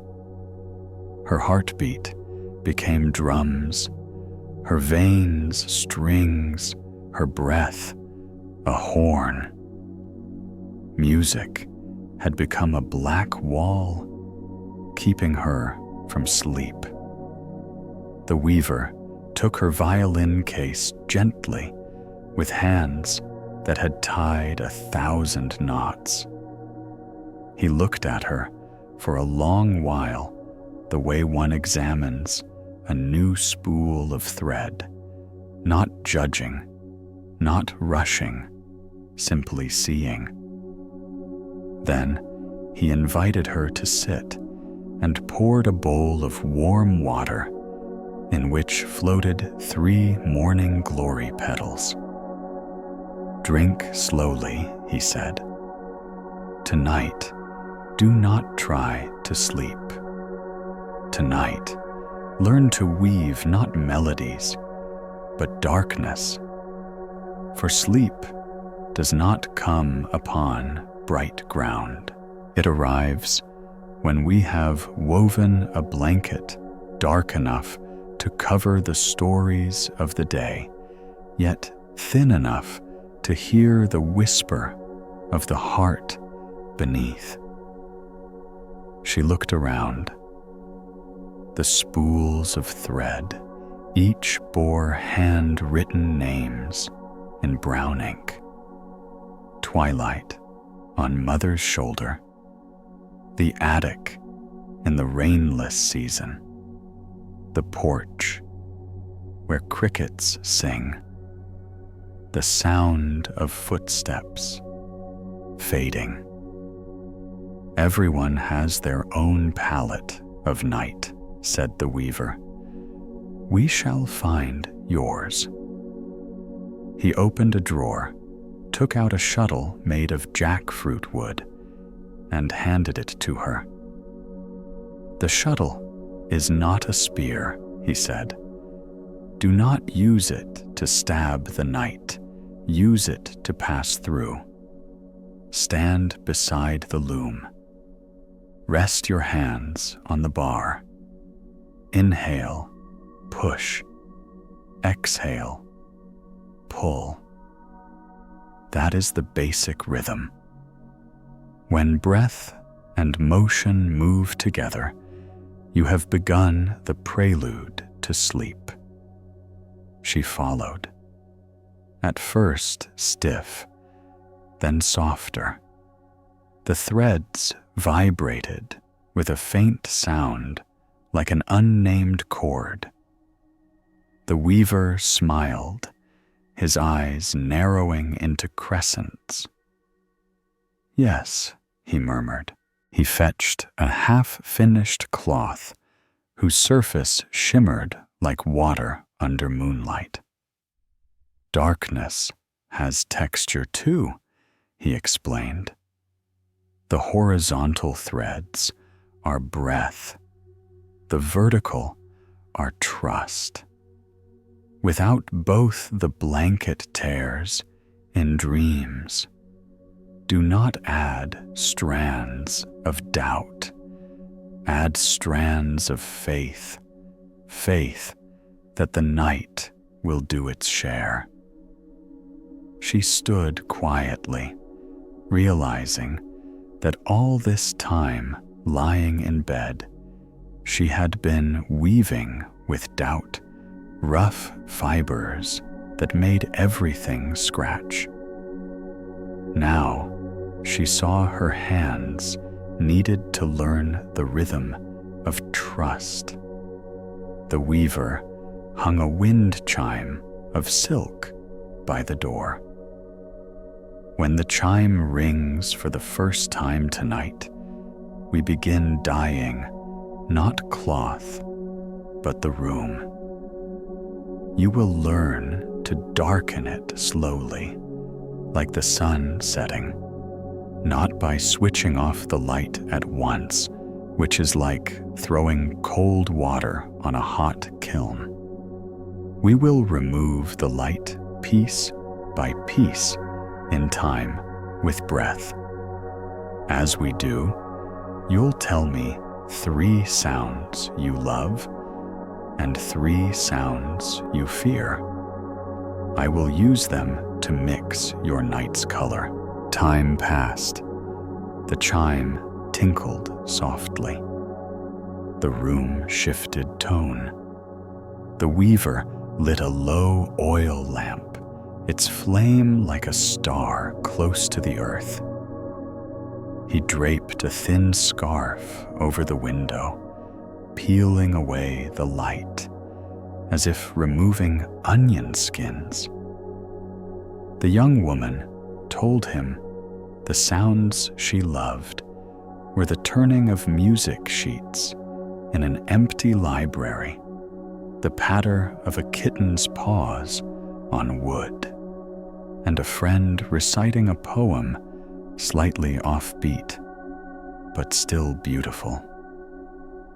The sounds she feared were the phone vibrating after midnight, hurried footsteps in a hospital hall, and the scrape of chairs in a tense meeting.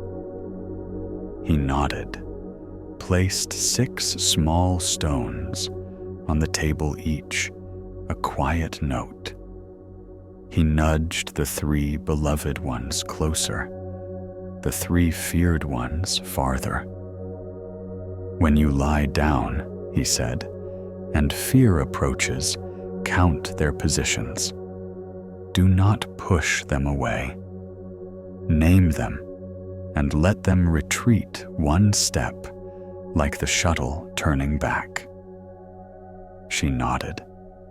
Her eyes softened. He led her outside to a large basin of water, reflecting the sky, an unwritten sheet of music. The ritual of the weaving house has few words, he said. Only hands and breath. Wash your hands, not to clean, but to remember that tonight your work is delicate. Then take a strand from the spool named the porch where crickets sing and tie it loosely around your wrist. That is your thread of lightness. If you lose yourself, tug it gently to return. They went back inside. Now, he said, sit at the loom. Close your eyes. Inhale as you send the shuttle out. Exhale as you receive it back. Count 3 rounds. That is your opening passage. She closed her eyes. The scent of new fabric, old wood oil, and night merged into a low, soft chord. Fragmented melodies still tried to rise, but they were no longer sharp. The invisible shuttle wove them in, laying them down like weary birds on a quiet shore. The weaver sat opposite, silent, sometimes placing a hand on the cloth as gently as one might on a fevered child's forehead. When the chime whispered again, he said, now learn the 4 ways of weaving for the sleepless. The first is continuous night. Keep 1 small light unchanged. Look at that steady glow as you would a tonic. Note, everything else will return to it. The second is dripping night. Let the light fall drop by drop, each one fading a breath apart, until the room contains only the sound of nothing. The third is door night. Never close the window entirely. Leave a slit for the night to enter. If you shut it out, it will sneak in elsewhere, often through the heart. The fourth is wave night. Use 1 soft, steady sound. The slow turn of a fan or bamboo leaves, brushing outside for your breath's shuttle to follow. She memorized them as one memorizes 4 musical modes. He handed her a small, unfinished piece of fabric. Finish this, he said, but slowly. Do not dream of a large blanket. Even a square, just big enough to rest on your forehead, can invite sleep. She wove her hands, trembling slightly. It is fine, he said. Trembling means the day is still here. A few rows, and it will go. Each pass of the shuttle bound a thought in not to keep it forever, but to keep it from wandering. Soon a smooth patch appeared, soft enough not to scratch the skin. He smiled gently. Tonight, place this over your brow. It weighs about as much as a raindrop, just enough to tell your mind to stop at the edge and not cross the street.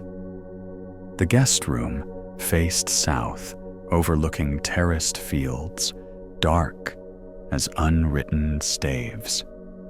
The bed was plain wood, the blanket thin gray, the pillow low and earthen-colored. On the table stood a ceramic vase with morning glories, a small oil lamp, a wooden box containing 12 quiet stones, and the piece of fabric she had just woven. That vase said, "The weaver is the night's gentle vein."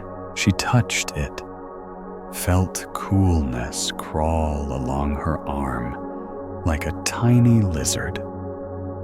Before lying down, he continued, "Set your bodies, frame heels, parallel, like wooden stakes, knees apart, 3 finger widths, back, flat as a plank neck, resting like a string on a peg. These 4 corners are your loom's frame. Then place the cloth on your brow. Whisper one phrase from your night's palette. It may be the porch where crickets sing, or the attic in the rainless season. Choose one with few people in it. That will be your vertical thread. If the orchestra rises again, take 1 quiet stone from the box and place it in the hollow of your left hand where your heartbeat argues most. The stone will mediate. Listen a while. If you open your eyes, look once at the lamp and blow softly, not to snuff it out, only to remind it to sleep after you. She did exactly that. The fabric on her brow felt like the let of a well, the stone in her hand like a small almond. The melodies surfaced and sank again like fish brushing against mud banks. Somewhere far away, she heard the loom breathing steadily, someone counting the threads of peace.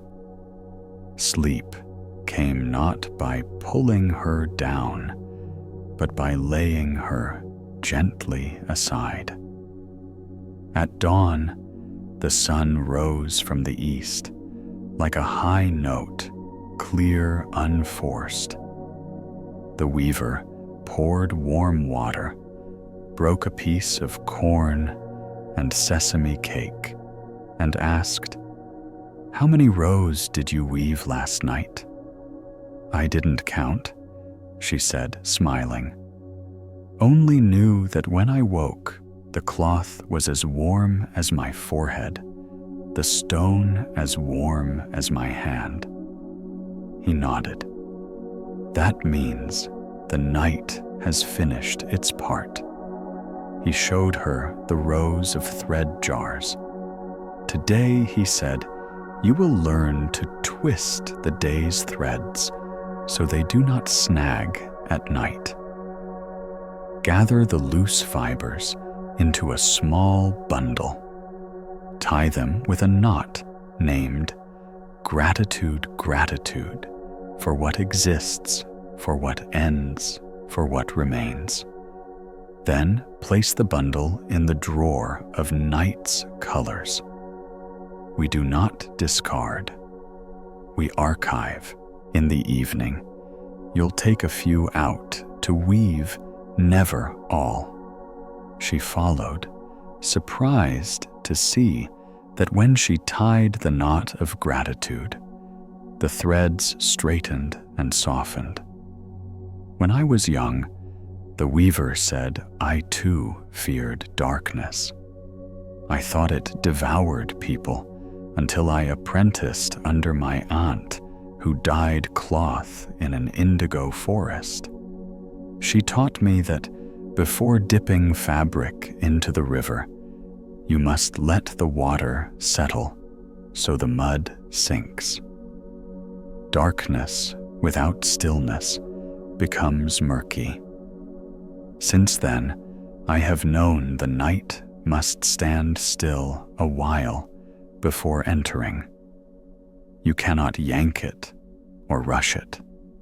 Sit on the porch, count 3 gusts of wind, then go inside.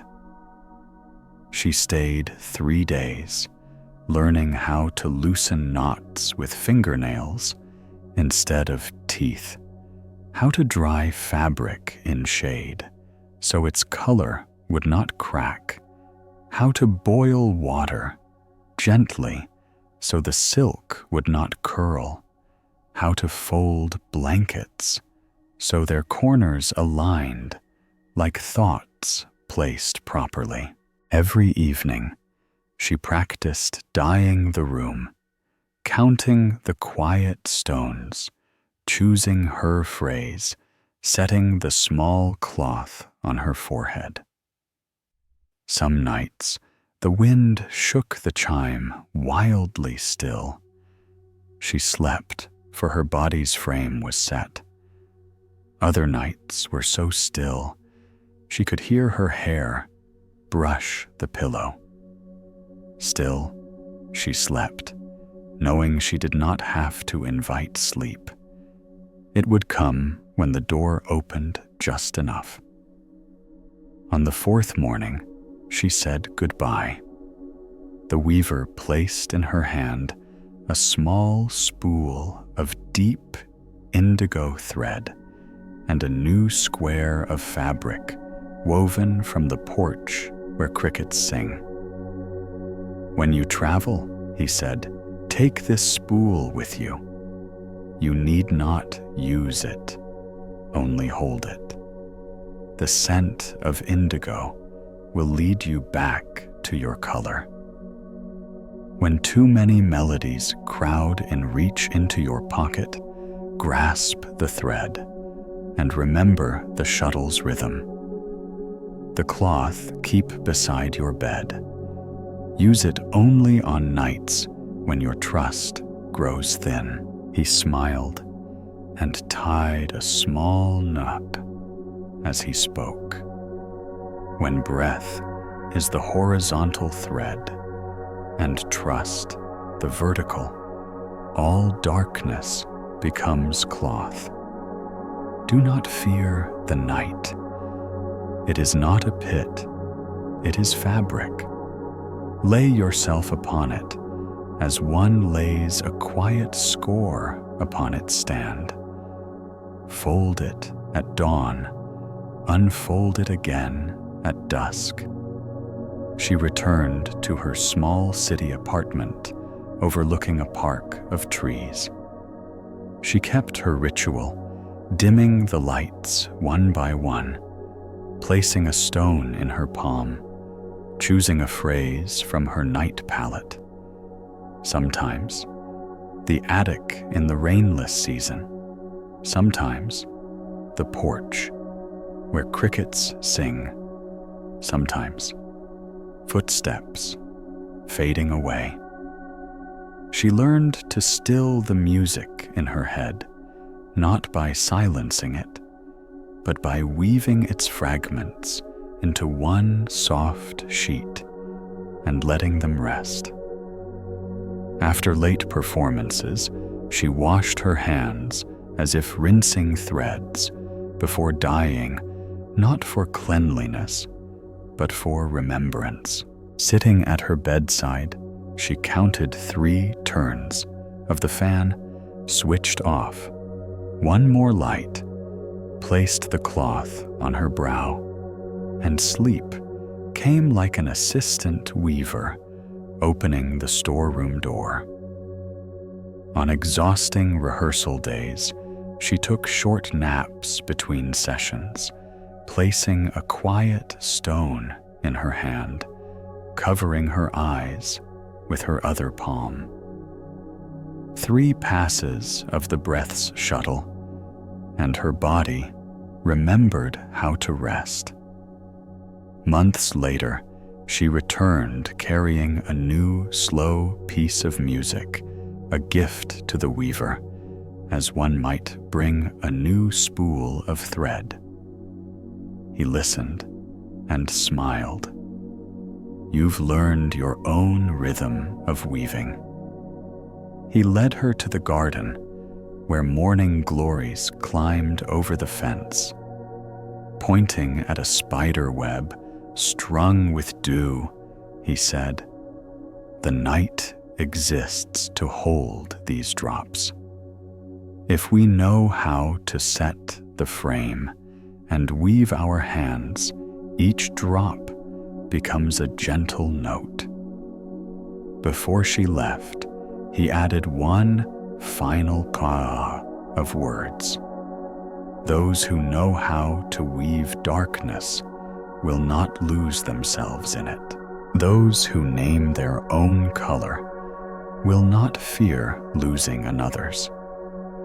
And those who place a small cloth upon their brow will no longer use their head to fight the head, only breath, to hold breath."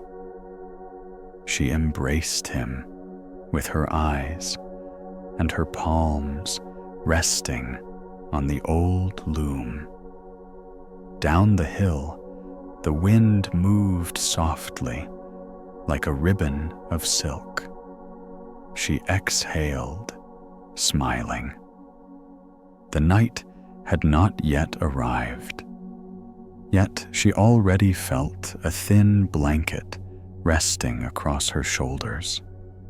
When evening came, she dimmed the lights one by one, listened to the silk chime, placed the cloth on her forehead, held the spool of indigo thread in her hand, and whispered her phrase.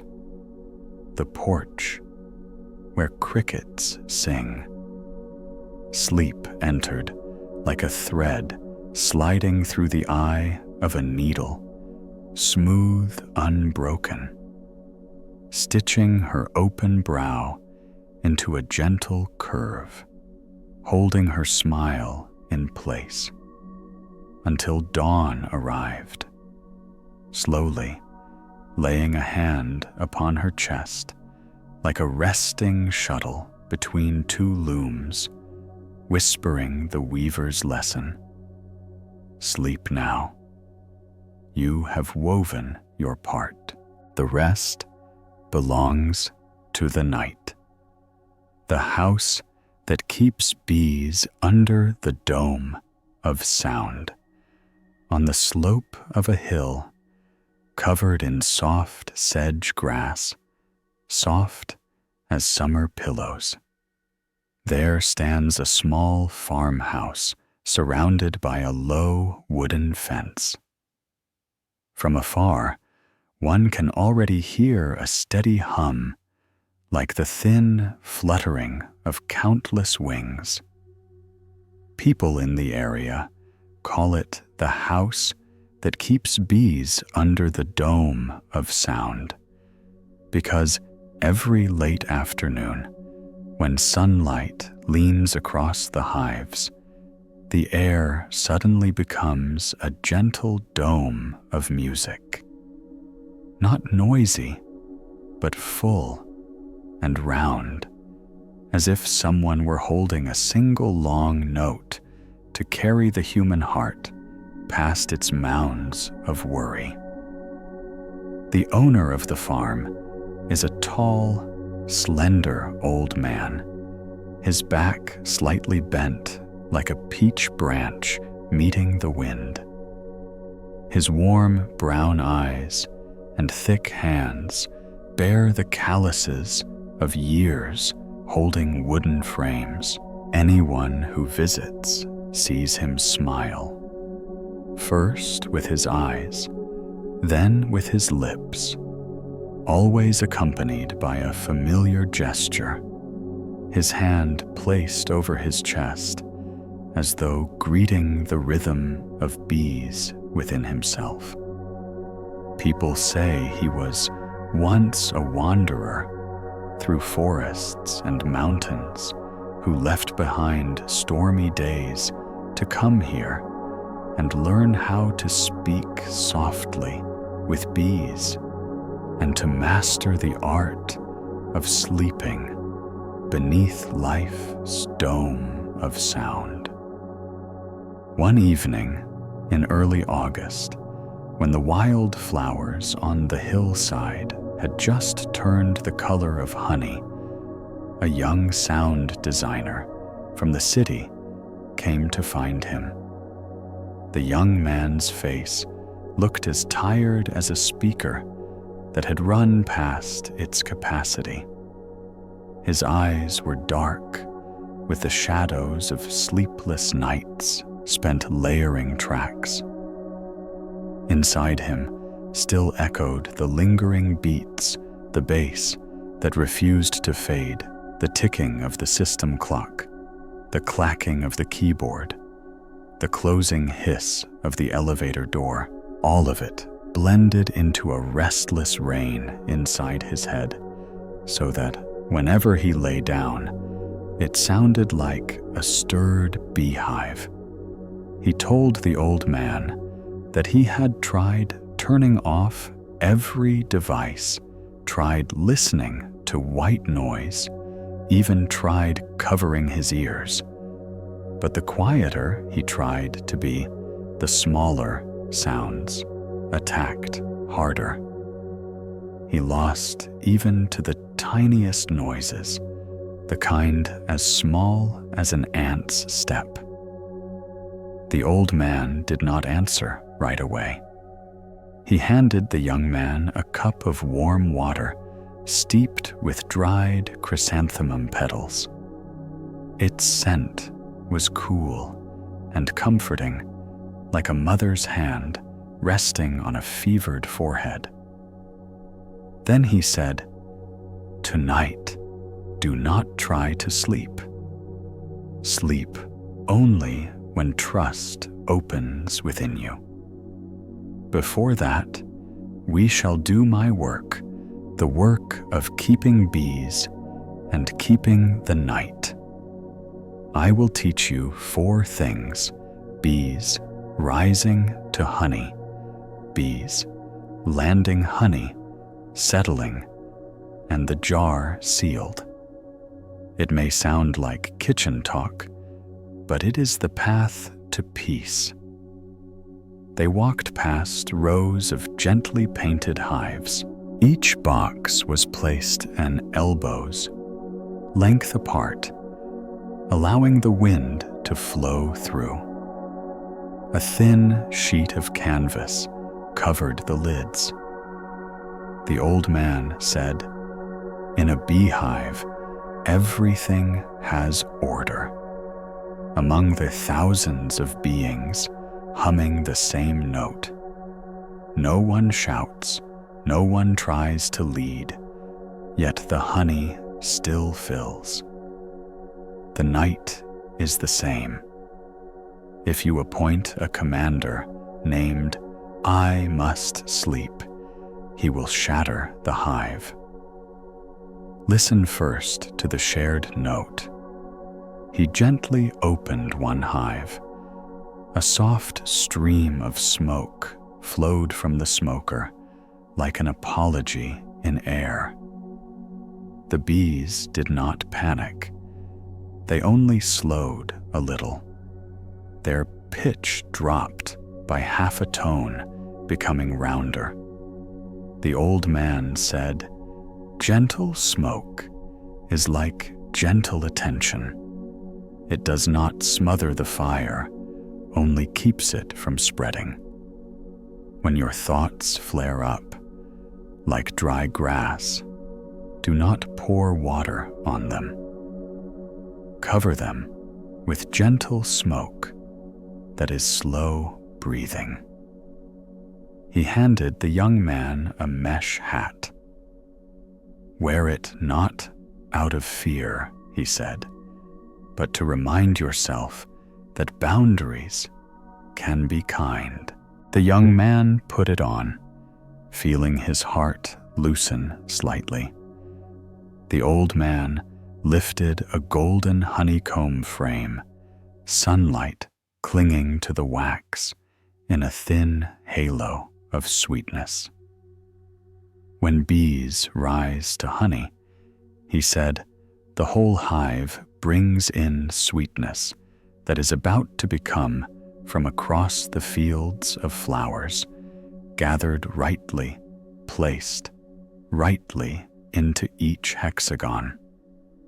Tonight, we also gather, but not tasks. We gather the sounds that have fallen through the day. Hold this frame and listen to the dome of sound. That dome is not a single voice. It is a harmony of agreement. Find within yourself a note that you can hold for long, without effort, just a soft, deep in your throat, very light. Let yourself blend into the dome, not rise above it. The young man hesitated, then pressed his lips lightly together. The sound floated out like a wisp of cloud. Strangely, it did not add noise.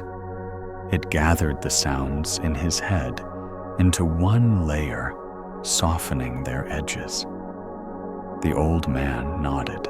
You have just stepped into the hive. They walked around. That season, some wild mint still bloomed, so the bees carried a cool scent. The old man said, "When I first learned, I thought bees only loved the sweetest flowers. Later, I understood they choose by season, not by longing. People who cannot sleep often bring yesterday's season into the night, asking for scents that have faded. We must learn from the bees to love each season without clinging. Lean your ear to the hive and listen to that change of seasons." The young man did so. Indeed, some hives rang bright like noon, some hummed low like dusk, and some trembled slightly still, adjusting to a new visitor. The old man said, "Your night is filled with many hives too. Do not force any of them to go silent. Invite the whole garden to fall into one shared note." As the sun dipped lower, the old man led him back to the small house by the garden. On the table lay clean glass jars, gauze cloths, a strainer, a wax capping knife, and an old leather-bound notebook, darkened by time. The old man said, "Now comes the lesson of bees, landing. Before the real night falls, the bees return to their hive. We must do the same before going to bed. Bring your day to its harbor. Write down in this notebook 3 places you went today that you wish to thank. Not the things you accomplished, but the moments that entered you, like drops of honey. Someone's laughter, the sunlight on concrete, the smell of bread at a street corner. When you finish, draw a small hexagon around each line. That is the wax cell. you are giving your day a place to rest. The young man began to write. At first, his letters rushed, then slowed. 3 small hexagons appeared like 3 private hives. The old man looked on pleased and said, "Set the notebook down. Now we cut the wax caps." The old man handed the young man a knife. The blade was thin, gliding gently across the surface, opening a pale golden plain where the honey began to glimmer. He placed a layer of gauze over a funnel, set the frame there, and honey flowed down into the jar like the sky pouring a slow ribbon of light. He said, "We filter honey so that the night has no grit. You must filter your own sounds the same way. Before you go to bed, stand by the window and open it slightly. Let a breeze pass through. The wind will carry the distant sounds away, and only the near ones will stay. Stand still and choose 3 sounds to keep the fan turning, your clothes, brushing your skin, and your soft The rest, give them to the hill. The night is a fair gatekeeper. It knows whom to let in and whom to send away." The young man stood there, watching the last strand of sunlight break across the garden like silk, and his heart grew calm. The old man said, "Now we let the honey settle." He placed the jar in a corner of the kitchen and warned, "Do not touch it. Do not shake it. Do not taste it. Honey needs 1 full night of stillness to turn clear. People are the same. When you lie down and immediately ask yourself, 'Have I fallen asleep yet?' that is your hand reaching for the jar. You only need to let it settle. And for that, we perform a small ritual called the cloth of stillness." He handed the young man a soft beige cloth, thin, but wide enough to cover a gaze. He taught him to fold it into quarters and lay it over his chest, one hand resting gently on top of the other. "This cloth is not to hide from life," he said, "but to remind the bees inside you that the lid of the hive has been closed, and it is now the hour of rest." The guest room was simple: a low wooden bed, a mattress woven from sedge grass, a window turned away from the wind so that the scent of honey would drift lightly but never linger. On a shelf sat a small smoker for dried herbs, an empty glass jar, and a piece of beeswax, hard as candy. The old man pointed to each object, speaking so softly, it was as if he feared to wake the young man's inner hive. "This," he said, "is gentle smoke. You do not light a flame, only let a pinch of dry herbs smolder. The scent tells your mind you have come home. This is the empty jar. Keep it by your bed. Whenever your thoughts grow heavy, reach out and place the jar's mouth lightly over the air, as though catching a drop. That drop of thought will fall inside and become visible without being written down. And this is beeswax, the scent of endurance. Hold it for a few heartbeats, then set it down. Let your hand remember the texture of something that lasts, so it will not chase fragile things. Then he taught the young man 4 gestures, names that sounded like the secret craft of beekeepers, but were in truth the art of surrendering the body before sleep.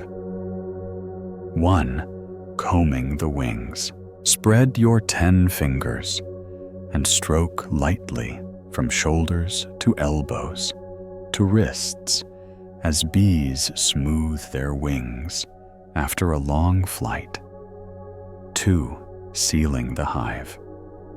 Press the tips of both thumbs and index fingers gently to your collarbones as bees spread propolis to close the cracks, reminding yourself that the drafts of the world have been sealed. 3. Stacking the frames. Place your right hand over your heart, your left over your belly, 2 parallel frames, and let the breath pass through without pushing. 4. The dome of sound. Hum a low, not long, 3 times each, lasting 3 heartbeats. Then stop. That is enough for the inner hive to recognize itself. The young man followed. The first did strange, the second aligned, and the third became a small bridge between waking and sleep.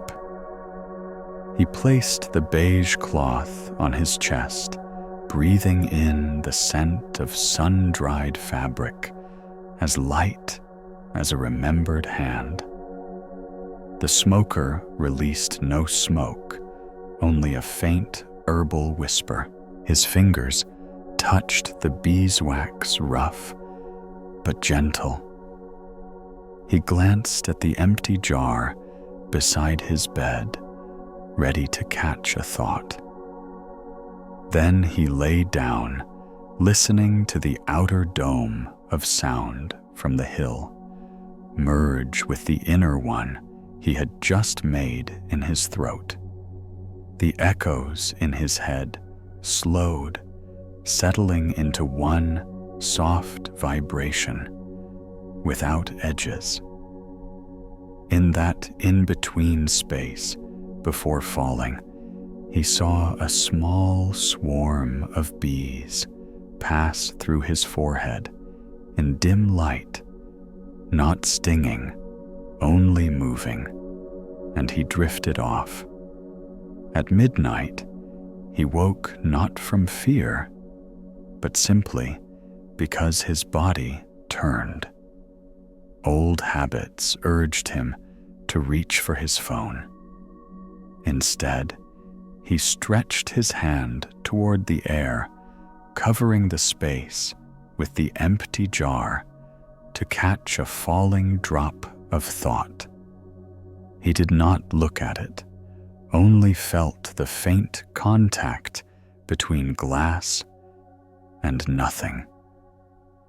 The drop, feeling welcomed, became still.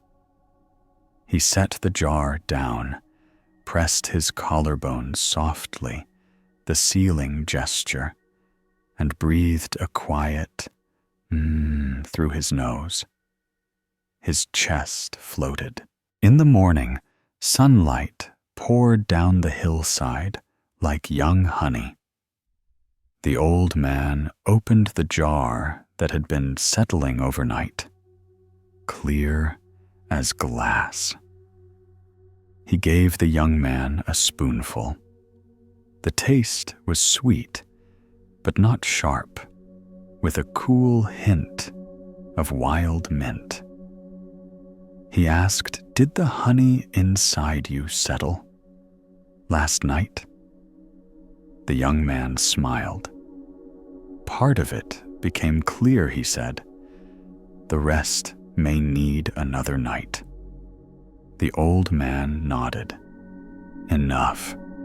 No one makes honey in a single evening." He showed the young man the old leather notebook again. Inside were the same rituals written like beekeeping formulas, but the words were for people. 4 steps: gather, sweetness, land, settle, seal. 4 objects: beige cloth, empty jar, piece of wax smoker. 4 gestures: comb the wings, seal the hive stack, the frame's dome of sound. "You only need 1 from each group," he said. "Too many, and the hive becomes tangled." Bees dislike confusion. At noon, the young man helped him inspect the new hives. The old man pointed out one hive that had grown too warm under the high sun. He placed a shade over it and turned the box slightly. "Many people lose sleep," he said, "because they lie too long in the direct sunlight of their own mind. Turn the bed a little. Turn your work a little. A change in the angle of light is enough." He pointed to a shallow tray of water near the hives with a few stones for the bees to land on, so they would not wet their wings. In the middle of the day, he said, "Set a small tray of water for yourself. A short pause to rest your feet. No social media, no news, just a cool spot in the heat of work. The night will be less thirsty for it." That afternoon, a neighborhood child ran up, holding a broken hive lid. The old man melted some propolis, a resin bees make from tree sap mixed with wax, spread it on the crack, and pressed it closed. In a moment, the seam was sealed. He handed the young man a leftover piece. "Take this with you. When an old memory keeps slipping into your night, like wind through a gap," he said, "write a short line of gratitude. Press this while over your chest. Place your hand on the words, and close your eyes for 1 breath. You do not need to push the memory away. Just seal it with thanks. Then it will no longer blow through you." On the second night, the old man told him to perform the ritual on his own. The young man walked once around the garden with his mesh hat, humming slowly, choosing 3 sounds to let in. He cracked the window open, dimmed the lights, combed his wings, sealed the hive, stacked the frames, laid the beige cloth, touched the piece of wax, covered the empty jar, and let his own honey settle. He slept deeply, like a jar of honey, standing still after a storm of bees. On the third night, strong wind rustled the leaves along the fence, and the hive outside hummed in a higher note. The young man still slept, already attuned to the shared tone. The old man smiled. "Now," he said, "you have become the keeper of your own bees." When it was time to part, The old man gave him a small jar of honey, sealed with wax and tied with hemp string, and a note written like a label. On nights too tired, do only two things: hum, 3 beats, and lay the beige cloth. On nights when your heart feels narrow, open the window a little and invite the hill in. On nights when memories slip, like drafts, seal them with gratitude. If in the morning your honey is still cloudy, do not stir it. Let it stand another night. The old man placed his hand over his chest, bowed slightly, and in a voice soft as the dome of sound itself said, "Do not resist the night. Bees do not resist flowers. Honey does not resist clarity. Go now and take this shared note home." Back in the city, the young man set the jar of honey on his bookshelf beside the empty one. At night, he washed his hands, opened the window slightly, listened to the 3 chosen sounds, laid the beige cloth, and hummed not long, not short.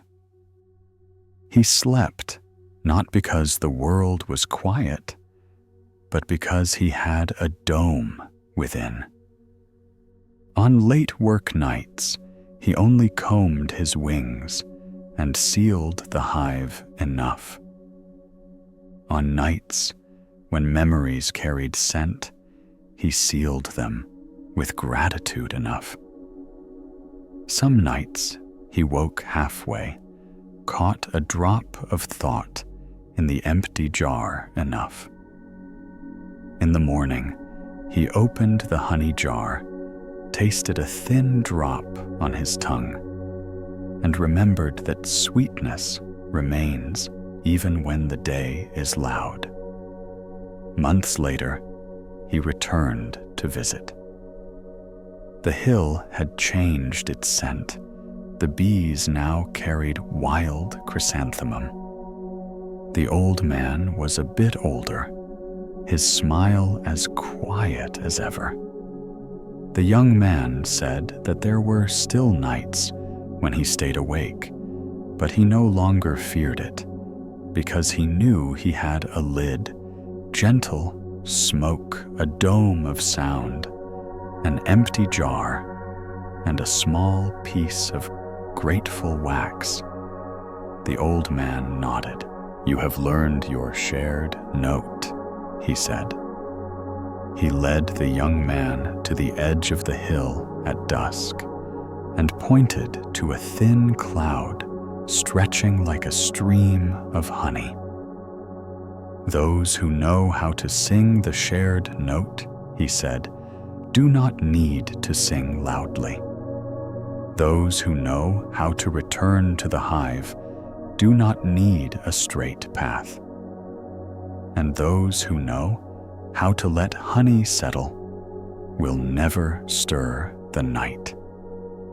Then he spoke a final line, slow and clear, as though sealing the lid of a jar.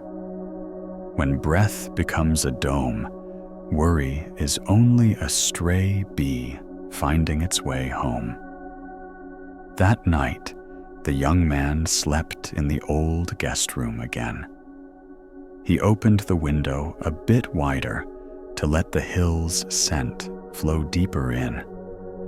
He hummed a thin laid the beige cloth, covered the empty jar by his hand, pressed the piece of grateful wax to his chest, and sealed his hive with 2 fingers. Outside, the bees on the hill hummed in a low note like a river taking flight. Inside him, the inner hive landed. No need to cover his ears. No need to count. No need for any method. Only the shared note remained. He fell asleep like a drop of honey settling perfectly into its cell, unbroken, unspilled, fitting exactly into the hexagon walls of the present. And just before dawn, near the edge of consciousness, he heard the old man's voice drifting like late sunlight resting on sedge grass. Sleep now. You have sealed your hive. The bees of night will guard you until morning. The stone garden and the man who drew still wave on a wind-swept plateau where the clouds liked to sit along the ridge like a herd of white sheep. There was a stone garden, no bigger than a small backyard. Its surface was covered with fine white sand, soft as rice powder, drying in the sun. A few calm stones lay scattered like ancient islands, and around them, old pine trees stood motionless, listening as the wind passed through their joints. The keeper of the garden was a slender old man, his back straight as a bamboo stalk, his hands darkened by sunlight, long, gentle fingers that each morning held a wooden rake with wide teeth to draw even waves across the sand. Each evening, he used a small bamboo broom to soften a few lines, and when night came, he would set his tools down, sip a pale cup of tea, and let the darkness write its own thin layer of mist across the garden. People in the area called him the man who drew still waves, because the waves in his garden never wet anyone, yet somehow washed the noise out of people's hearts. One evening at the end of summer, a young doctor came from the city. The dark circles under her eyes looked like smudges left by sleepless nights. Her voice was gentle but trembling, like a string that had gone slack. She told the old man that every time she lay down, another emergency seemed to rise in her head, the smell of antiseptic, the sound of running feet, alarms beeping, hurried voices calling one another. All of it rushed back at the most inconvenient hour, like a flood breaking loose. She had tried counting breaths, listening to music, turning the lights off early, even writing down the next day's tasks. But the more she tried, the more the sand inside her tangled. It would not form lines, only harsh strokes cutting across one another. The old man looked at her with eyes the color of shade and warm sunlight. He poured a cup of tea and said, "Stay in the garden tonight, not to fall asleep right away, but to learn how to comb still waves across a surface you can see. When that surface learns to rest the surface inside, you will remember how. he led her around the garden. Sand clung to the edges of the stones like a thin ring of milk, and the lines of waves ran parallel, weaving gently where they met like two breaths, crossing paths halfway. The stone garden, he said, follows 4 principles: spreading, sand, placing stones, drawing waves, and laying down mist. These 4 are not only for the garden. The night follows them too. Skip 1, and the face of the night becomes crooked. He brought her to the shed by the porch and took out a wooden tray about the size of a tabletop. It already held a layer of fine sand, a small rake, and a few round stones smooth as olives. This tray, he said, is for guests. We'll bring it to your room. Tonight, before you close your eyes, you'll comb your own garden. When the sun slipped past the ridge and the light began to pour down in the color of honey, the old man set the tray on a low wooden table on the porch and invited her to sit. The first principle is spreading the sand, he said. But here, the sand is already spread. You only need to smooth it with your palm, not too strong, not too soft, as though you were stroking your own forehead after a long day. She did, feeling the cool silk of sand flow beneath her hand, and a quiet sigh escaped from somewhere deep in her chest. The second principle, he said, is placing stones. Each stone is a worry that has taken shape. Choose 3 stones and place them anywhere you like, but leave more space around the one that frightens you most. Space is the collar of fear.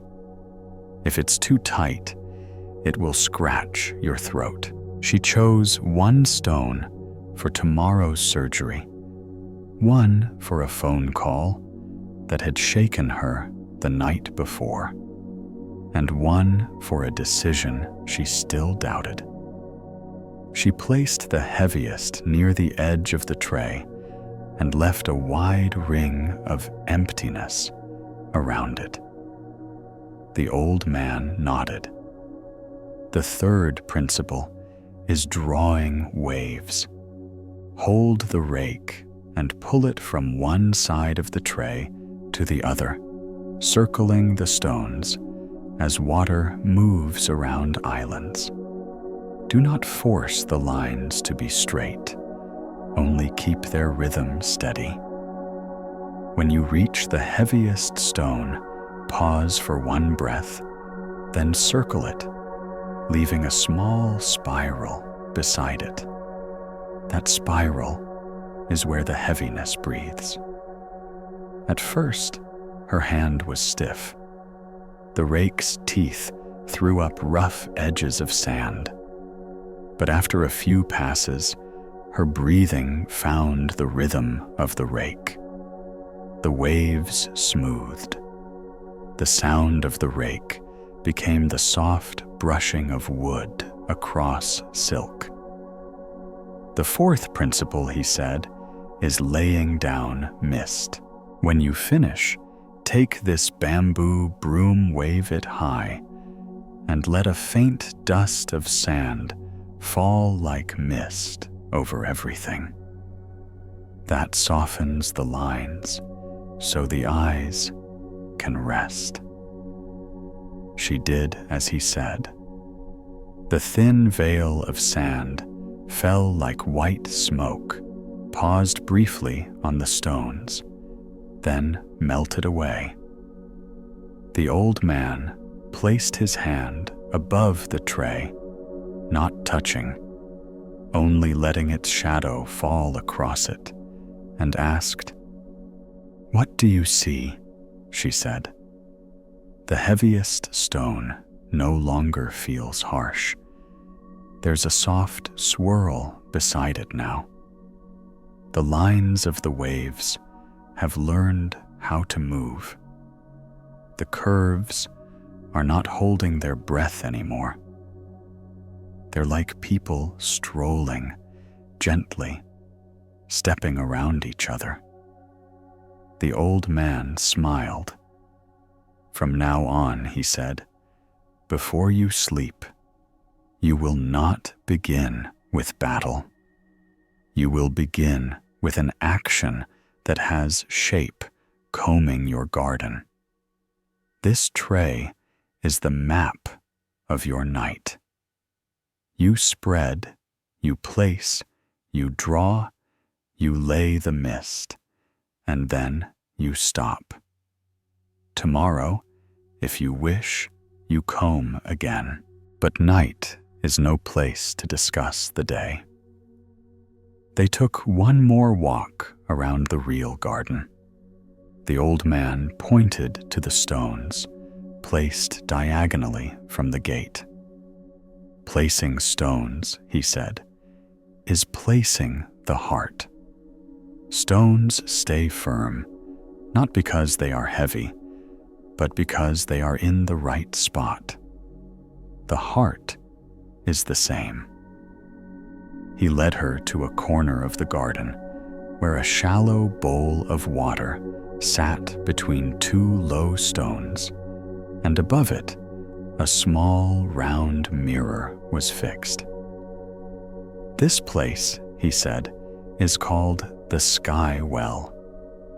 At night, look at your face here, not to see beauty or fatigue, but to notice how the lines of weariness have softened.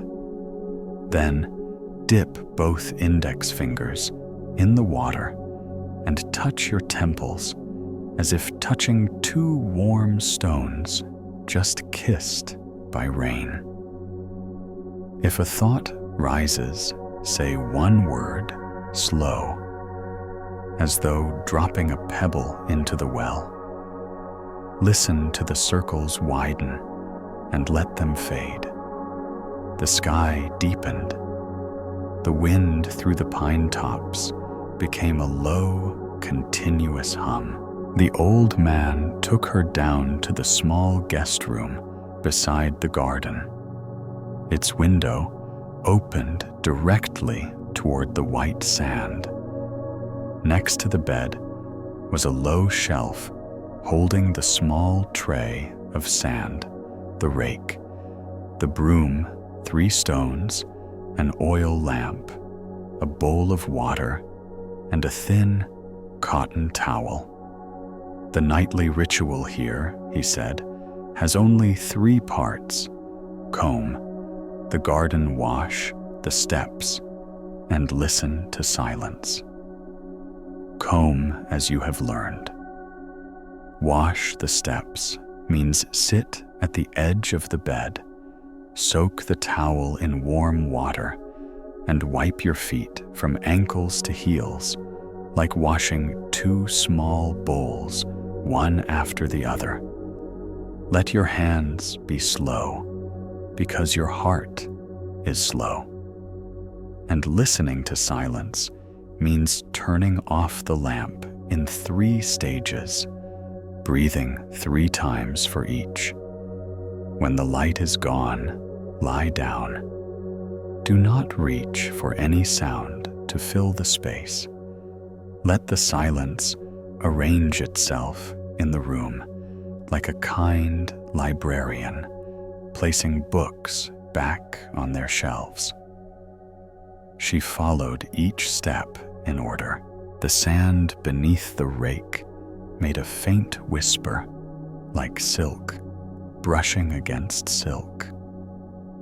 The waves she drew moved more smoothly this time, and the small swirl beside the heaviest stone was rounder.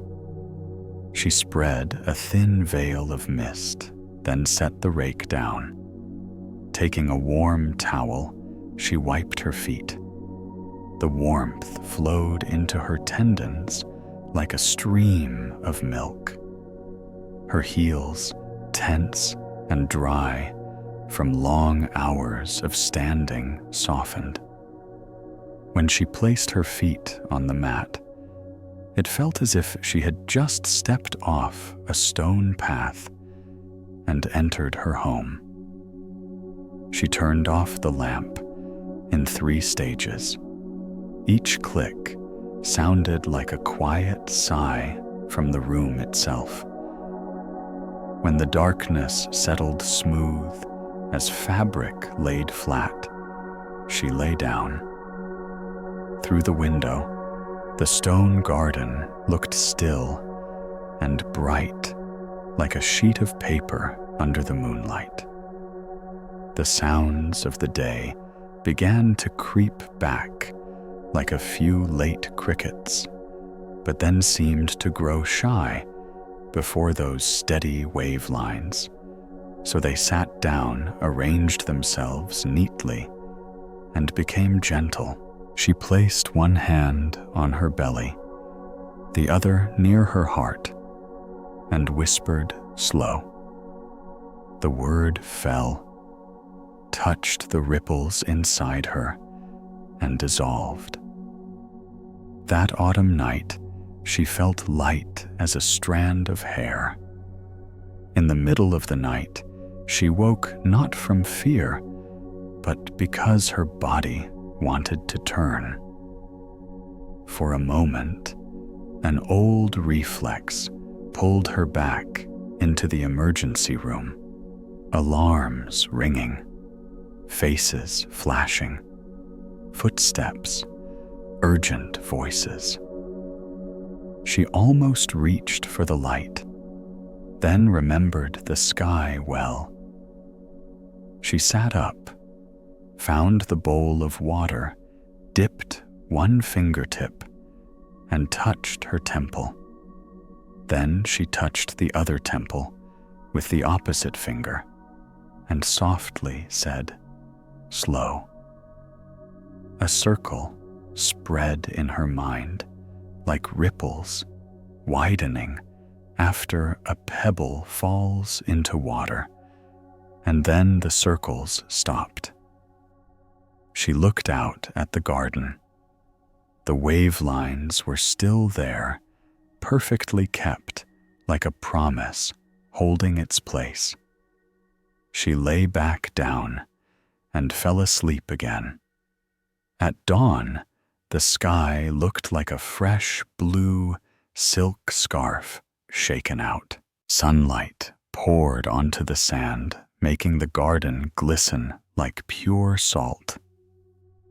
The old man was already awake, redrawing a few lines after the night's mist. His hands were steady and unhurried, the surface of the sand following his will, like children following their mother.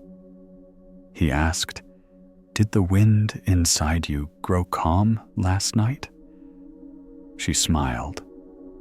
"The wind still blows," she said, "but it is less cold now, and I no longer feel the need to chase it." The old man nodded. "Today, you will learn 3 small things to take home. First is adjusting direction. Like a stone must be placed at the right angle if your bed faces straight toward the noisy walkway. Turn it a little, not much. 7 degrees is enough. Second is changing the rake. You do not always have to comb the entire sand. Some nights, pull just one line from left to right and stop. Call it the path home. Third is counting the mist, not with your eyes, but with your skin. stand by the window for 3 breaths. Feel the coolness touch your cheeks. When it arrives, the night has entered your room. You need not open another door. She stayed a few more days. In the mornings, she helped the old man gather fallen pine branches and tie them into small brooms. At noon, she brewed tea. In the afternoons, she learned how to change the rake's tooth height so the waves could be thick or thin at will. The old man let her try different arrangements of stones. He told her, "Some people fear placing large stones, thinking their weight will burden the garden. But large stones offer a place to sit, while small ones roll away. The heart is the same. A worry-faced openly often harms less than a small one kept hidden." He taught her to read the wind through the sound of pine needles. The farthest branches stirred first, telling when the season was turning. He showed her a flat, low stone near the garden's edge and called it the step for returning the day. Each evening, anyone staying at the garden would sit there for a while, silently, naming 3 small moments to be grateful for, then stand up and walk into the night like someone handing the garden back to itself. When it was time for her to leave, the old man gave her a small rake, a cloth bag containing 3 smooth stones, and a tiny bamboo broom that fit her hand.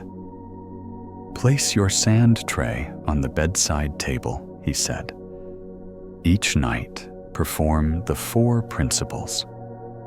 If you are too tired, only draw the path home and add a thin layer of mist. On nights tight with responsibility, place your heaviest stone at the edge of the tray, but leave space around it. If you wake in the middle of the night, do not think of work. Wash your steps with a warm towel and touch the sky well to your temples. Do not worry about drawing beautiful waves. The garden does not need the best design. It only needs someone who remembers the way home." He poured another cup of tea and spoke a line. He said he once found carved on an old stone, "Those who know how to draw still waves on sand will not be drowned by the waves in their mind. Those who leave space around their stones will not scratch their own throat with worry. And those who know when to lay down mist will release the heaviness in their eyes, allowing dawn to lift its anchor on time." Back in the city, she placed her sand tray on the bedside table beside her lamp. Her room was small, but large enough for the garden to stand within it. Every night, she combed the path home, drew the rake across the 3 stones, spread a thin mist, washed her steps, turned off the light in 3 stages, and laid one hand on her belly, the other on her heart, whispering slow. On nights when she came home late from her shifts, she had time for only 1 stroke. But that line was like a thread connecting day to night. Enough. On nights When her heart felt as hot as midday sand, she dipped a fingertip into the bowl of water, touched her temple, and felt the circle from the sky well open inside her. Enough. Some nights the sound of an old hospital alarm echoed in her head, and she wanted to sit up and check, but through the window she saw in the moonlight a figure already combing the garden for her, the shadow of the tree, the shadow of the house, the part of her that remembered the path while the other part forgot. She lay back and let the wave lines continue their rhythm, sleeping like a sheet of paper laid flat upon a table. Months later, she returned to the garden. The old man was still there, drawing waves with the same light hands and straight back. She told him she had slept through many nights, now, sometimes still waking 3 times, but no longer afraid of waking. Each time she did, she drew one line in her mind, or raked the tray itself, then spread a layer of mist with a quiet sigh. The night would reopen the door that habit had closed. The old man listened, smiling gently, like a sliver of sunlight on sand. He said, "You have become the painter of still waves for yourself. Wherever there is a surface, you can open a garden." He pointed to a distant cloud drifting past the tops of the pines, like a hand waving goodbye. "When you remember that silence, too, has structure," he said, "you no longer demand blind silence. You can build a porch for silence to stand under."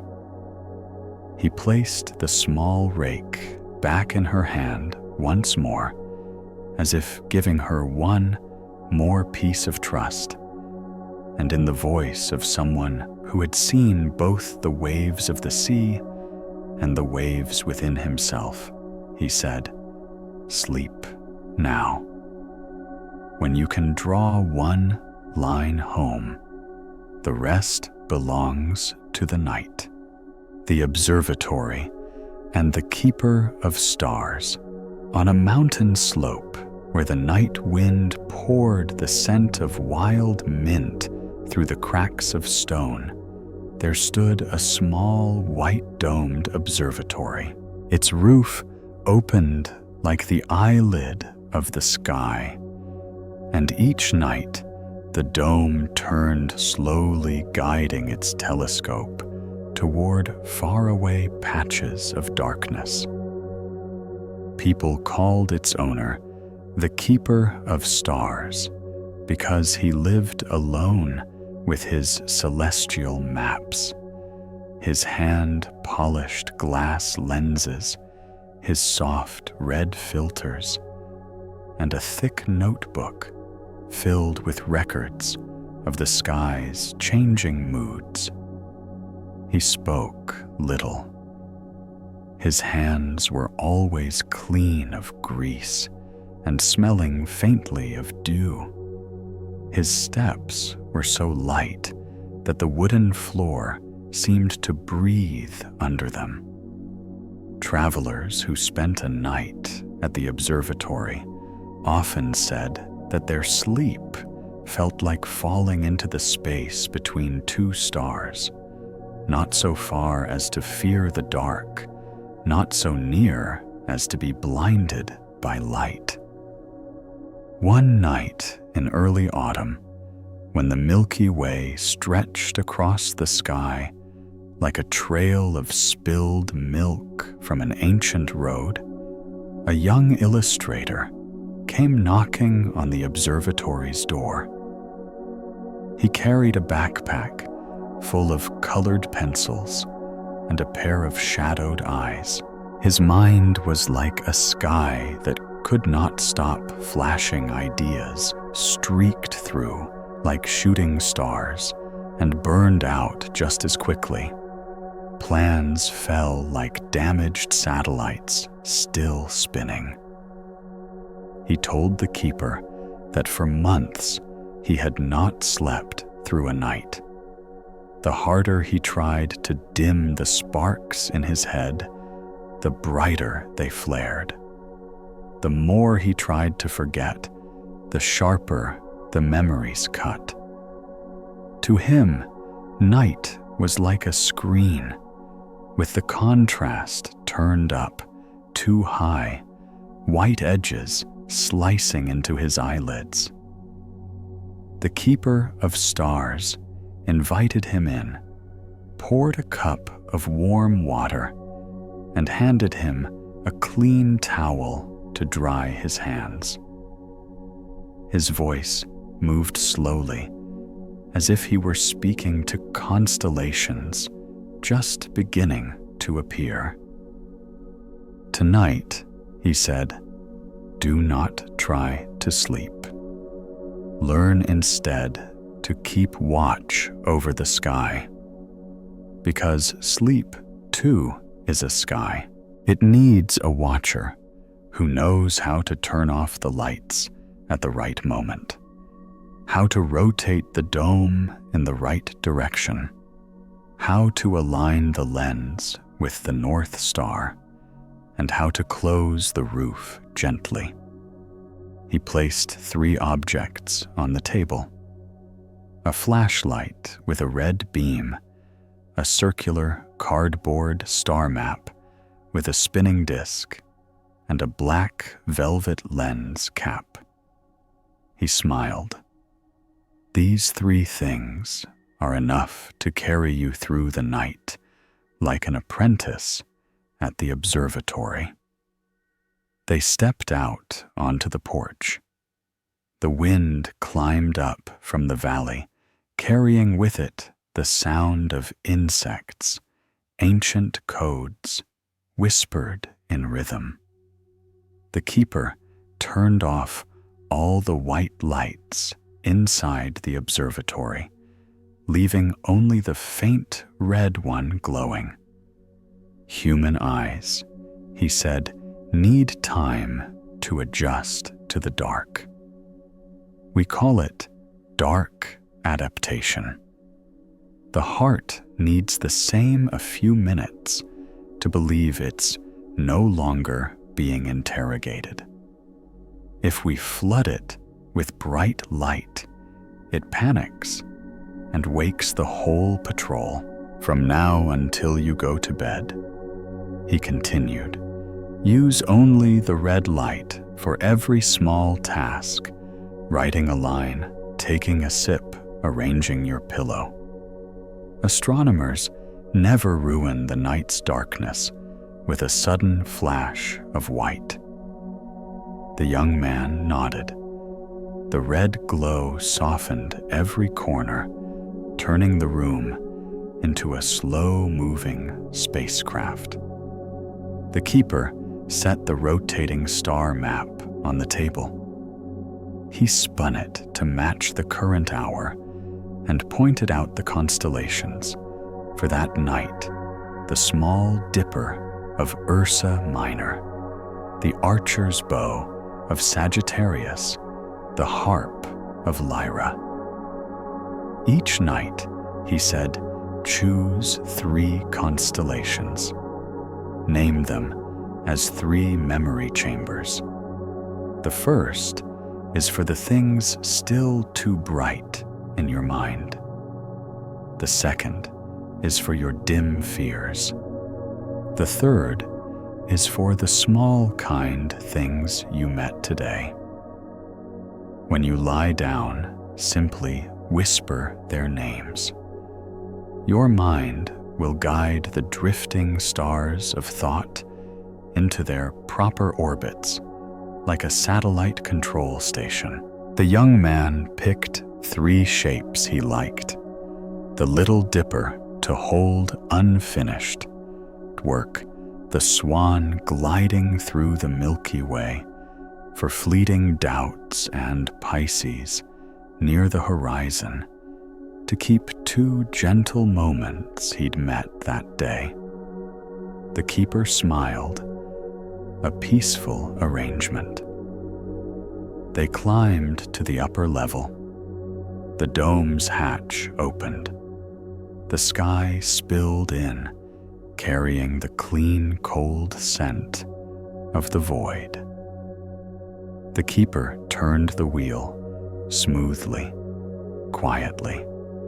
The telescope swung toward the north. He taught the polar alignment, adjusting the telescope's axis to match the North Star, so that every movement would flow with the rotation of the heavens, never jerking. A person, he said before sleep, also needs a polar alignment, one small axis set upon something you trust, not something grand, not philosophical, just something real. Like the fact that tonight you are here, your heartbeat is steady. You helped a stranger pick up a fallen pen. The young man closed his eyes and searched for his small axis, a quiet truth that sounded like a low note. He whispered, "I am here." The wind passed through the dome like the rustle of a coat brushing against the balcony of the night. The keeper attached a long focus eyepiece. The gathered starlight condensed like a thought, finally willing to sit still. "Now comes the art of star hopping," he said. "From one easy constellation, you hop to the next star using the map step by step until you reach the deep sky target." The mind works the same. Do not jump straight into the thick darkness. Move from one familiar point to the next, from your breath to the coolness at your nostrils, from that coolness to the warmth in your chest, from the warmth to the heaviness of your eyelids. Do not skip steps. The young man smiled. Being an artist, he understood that short distances are the friends of long journeys. The keeper let him look through the telescope. Stars appeared like grains of salt scattered in a black bowl. The young man exhaled deeply, realizing he had been holding his breath the entire climb up the mountain. They sat for a long time in the quiet beneath the dome. When a streak of light crossed the sky, the young man made a wish, then laughed because he had already forgotten what he wished for. The keeper said, "Shooting stars are thoughts that move too fast. They look beautiful, but if you try to hold them, they burn your hand. Let them pass. What belongs to you are the stars that stay. The night doesn't need fireworks." He handed the young man a black notebook and a red wax pencil. "Write 3 short lines," he said. "Each line is a coordinate of peace for the day. Do not write the details, only the names, as if listing celestial objects. When you finish, close the notebook and place it on the floor. Think of it as sending a small message to the sky, expecting no reply. When the telescope had breathed in enough wind, the keeper capped the lens. Then he taught one more ritual, something he called dark exposure. Before you sleep, he said, let your eyes rest for a few minutes on a soft patch of darkness. Not the kind so deep that your mind begins to imagine things, but the kind guarded by a faint red light in the corner, like the edge of a galaxy. In that zone, your eyelids grow heavy as your eyes shift into night mode. Only then, go to bed. The young man did as he was told, discovering that darkness has layers, the first rough like stone, the next smooth as silk, another cool as water.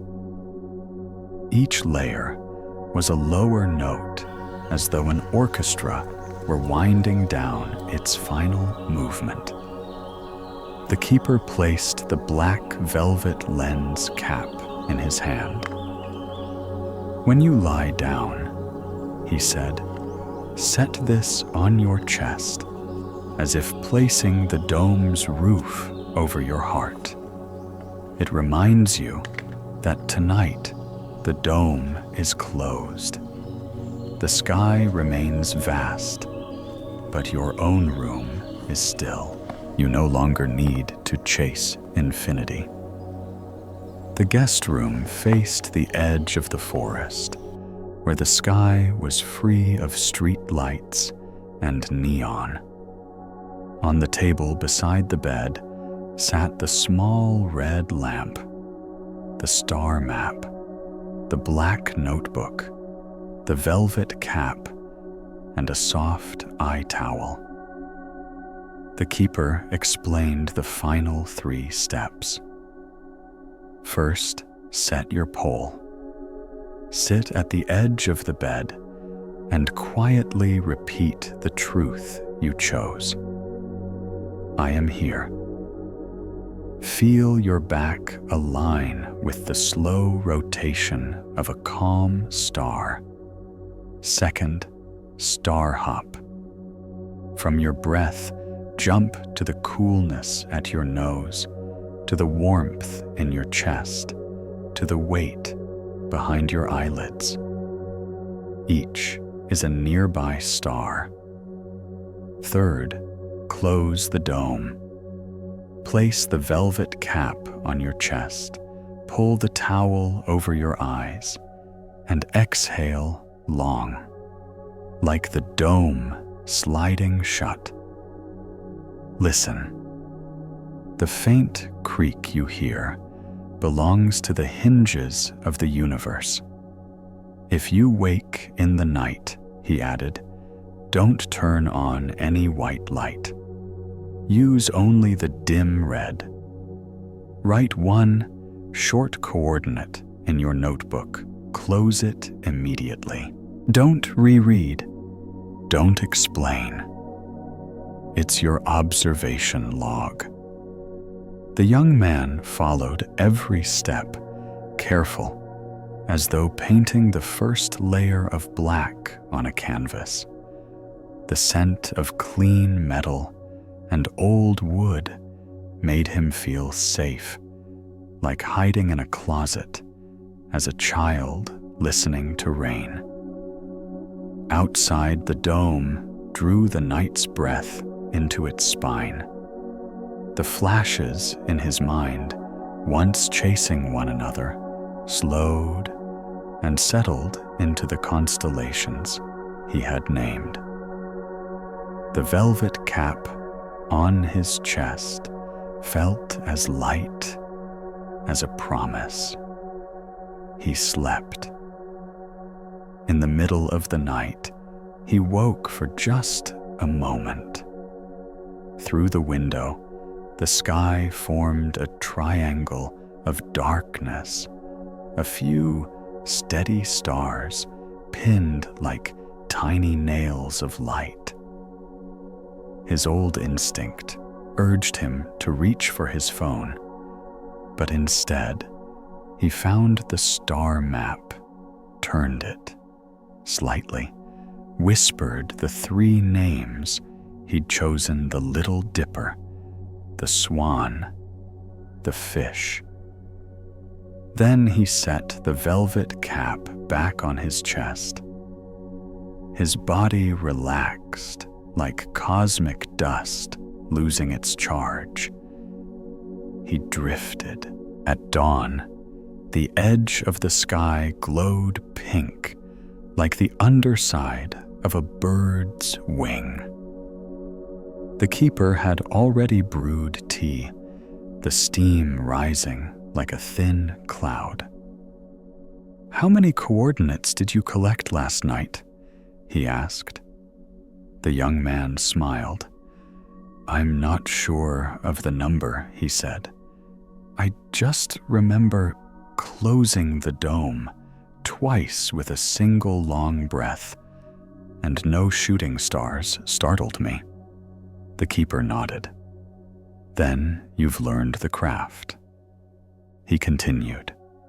"Before you go down the mountain, learn 4 small habits. First, turn off white light 1 hour before sleep. Red or golden dimness is enough. Second, set a polar point for your room. It can be a solid object like the paperweight on your desk. Touch it each night to remind your mind not to drift. Third, write a short star log. 3 lines are plenty. Fourth, never close the dome abruptly. Don't snap your laptop shut and dive into bed.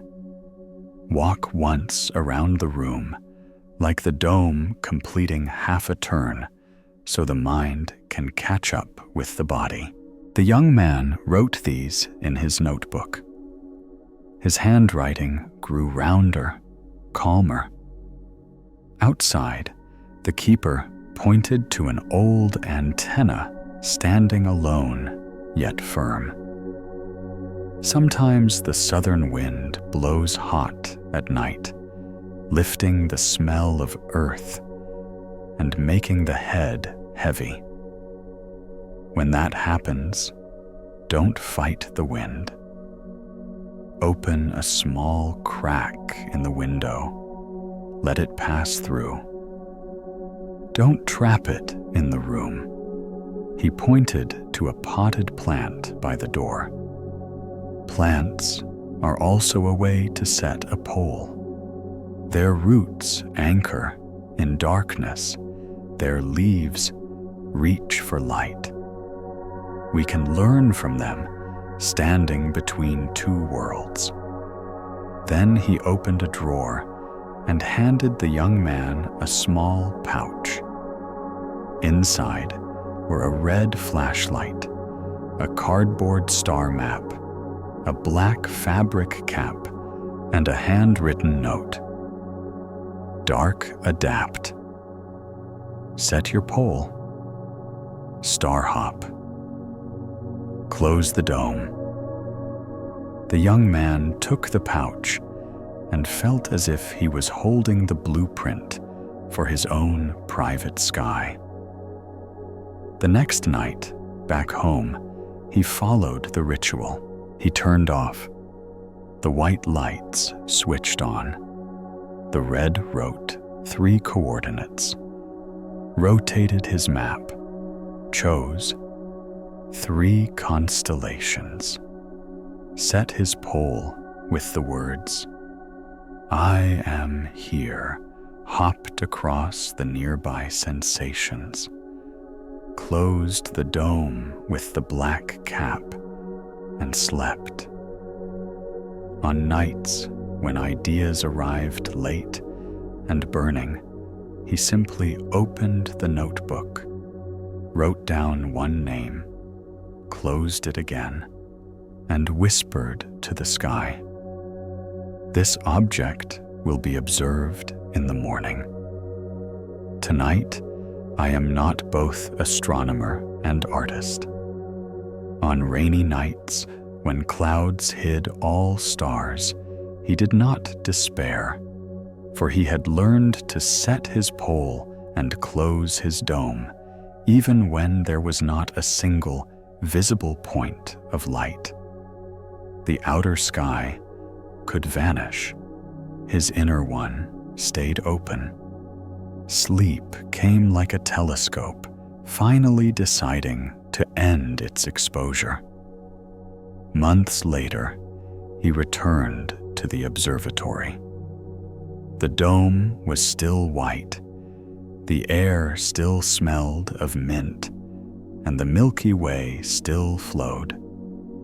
The keeper was older by a strand of hair, but his eyes remained clear.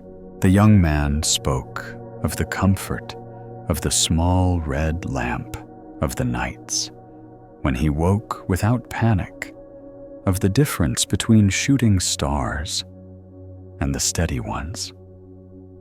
He spoke of how many self-proclaimed satellites in life only shine briefly before vanishing, while true certainty endures. The keeper smiled. "You've learned to read the stars." He turned the dome and pointed to a faint speck near the horizon. "That one is hard to see," he said, "because it doesn't wish to show off. Some forms of peace are like that. They appear only when you've been in the dark long enough." Then he read slowly, as if quoting from the observatory's notebook of night. "Those who know when to turn off white light will never spoil the dark. Those who set their pole on a small, steady truth will not lose orbit. Those who hop from one nearby star to the next will reach deep space without exhaustion. And those who close the dome gently will let dawn open the door from within, without any alarm knocking." That night, he slept again at the observatory. Through the small slit in the dome, he whispered the 3 names of the constellations he had chosen that day, placed the black cap on his chest, and listened to his heart beat like the slow rotation of the dome, steady kind. He did not wish for all the stars to fall into his hands. He only wished for his heart to be still, enough for the stars to trust it as a mirror.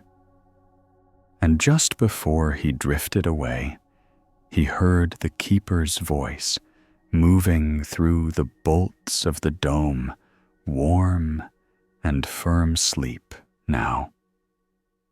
The sky is wide enough to keep everything unfinished for you.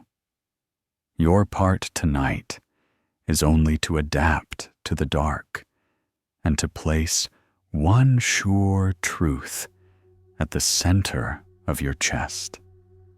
The rest is the work of the stars. Thank you for joining me on this night's journey, a quiet one, without fireworks or fanfare, only breath, stillness, and the gentle peace that rises within the heart. Every meditation story is a small lamp lit in the dark, not to drive the night away, but to help us see ourselves more clearly. If your heart feels a little calmer, now if your eyelids are beginning to close in peace, then the journey is already complete. Each night holds a star waiting to be noticed, a breath waiting to be found, and a sleep waiting to open with tenderness.